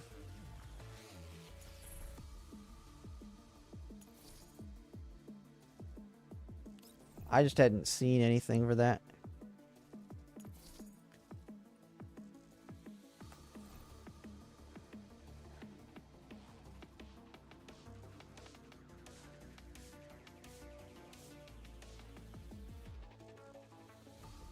Oh, color equals blue. Oh, you can actually do that? Oh. You think people will? Yeah, we'll have to see. I don't know. I don't know if people will complain too much. I mean, people already complain about Gunsmoke because it can be tedious, but I don't find it too bad. Like, the big thing is, like, if you want to get all the rewards, the main thing is you want to get your XP and your platoon up. And to get the maximum XP, you literally just have to do it. You don't even have to get a high score. And if your platoon is active and you're just autoing with decent units, like if someone in your platoon has a V6 Klukai, at least in the current one, on the next one, if someone has like a high ranking Vector or something, or a QJ, you can borrow them and auto it every time. And if your entire platoon's active, you should still be able to get top 5%, because there's plenty of dead platoons in the game. And if you're able to get that, that's all you need to do. Like, that's all that ultimately matters. Like, the main thing I care about is everybody does their hits so that we can get our levels up. And then get top 5%. Do one clear and then wipe the rest. Yeah, I feel like you should be able to... I'm trying to think of a way where they could make it... like, there's still a benefit to doing it all the time. But, like, maybe make it where you can save your score that you get on a daily basis, and then you can just have it carry through the rest of it. And maybe make it where you get progressively better buffs through the Gunsmoke season. That way, if you want to be lazy, you're not going to be able to get the maximum points possible with better buffs. But you don't have to do it. And you can just take your 4,000 points or whatever that you got. Like, I think there's a way they could approach it on quality of life. I mean, I'll put it in the feedback on the next one. But I'm hoping... I haven't seen the newest difficulty stuff they've added on CN yet, but they are adding more content. They did mention stuff coming up for platoons as well. That's going to be more than just the Gunsmoke Frontline, so it's definitely going to get better. They've been pretty good on the quality of life and new content they've added. So... But, yeah, I definitely think they could add a, hey, you don't have to do it type system so you can get all the rewards. But people that really want to min-max it, you can just maybe add a progressively better buff through the days. Or something.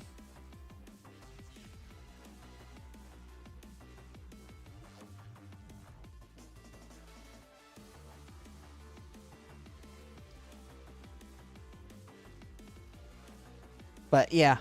Either way would work for me.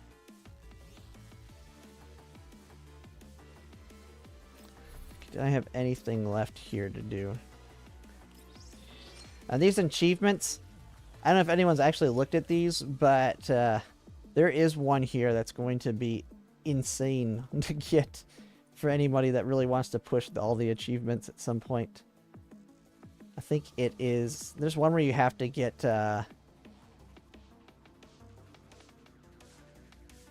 Yeah, because I have... Which one is it?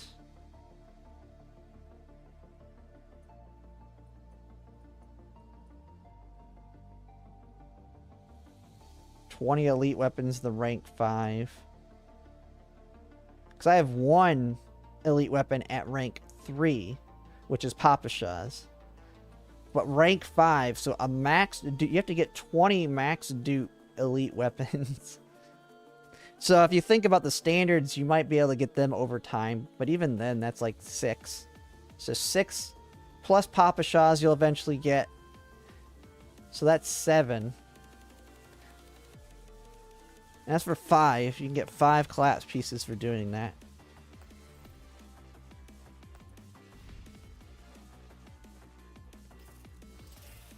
They're working on AI. Yeah, I think they've already put in a couple. I think you can now do the same thing you can do for PvP, where you can at least control the AI order.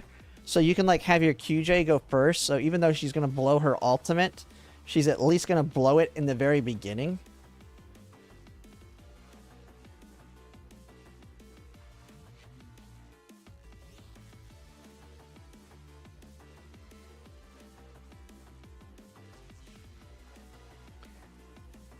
But yeah, just make sure when did we get the feedback survey yet? Don't they do it towards the end of a patch? But yeah, you make sure, just add it into the feedback. I mean, they've been pretty good about reacting to feedback. Like, I think, like, the big thing I've been putting every time, because I think it's the best quality of life I want to get first. I mean, maybe it's not for some people, especially if you want to be able to skip Gunsmoke more often. But I want the loadout system as soon as possible, because it'd be nice to be able to just switch out your characters. Like, right now, I don't min-max my character builds when I do the Gunsmoke. Like, I just even though I swap this from her to Dush, depending on who I'm using. Well, actually, I don't do that now, because I use them together, actually, now, because of Klukai. But I'm not going to worry about, like, when I change out. I give my QJ Golden Melody to... who do I give it to? I give it to somebody. Who is it? Is it Graza? I give it to somebody when I switch them out in Gunsmoke. But having the loadout system... Like, I don't mess with the attachments or anything. And so it'll be nice to have the loadout system so I can easily not only change the weapon, but change all the attachments and common keys in one go as well when I build my teams without having to manually go through and do it. Because I don't do that right now. And so, like, some of my people have very basic common keys on them right now. I don't know if she does. But I just don't even mess with them on the loadouts. I just give them as good of an order I can.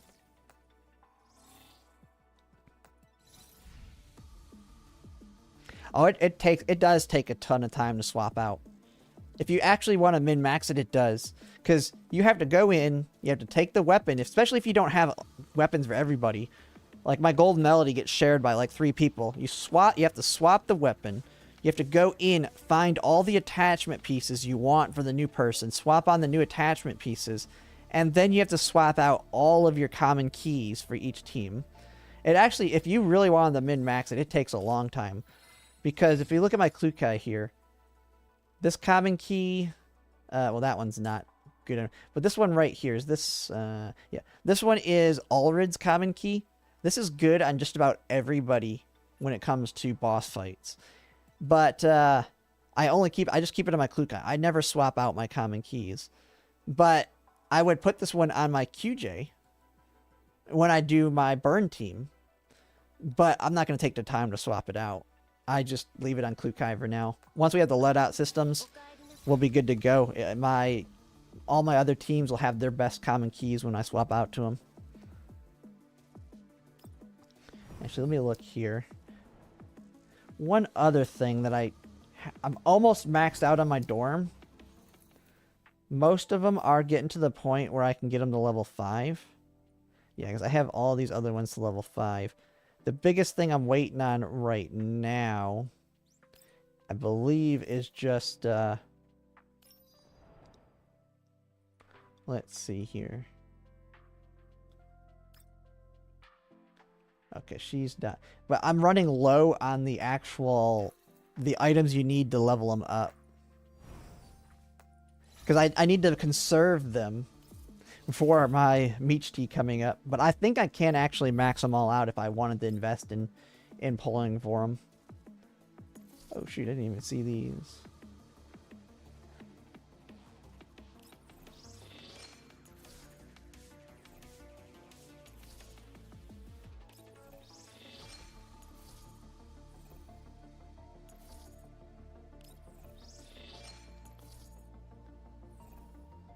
Garbage. I'm keeping these for now.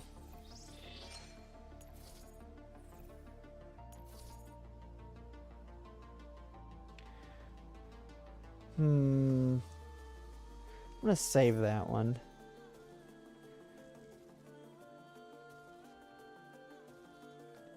Healing, shield effects, ultimate skills by 5% gains 1 stack. That might be an alright piece. We'll see. That might be a future good piece. But I have, what is it? Yeah, these. Because it costs these to actually level them up to the next one from 4 to 5. But actually, I have more than 80 now. So actually, I can do it one more time. Which one needs it anyway? I thought I had one sitting there. Is it her? One of them, I basically have all the XP, but not level them up yet. And maybe I did.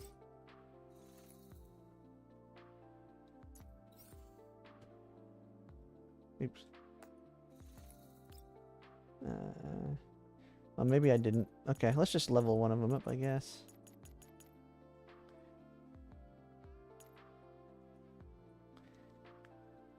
But I have been slowly working on them. Since I'm pretty sure I have enough to max them all. I just don't have the materials to do the last part. Because I don't want to blow through all my purples.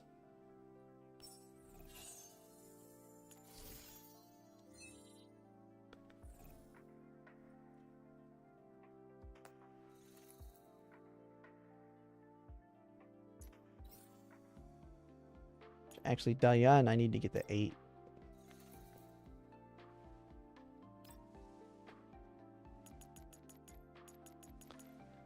That's a quick and easy one.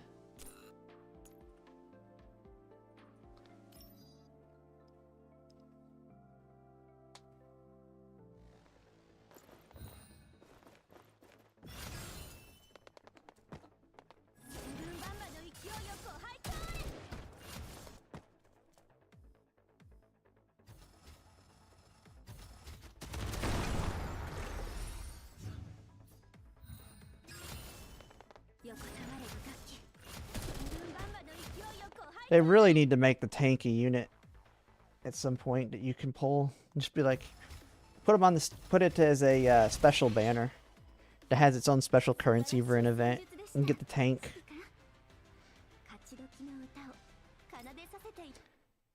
I mean, with Klukai, it's not like it's gonna be that. It's not gonna be broken. They just updated their tier list for Michti. Ooh, let's take a look at it. I might make a video on that today. So they didn't really have anything for today. I'm going to guess they put her in tier 2.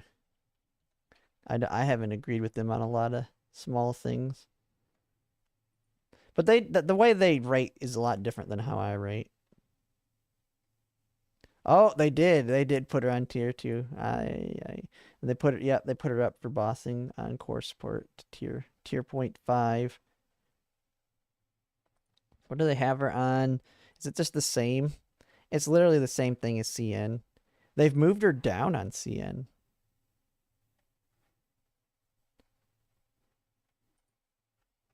What do they actually... Do they have the whole write-up for her here? Review.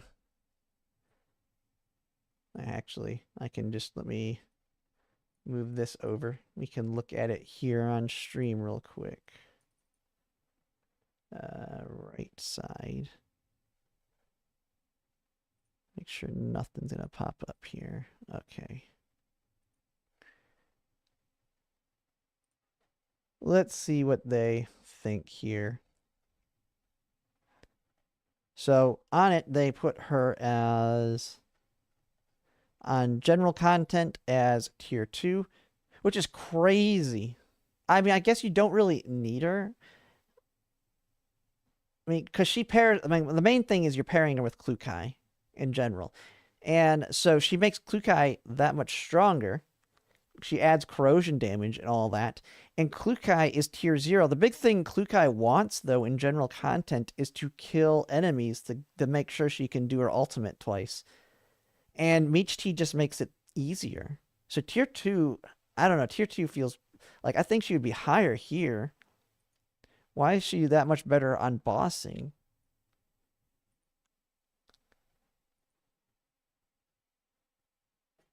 Michi's an offensive corrosion support unit used exclusively alongside corrosion damage dealers. Yeah. As a specialized damage amplifier. Does this by empowering teammates with buffs and crippling enemies with potent debuffs. Yep. And so we've already kind of mentioned those. Where's the...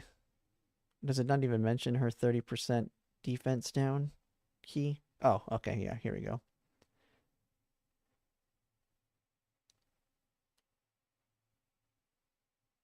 Yeah, that's what I'm saying. You don't need her, but she's so much better for V0 Klukai because V0 needs to kill to do 2 ultimates, and having more damage makes that easier to accomplish. I don't get why she would be... I would put her higher on the tier list for general content. I mean, Klukai is right now... Like right now, if you have V0 Klukai, she's bad for bossing. So why is Michti... Like, why are you putting Michti better than Klukai? Is it just because you can use her with other teams? But I don't know. That one doesn't make sense. I think you probably want to swap these, especially since you're taking V0 Klukai into consideration here. You want Michti to make it easier to trigger the V0 kills. While on bossing, since Klukai at V0 isn't really good at bossing, Michti isn't really good for bossing either.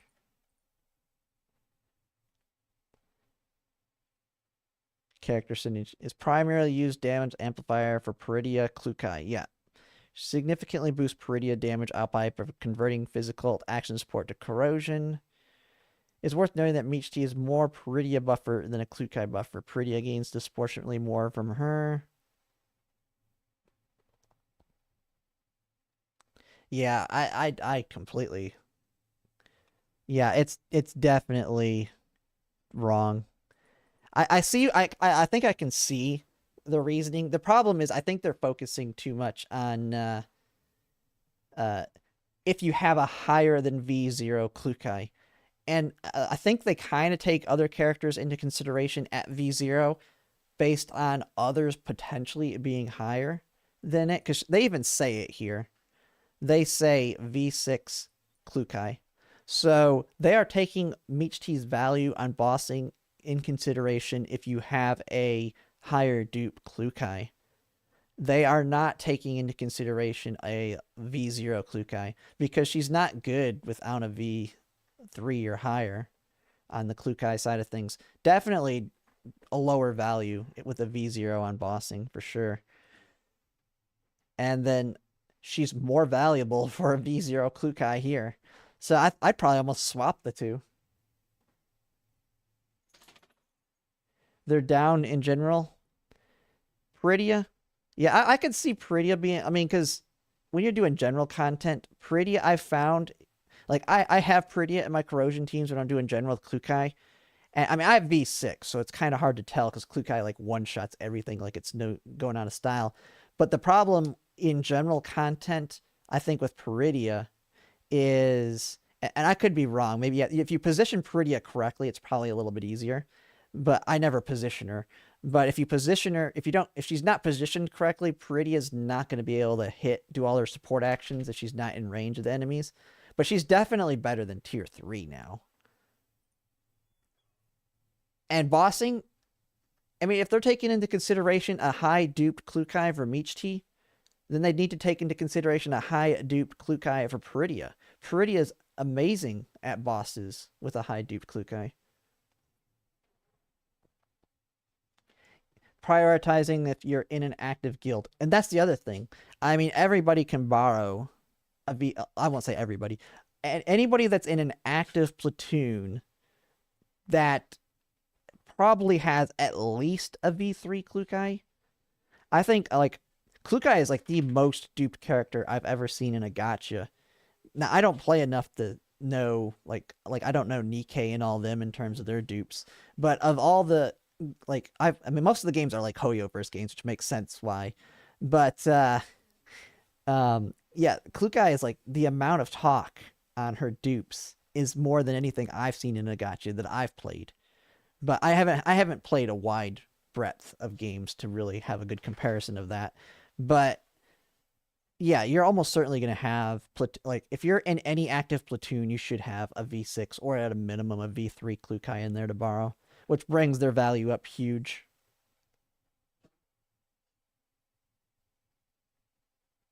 Nikkei dupes are extremely easy to get. Oh, okay. Yeah, then I mean, is it a farmable dupe? Is it like sort of Convallaria where you can farm them? Or are they just cheap to get dupes? Like there's a specific banner. I think I've seen some where you can get the dupes a lot easier through a much cheaper pull means. I mean, there's different variations I've seen of it.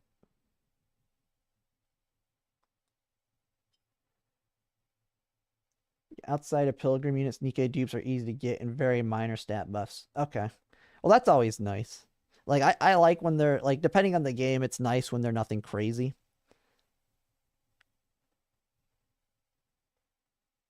But yeah, I'll make a video on this. This is definitely, yeah. I didn't even notice Peridia. And, let's see. And then on his tier list.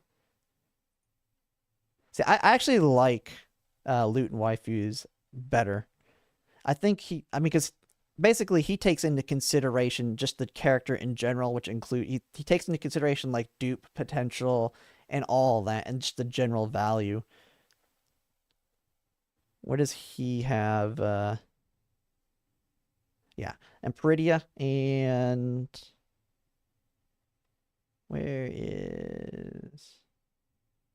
Am I blind? Oh, I am blind. She's right there. Yeah, I mean, tier 2 makes sense. I mean, because he takes into consideration their synergies, and Peridia and Mechti are Klukai. So they're very team specific, which brings their value down, that they're very team specific, but they're still really good. So it makes sense there. Like, and then you have your team carries, which are all your tier 1s, and then you just have your broken characters at tier 0.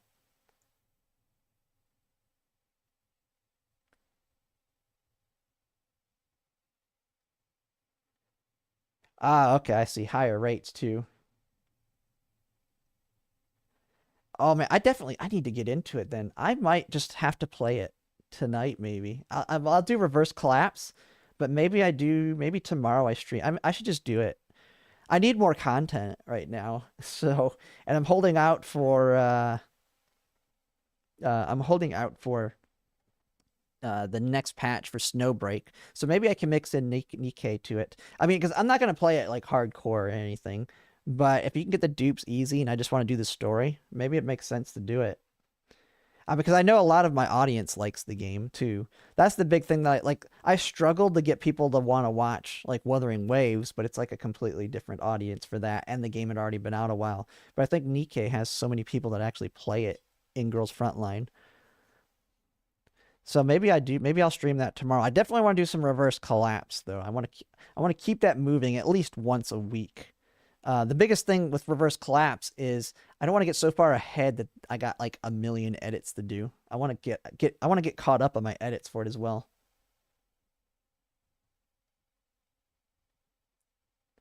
Not uncommon to get. Oh yeah, it makes sense. Like I did the weapon banners in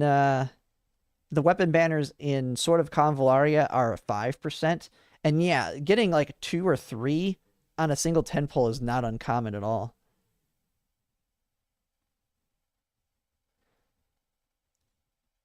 Yeah, maybe I just go ahead and get it. When is Nikkei's anniversaries? I should just get into it now. Who knows? Maybe I'll take a break, eat lunch, and come back and do Nikkei a little bit. I think I'm being talked into it right now. Oh, my dogs are playing. Because my dogs are getting a little antsy, so I'm going to have to take them out here. But maybe I will do a small starting stream for it. But I definitely need to get into Reverse Collapse tonight, though.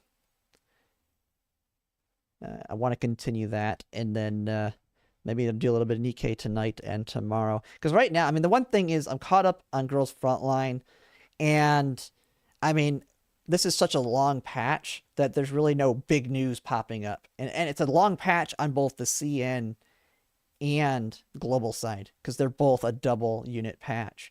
And so there's really nothing big popping up for me right now. It's October, November, so half anniversary is what? What, January? Oh, we're coming up on half anniversary. Okay, no pity. At a 2% rate, at 2 and 4% rates, you don't need a pity system. In order for you to not get a unit, like after like so many polls, it's insane. Like when you look at the statistics, I mean, if you have high rates, you don't need a pity system. And if you don't, if you go like 1,000 polls without a pity system and not get a unit when it's like 2% or higher, that is going to, what was it? When Dream cheated in Minecraft and he did that statistically impossible thing to do? Like, it statistically is possible, but it's like 1 Googleplex odds of it happening. Like, you're getting to those kinds of levels if you go 1,000, 2,000 polls on 2% rates without getting anything.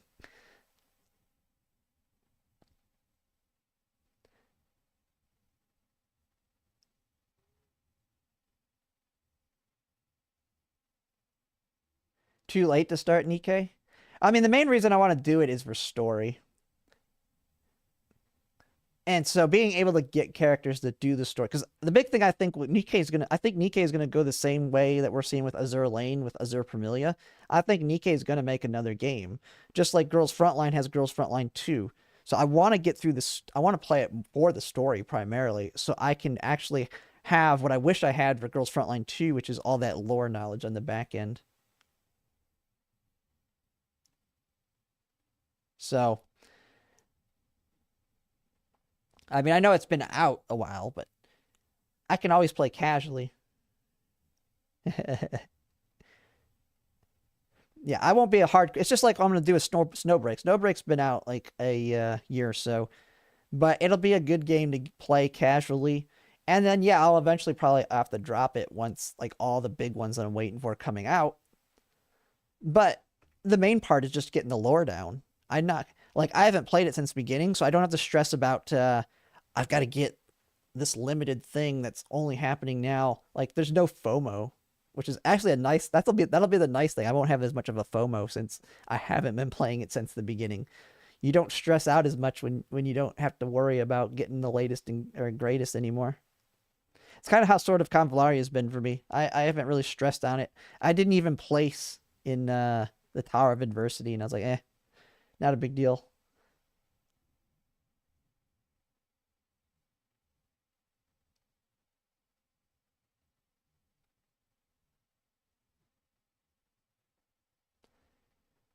Oh man, this that's kind of funny. I always forget Restream when you put images. I actually see the I see the text for images versus actually seeing them. I actually have to look at stream to actually see the image.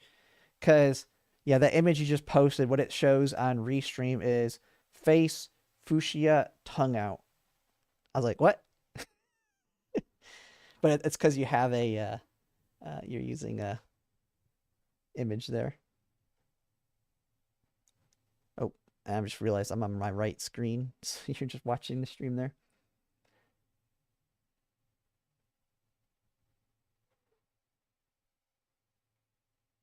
Yeah, I'll definitely do it because I do think because they probably I'm guessing Nikkei has seen, and actually I can just switch back to my game here. I think Nikkei has seen the success of Girls Frontline 2, and then they'll see probably like Azure Premilia when that one comes out. I think they will want to make a second game using the same universe characters. Yeah, see right there, it does it again. It says face. Like, I don't see an image. I just see it saying face, blue, smiling.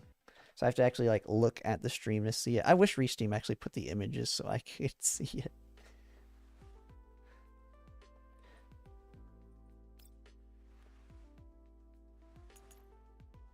And if I'm not mistaken, it was a while ago, but isn't Nikkei one of the rumored collabs for Girls Frontline?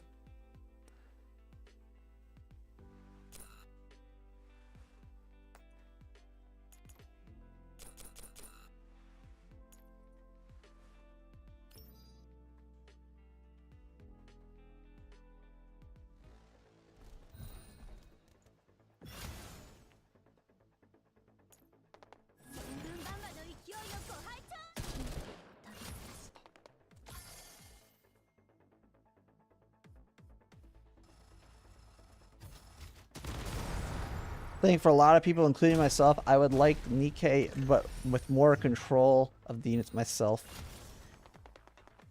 Not free-to-play friendly.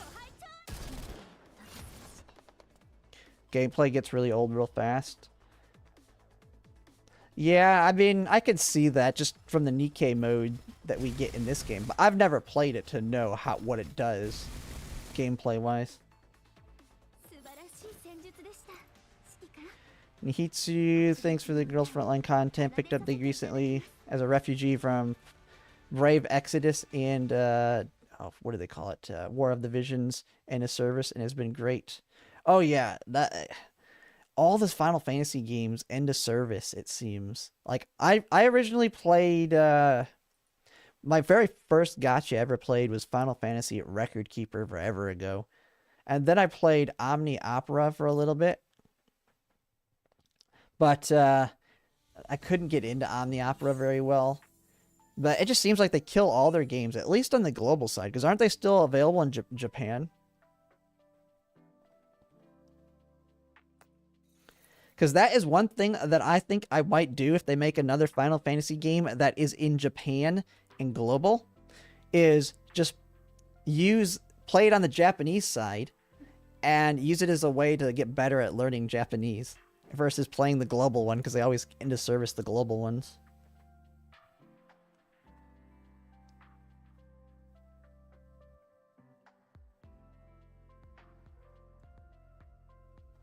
So even in Nikkei is a waifu collection game, if you care at all about in-game content or pushing progression, needs certain meta. Yeah, I mean, I'm going to play it more over the story if I play it. But, I mean, yeah, I would definitely pull from a meta perspective. For sure. I always like to pull on a meta perspective to a certain extent. But, I also like to get my favorite characters too. But if the favorite character is trash, I get them for the dorm, and that's about it. If I can't use them in combat very well.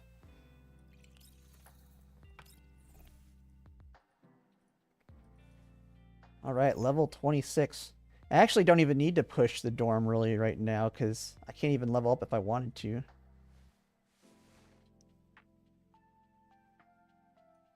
But it is nice that I'm pretty much getting them maxed out, so I don't even have to worry about buying the shop items anymore. Nikkei to be extremely... Yeah. I mean, starting this late, to me, it's a casual game anyway. You can't really be a hardcore player when you haven't been playing towards the beginning. At least that's my opinion.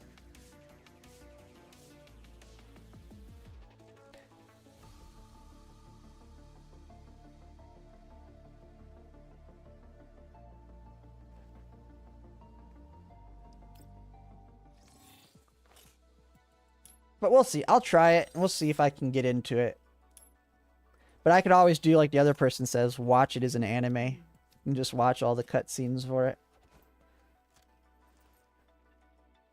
That's kind of what I want to do when they come out with the PC client for Girls Frontline 1. Is play it and then edit my... Like, I'll have to figure out a way to... like kind of stream it and have the cutscenes and kind of reacting to them. While being able to make it... doing it in a way... Like, the one thing I'm finding that's hard with the edits for Reverse Collapse is since I talk so much on stream, that I tend to talk during the cutscenes and stuff, so it makes for a bad edit when I'm trying to show it as a cutscene. So I need to learn to, when on stream, to talk only during times that I'm gonna be able to easily edit it out. So that's something I need to get better at when it comes to streaming, is if I'm doing like a story game, to kind of focus on the story when the story is playing and not chat at that point in time, until I get to a point where it's like, okay, I'm going to be able to edit this section, so now I can look at chat and talk.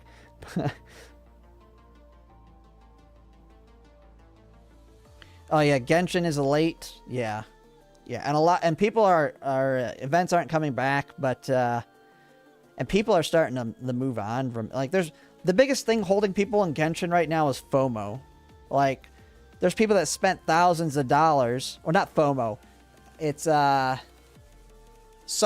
the sunk cost fallacy is keeping a lot of people in Genshin. I haven't played it hard. I never played it in the beginning. I only like touched on it a little bit, so I don't know enough. But I just feel like when I see videos of Genshin Impact, it feels too clunky to me when I watch it versus like I like Wuthering Waves more, and then Ananta looks like it's gonna blow it out of the water in terms of combat, and then Azure Promelia as well. Like if you want that Genshin style look, Azure Promelia is gonna just be that much better. Yeah, sunk cost fallacy. People just have to accept you spent thousands of dollars that you probably shouldn't have. A lot of them spent money they shouldn't have. But even if they didn't, like if you're in my case, I spent Honkai Star Rail, I probably spent a couple $100, and I literally on a weekend quit. I just said, you know what? I don't have time for this. The content doesn't really work good on YouTube, so it's kind of a waste of time for me to play it now since I'm not having fun with it. The content for it's really not good for me doing it on YouTube. I'm done. And I literally quit it in a day. Same thing with ZZZ. I had literally just got Miyabi to M2 and ZZZ, and I quit that game literally the next patch just because I got tired of it, and I couldn't really like I couldn't make good content for it either. I liked the game. It's just like Wuthering Waves. I really loved Wuthering Waves. I just didn't have time for it, so I just quit it. You have to be willing to walk away from a bad game or a game that's going downwards directions. A 3K HSR account? Oh yeah. I didn't go that high. I was probably a few hundred in the HSR. Yeah, Wuthering Waves has done a lot to show people what you can do. I love the game. I had to quit it just because I knew I was going to quit it at some point in the future for Arknight's Enfield, Ananta, Everness to Neverness, and Azure Promelia, and I just decided to cut it early so I can really focus on Girls Frontline, keep up with my Sword of Convalaria, and then add in other games as well that fits my content a little bit better for now. But yeah, Wuthering Waves is great. Kind of sucks missing out on it, especially after that last trailer. Was it for I forget her name, Cantarella? It's Cantarella, isn't it? That trailer for her was insane. But it's just like, yep, I have to accept it. As much as I like the game, I just have to know. Gotta move on from it. Treat it as a night out with the boys. Yep. Yep. And if you can't afford it, don't do it. Don't spend it. You don't need to. I will say, I've seen the people that talk about, because it's gambling and all that. There's one nice advantage of gacha games over going to the casino. Because I have gone to the casino in the past. I don't go to the casino anymore unless I'm like cheating the casino. As in taking advantage of their coupons and actually guaranteeing that I'll walk away with a profit. But I've seen people who will chase losses at the casino. Something you cannot do in a gacha game, at least. You eventually... Well, as long as they have a pity system. But in a gacha game, you eventually do max out their dupes, and you eventually max out their weapon, versus a casino where you just keep spinning that slot machine and you're never getting that money back. And it's just going to keep going down more and more and more into debt.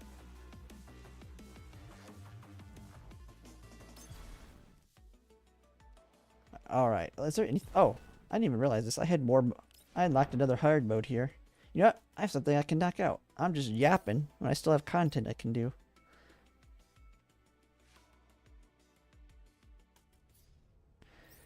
Enjoying Girls Frontline 2 a lot. Came over it leaving a 1K HSR account.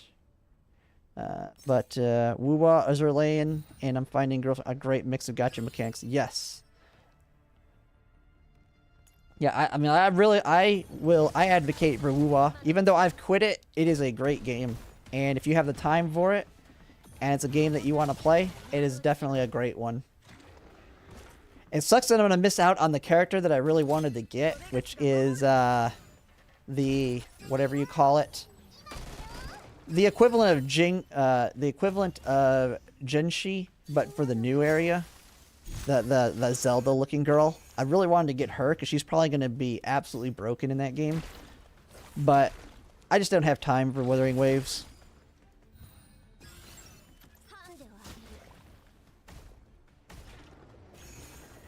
Azure Lane's another one I need to try out, because Azure Premilia is probably, unless they do something royally wrong to screw up that game, Azure Premilia is probably going to be my main open world game where I put in the most amount of my time.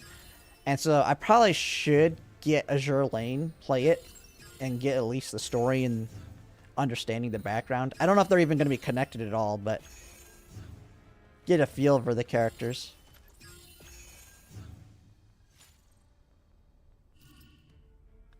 Oh, what the heck? I was not paying attention. Is this a defense one?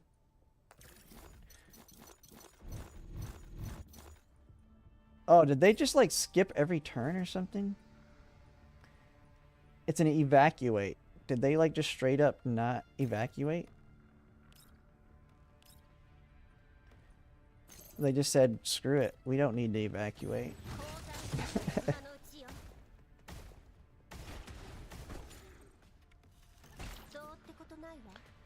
Azure Premilia is not going to be connected story-wise at all?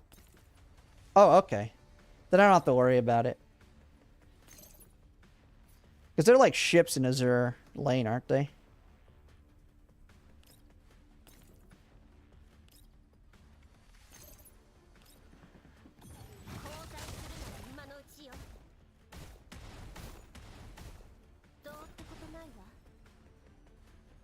Alright, you are good.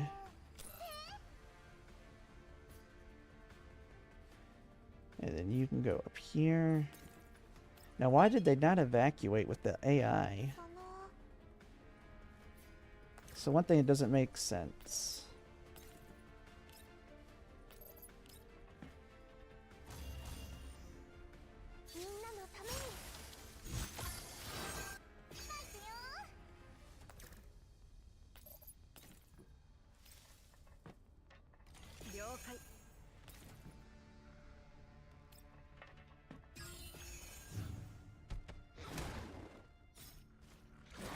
And then after I finish these hard modes, I'm going to get off for now.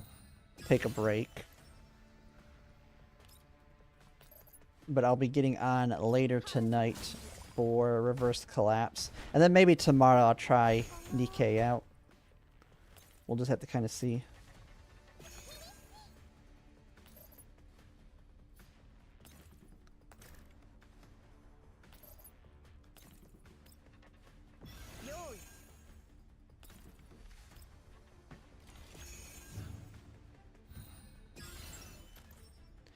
Yeah, Azure Premilia looks like Breath of... Yeah, I was only thinking if like the story and the characters kind of matched at all, if there's going to be any connection. I'm going to guess they'll have, even if there's no connection, they'll probably have some form of Easter eggs in there to kind of give you that flashback to the old game. But yeah, if it's not like connected story-wise, then it won't be that big a deal.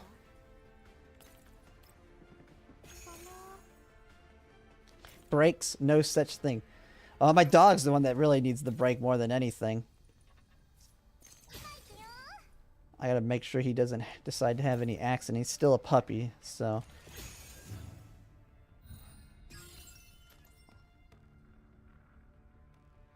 Personally walked away from all the open worldish game. Too time consuming. Oh yeah, I can see that. I mean, that's kind of the reason I moved on from Wuthering Waves. It was very time consuming, and I knew I was going to drop it for Enfield and Azure Premilia. And Evernest and Ananta. So, I already know of 4 big games that are open worlds coming up that would surpass Wuwa, at least in terms of what they look like right now. That I pretty much made the proactive decision to quit Wuwa for that reason. Now, the 2 games that I think if I can fit them in, and mine's a little different than your scenario. Like, I'm going to be making content with them, which makes it a little bit easier. Like, well, that's the reason I kind of stepped away from WoA as well, is because I couldn't really make good content for it because I started it so late into it. With those, I'll be starting right off the bat. But it can always end up being like sort of Convallaria too, where I could be more casual on it. But it is true, the open worlds do take a lot more time. But then you also have the question, like, how good is the game going to be? Like, is Ananta going to be good enough in the same aspect that people play it to play, like, people play Grand Theft Auto 5 just to RP in it. Like, they're not, like, grinding anything.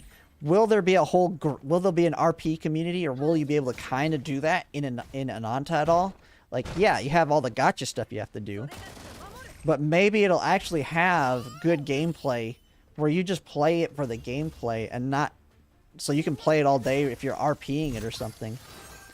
Or maybe Azure Premilia has like that Harvest Moon vibes to it where you can play it like you can play it long term versus just the gacha mechanics. So even though it takes a lot more time, or can take a lot more time, it's actually a little bit more enjoyable.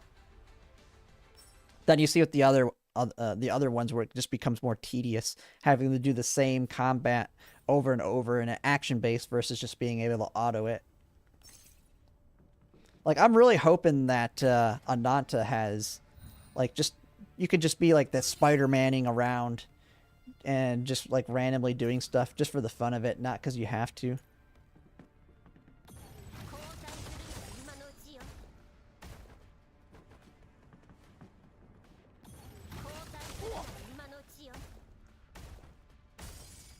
But we'll see. I mean, they're hyped up.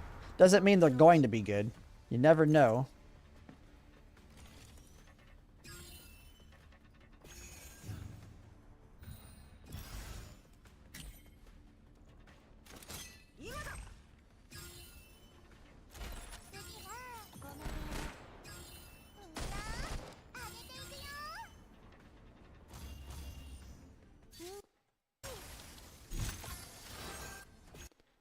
Check this one thing.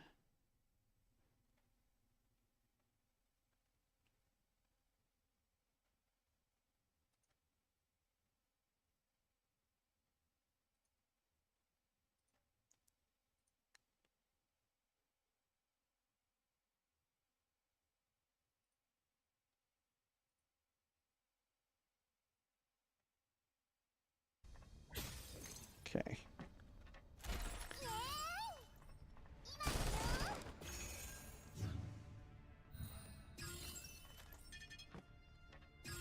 At least this one they're going on their own. Oh, nope. Okay. Did it again. Okay, go back. Let's make it so we can get all the stars here.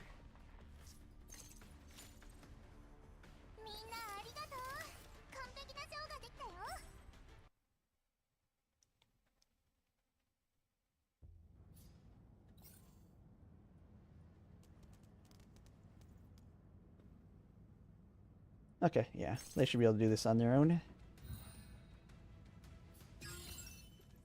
Kukai should be able to get that kill him in 3 turns in 1 turn.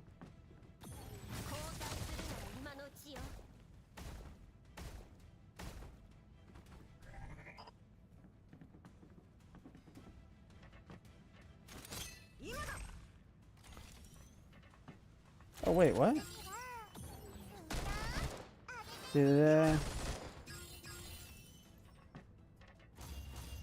Wait, did it just end turn on it? Did she not get a double hit on her ultimate? What did I miss there?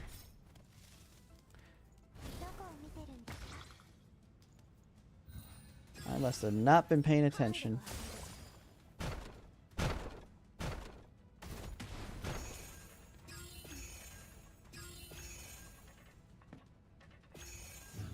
Alright, are they all gonna go in there? Oh, nope.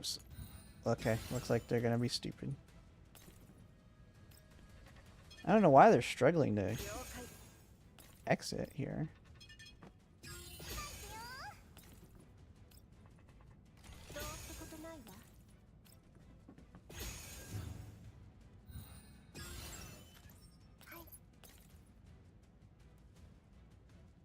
Yeah, put you there.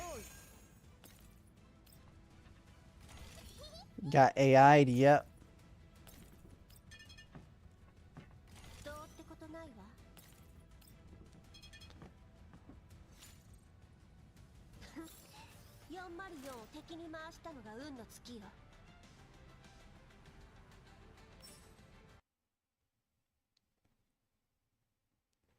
Yeah, I think there's, what, one more left? Oh, the boss. Oh, who did I just drag off?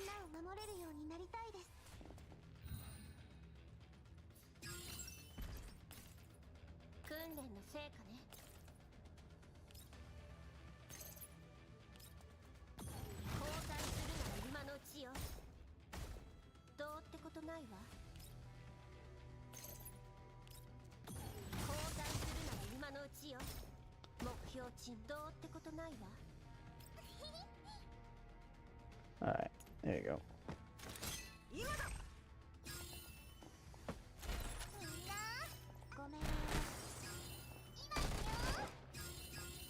Are you not going to... okay, at least you killed the boss. I was like, what are you doing, AI? I should have just done it myself.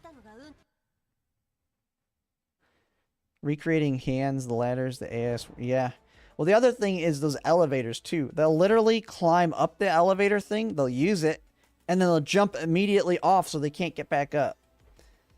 And I was like, what?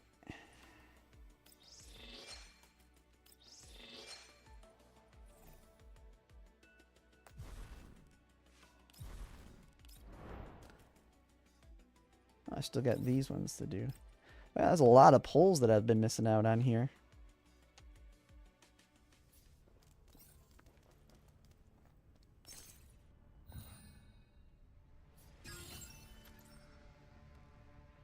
And if Yuhi comes out as the half anniversary unit, I might be able to get at least like a V3 Faye, depending on my luck on these standard pulls, because I've already got almost enough. Because the one thing that does suck about saving your standard pulls is I'm not getting those lost 50/50s on like weapons and stuff like that. So I can't predict when that's going to happen.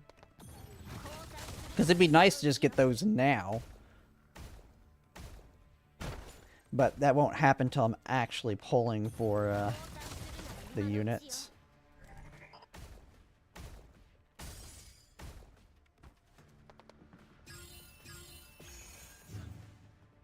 Oh, yep, there we go. They're like, we just want to sit here.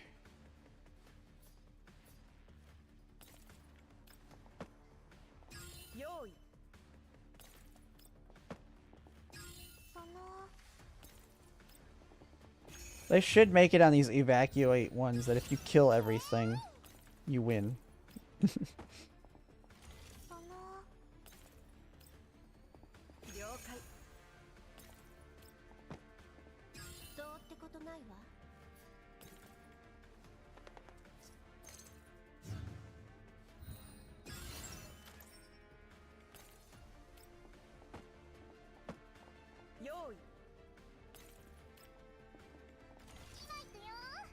You know what they should do is allow you to allow Klukai to act as like a transport. Like make it where you can have someone get on Klukai's bike with her. And so when Klukai goes across the map like that, she can drop off that character.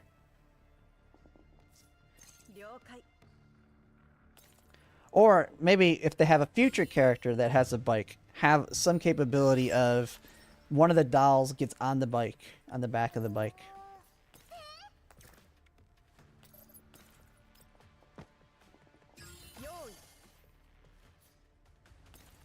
It would be kind of broken though with that with Klukai because she can bypass obstacles and stuff. I mean, she already trivializes stuff enough as it is. 404を敵に回したのが運の尽きよ。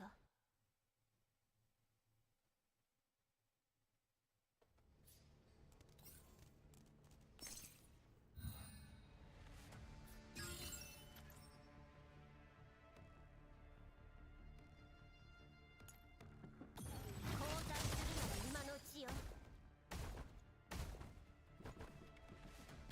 交代するなら今のうちよ。今だ。みんなあげていますよ。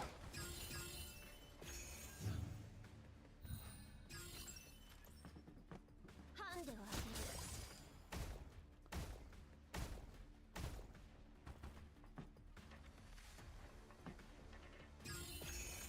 Okay, this is probably gonna have the same problem here. They just need to go there, so let's not worry about the enemies here.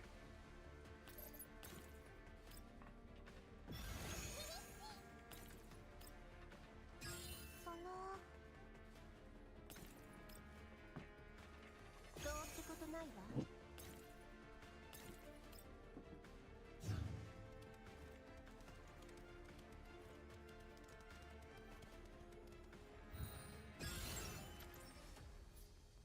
従ってくれ。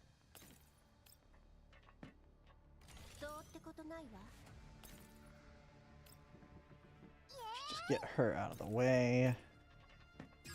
その Was there anything? Okay, yeah, we've already got the 用意。 extra one there.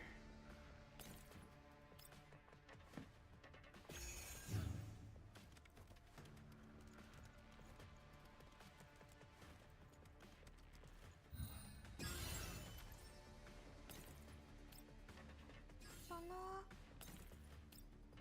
どうってことないわ。用意。戦場は片付いた。皆の者、よくやったな。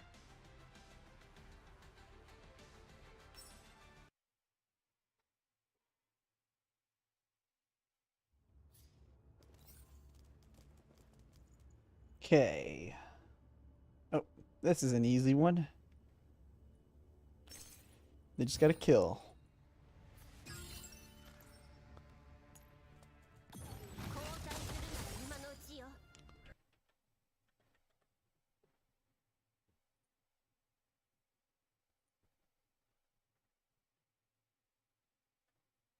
本当に。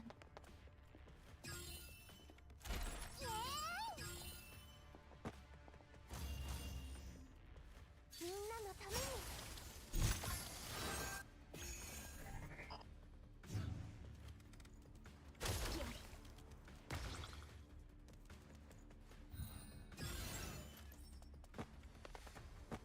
ハンデをあげる。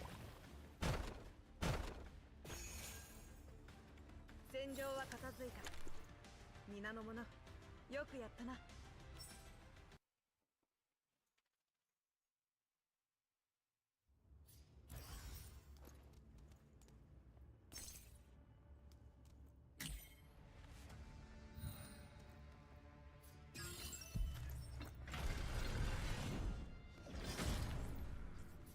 Oh no, sextons.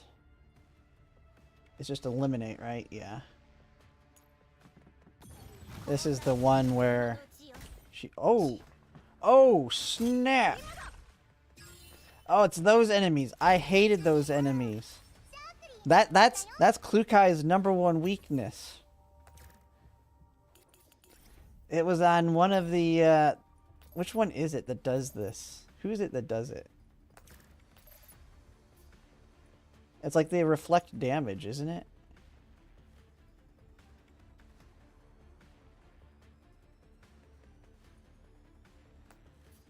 What is it that reflects the damage?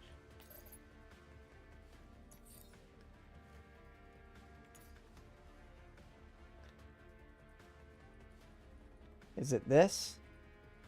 It's this one, isn't it? Reflective coating. How do I...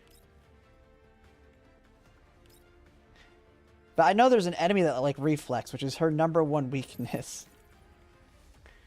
I always say if she can do too much damage with someone that can reflect damage, that's how you nerf Klukai.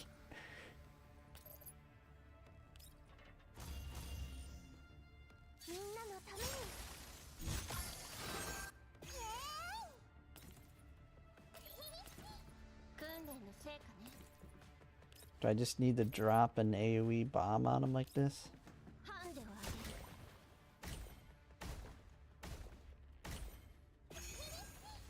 Okay, I think now we're good. Yeah, I forget which one. There was one of the other, there's one other place that happened. Is they just reflected all of Klukai's damage back to her when I AoE'd him. And she just got one-tapped from it.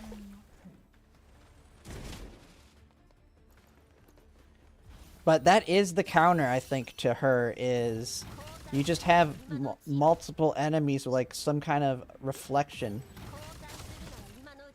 And Klukai's unusable. And I think they'll probably have content like it at some point to sell like a new big AoE unit in the future. Something where Klukai can't just level it like she normally does.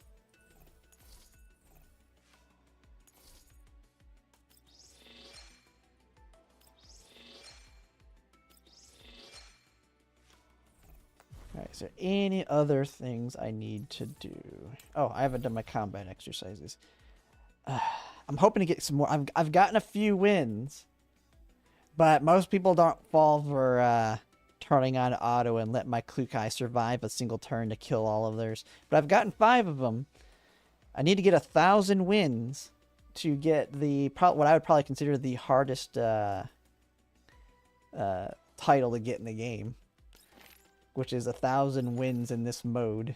Because no one fights you if you have a full-fledged team. And since everybody's the max level, there's no need to... there's not as much of a need to give easy-to-beat teams. But it's not... I mean, Klukai, my team's easy to beat. You just gotta not... you gotta make sure you kill her on the first turn. Which, as we can see, everybody can.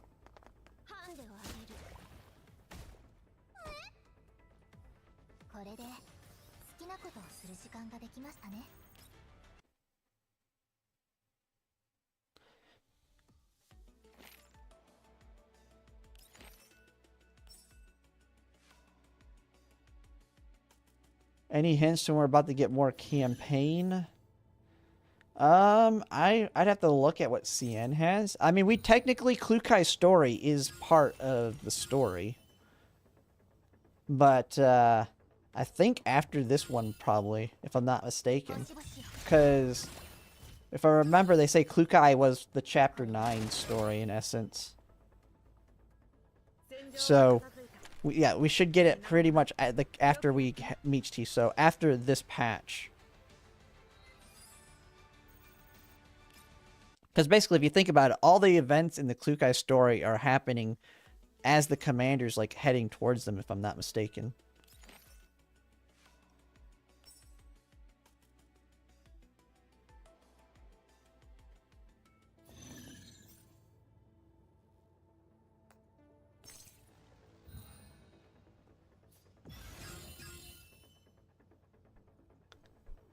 But we'll also get, from what I understand, we'll also get all these event stories as like a, you'll be able to play through them at some point as well, since it is kind of, it is tied to the story.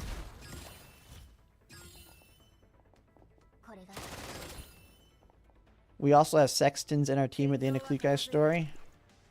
Well, yeah, because at the end, she's like damaged, she's like different now. Need to make her recruitable at some point. She is a T-Doll, even though she's Gen 3. But it's the funny thing is, all of our T-Dolls are Gen 2. Sexton's is Gen 3, but when we play Reverse Collapse, the characters mention Gen 6 T-Dolls. Now, you do run it, the one mission I did, you played alongside 2 Gen 2 T-Dolls that are in the original Girls Frontline 1. But, I want to see what... what these Gen 6s are capable of. And I'm going to guess they may show up in the story. But, I mean, we already seen the difference between Gen 2 and 3. Oh, I got 5 of these. Let's see. Yeah, because I'm almost done with getting all the participation rewards. Man, Klukai has just made this mode so much more less tedious to get the top 50% stuff. You just come in, one tap them, and be good to go. Although a lot of people are learning to try and catch. Yeah, see, a lot of people are starting to spread them out to try and catch out people. Like, I can't one tap them here, but I can at least make sure their Klukai's dead. Because if I don't one tap them here, their Klukai is gonna come one tap me. Although they put their Suomi with her.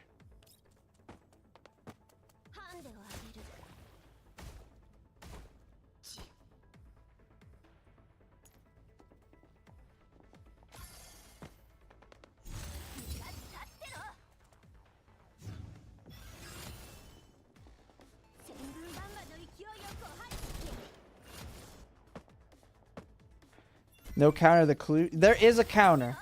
There will be a counter. Andorus does counter Klukai. Klukai won't be one-shotting once Andorus comes out. Now, the thing that I think is going to be the problem when Andorus comes out is if you don't have a Klukai and Andorus, then you're not going to be able to kill them because their Andorus is going to counter your Klukai. But then if you don't have Andorus, their Klukai is going to come and kill you. So, at least from what I understand, I don't know Andorus's kit very well yet. I haven't dug into it. But from what I understand, Andorus is the counter to Klukai. You're not going to get one tapped.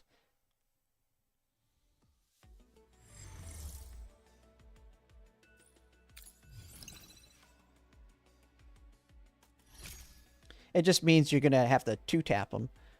And you got to avoid them from one-tapping you. So.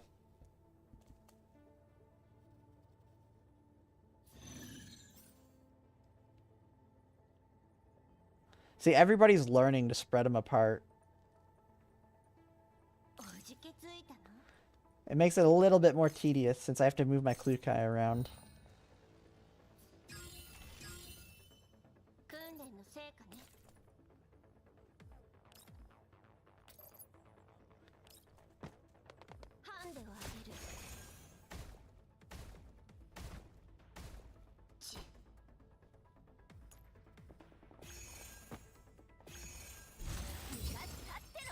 Oh, I think I read is that they are low tier Gen 3s, not from the big companies. Only Andorus? The rest of the team is cooked? Yeah, I think so. Unless, I'd have to look at Springfield. Does Springfield give extra health and defense? I have to look at Springfield's to see if she can... I don't think she gives it enough to survive. I think it's only Andorus.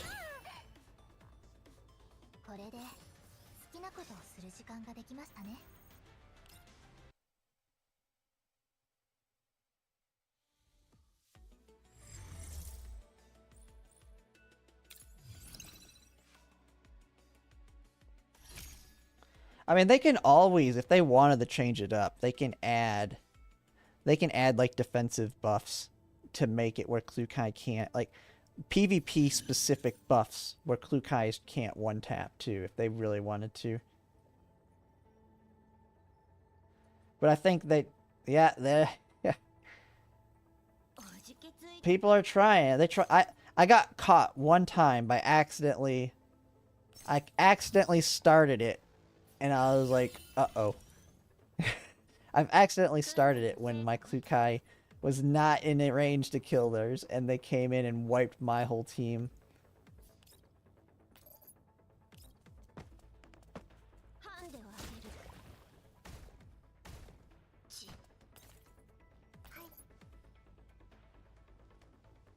Oh, this one's going to be a little bit more.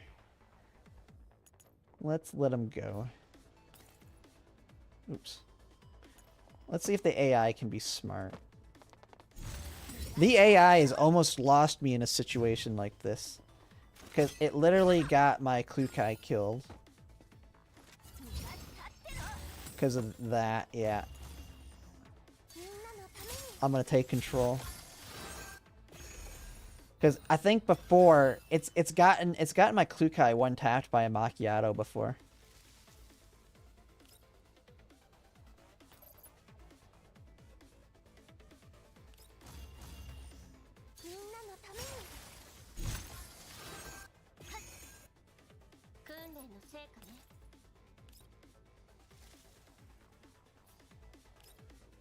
Oh snap, are they?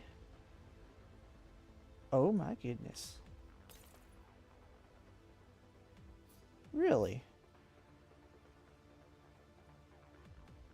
Is there no way for me to get to, okay, maybe I can get her right there we go.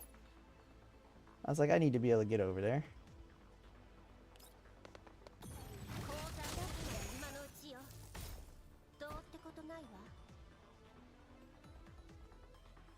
Oh snap, I only hit one person though. Oh no.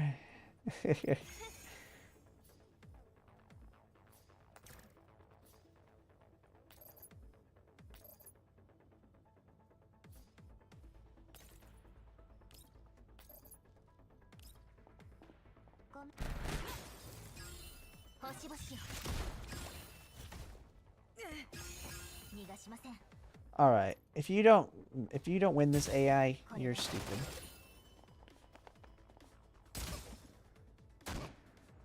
Yep, she's dead. She's a dead. Oh no, they went for Tololo. Tololo got tapped.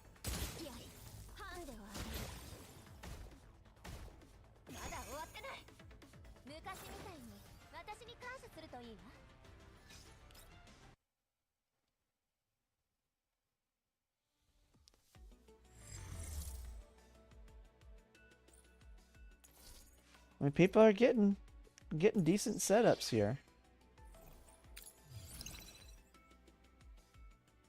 I mean, the AI would have definitely got me killed there. I think the AI would have lost even though I killed their Klukai right off the bat.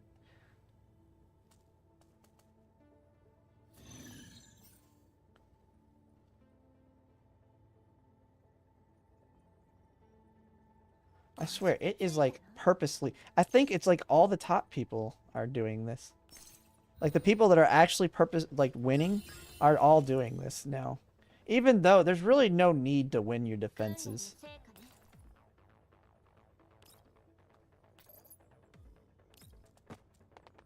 Like, I don't care. I threw my team out there, but I don't care about winning the defenses. It's not that big a deal. As long as you do them daily, or do them often enough, and just make sure you're, like, in the 300 range, you're gonna get the top 50%.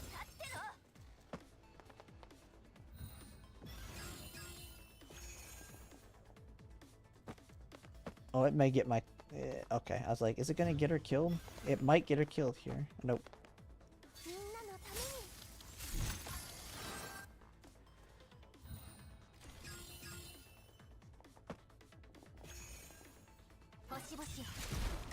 Oh, I didn't put the shields up. I'll let it play out. Let's see. Okay.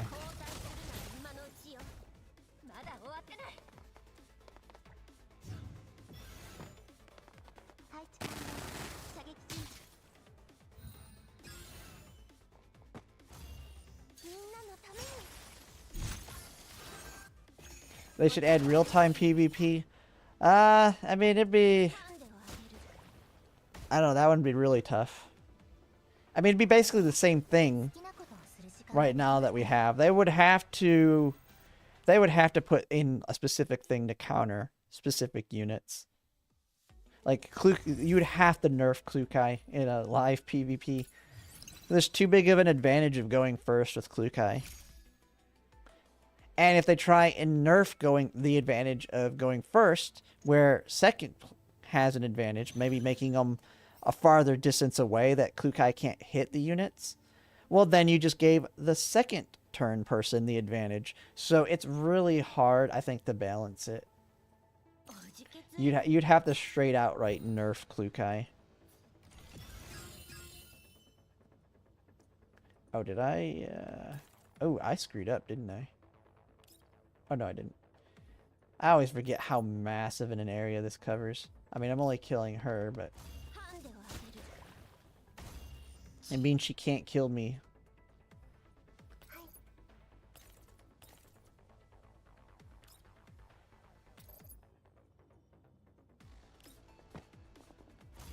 Alright.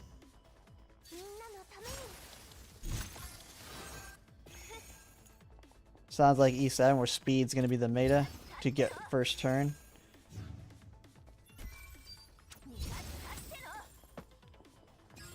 Yeah, I mean, it's all about, I mean, there's too much of an advantage, because how much area she can cover, it's a huge advantage.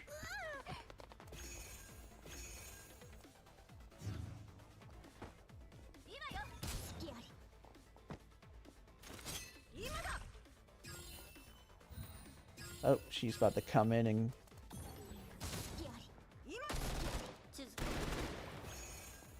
What in the world? I've never seen a Klukai do her basic before.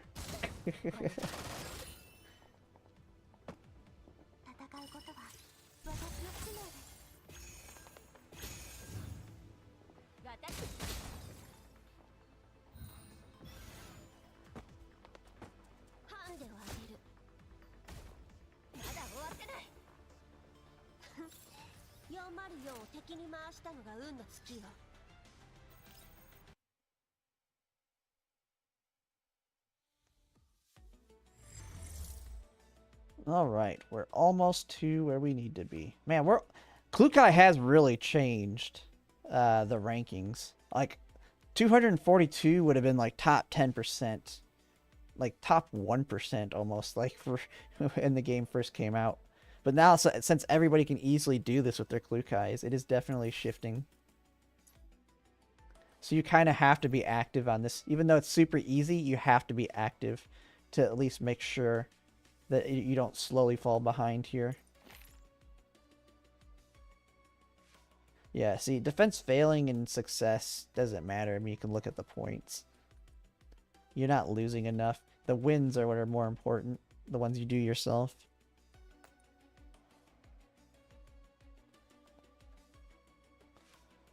Oh man, I got a ton of pulls just from doing all those hard modes. Okay, so we've done all of that.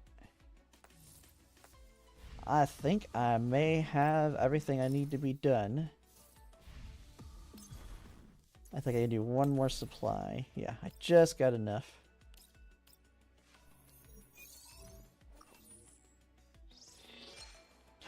Did I get it? Wait, is that the piece I need? Is this the piece I need? I got another shotgun one though. I can't remember. Is this the piece I need? I don't remember if that goes to the spot I need it on.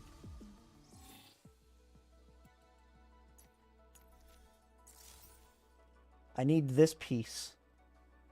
Is that it?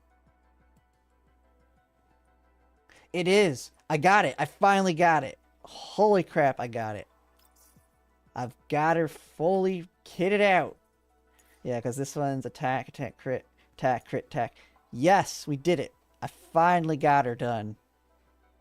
Man, it took forever to get that piece. Yeah, that's what I thought. Because I kept looking for this piece. I knew I knew there was other pieces, but for some reason my brain was always looking for that one. But yeah, I do finally have it. And my Meech Tea has 2 of her pieces. My Meech Tea still needs this piece, but I don't care. Oh, yes. That is good to go. I think I can start focusing on my fire now.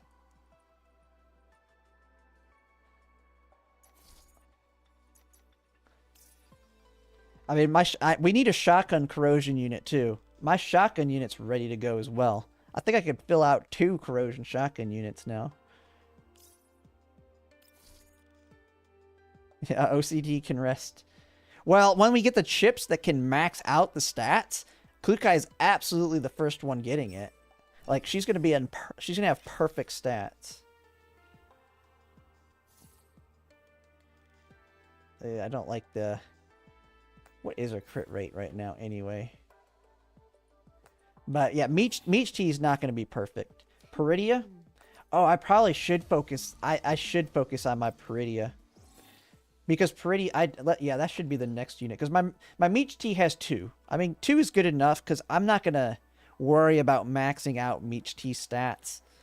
Because I'm going to prioritize Klukais with the new currency we'll get in the future. And then probably like Tololos and QJs in theirs. So yeah, maybe I do start focusing on Peridia for a little bit.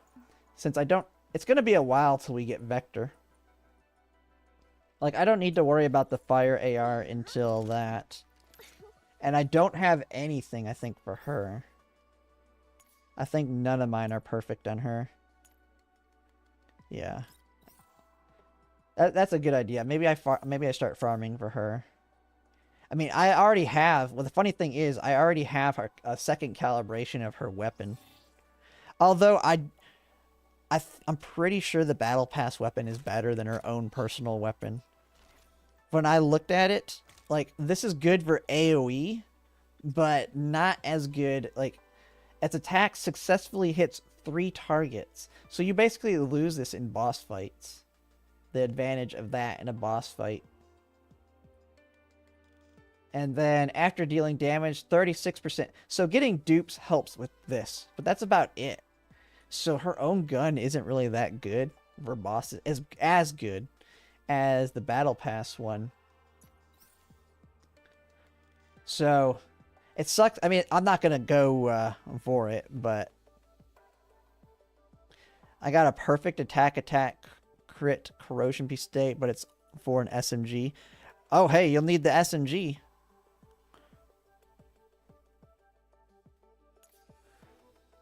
I mean, who knows? We might end up getting that SMG unit in the future. Yeah, MG is on... Oh, yeah, it's on SMG.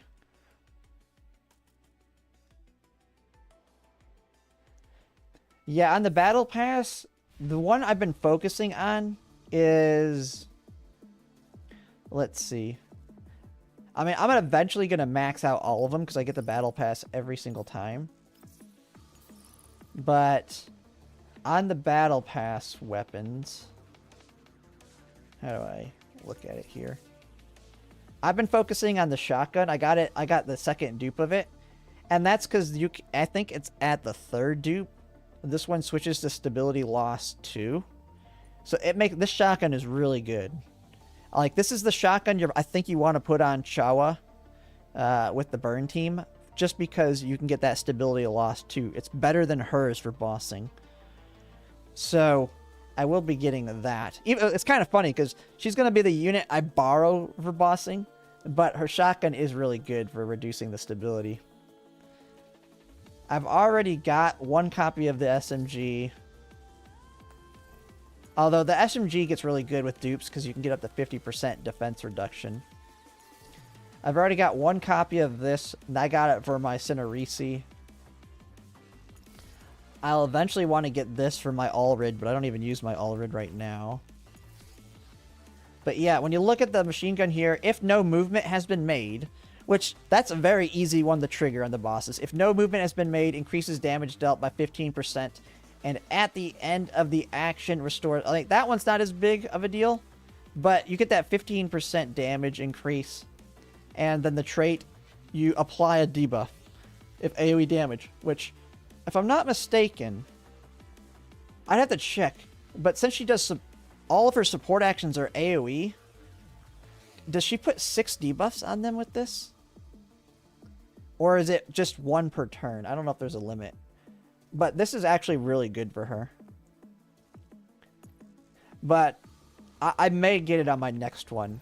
Because I don't really... The shotgun, I do want to get to max dupes eventually because of its advantage of the stability loss. But I'm not really taking an advantage of it really right now anyway. So I might just get the machine gun on the next battle, the next one. Because it just straight outright is better than hers. I mean, her own gun is good if you have a heavy AoE content, but if you don't, I mean, Klukai doesn't need her as much for the heavy AoE content too. So I'll probably end up getting that one on the next one. But I'm eventually going to get all of them maxed out. She inflicts a lot of debuffs with Klukai. Yeah. Yes, I'll get that on the next turn. Or the next battle pass. Oh, I can do this again. Always get the gold here. I have tons of gold, but it's a limited restore. Oh yeah, HP restore. Yeah, it's always... None of them have been doing enough damage, but I could see them increasing the damage they do.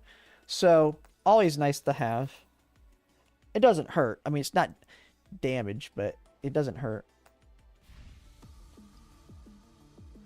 But I think we've pretty much done everything. Oh man, it's already noon. I need to feed the dogs now too and eat myself. So we've done that. Finally got my piece. So it'll actually be time to move on to the machine gun one.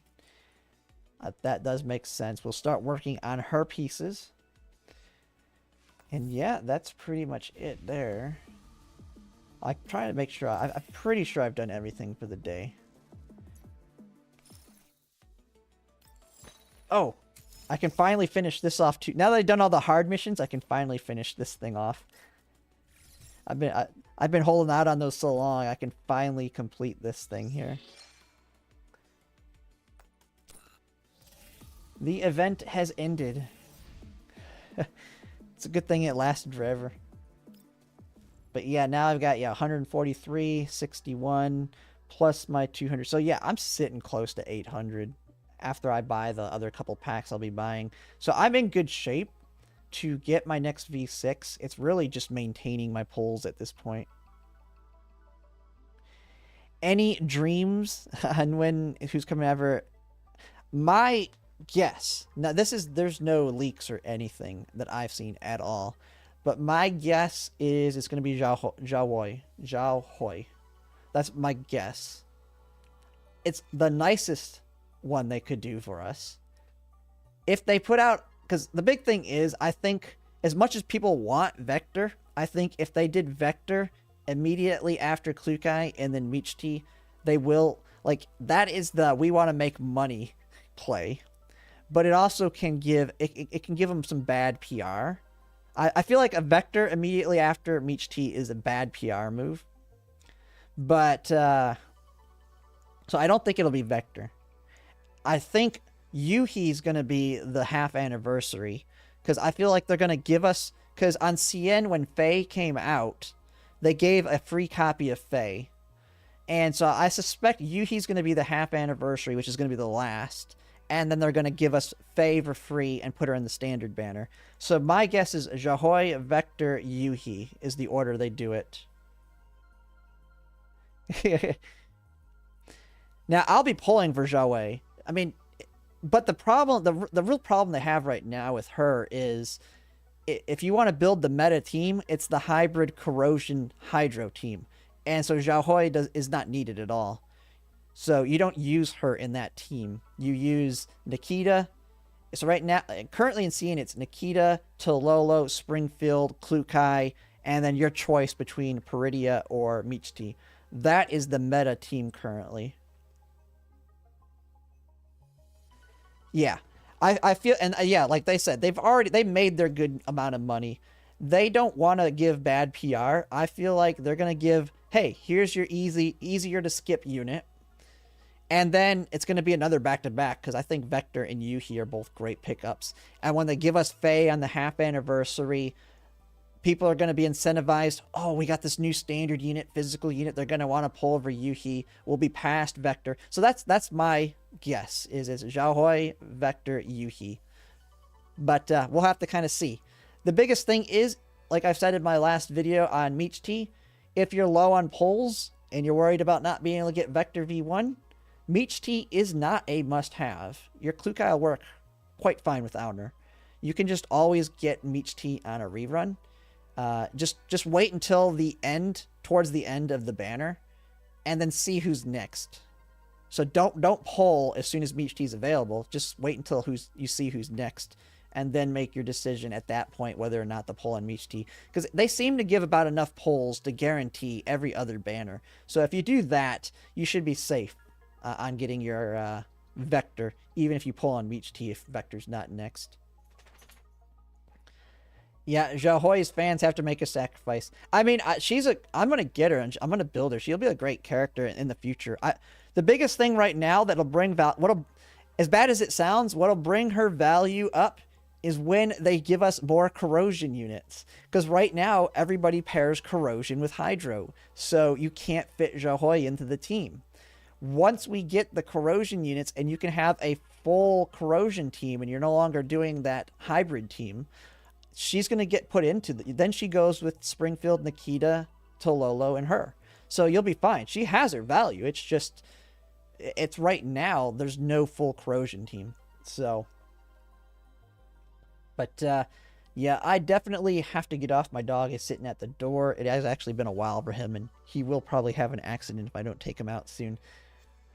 But yeah, it's been a good stream. I will be back on later tonight, though, for some Reverse Collapse. And then, who knows, I may try out Nikkei tomorrow. We'll just kind of have to see. I tend not to stream on Sundays. But, yeah,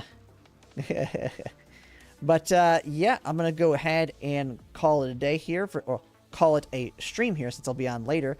But yeah, I'll see you guys later. And thanks for watching, everybody.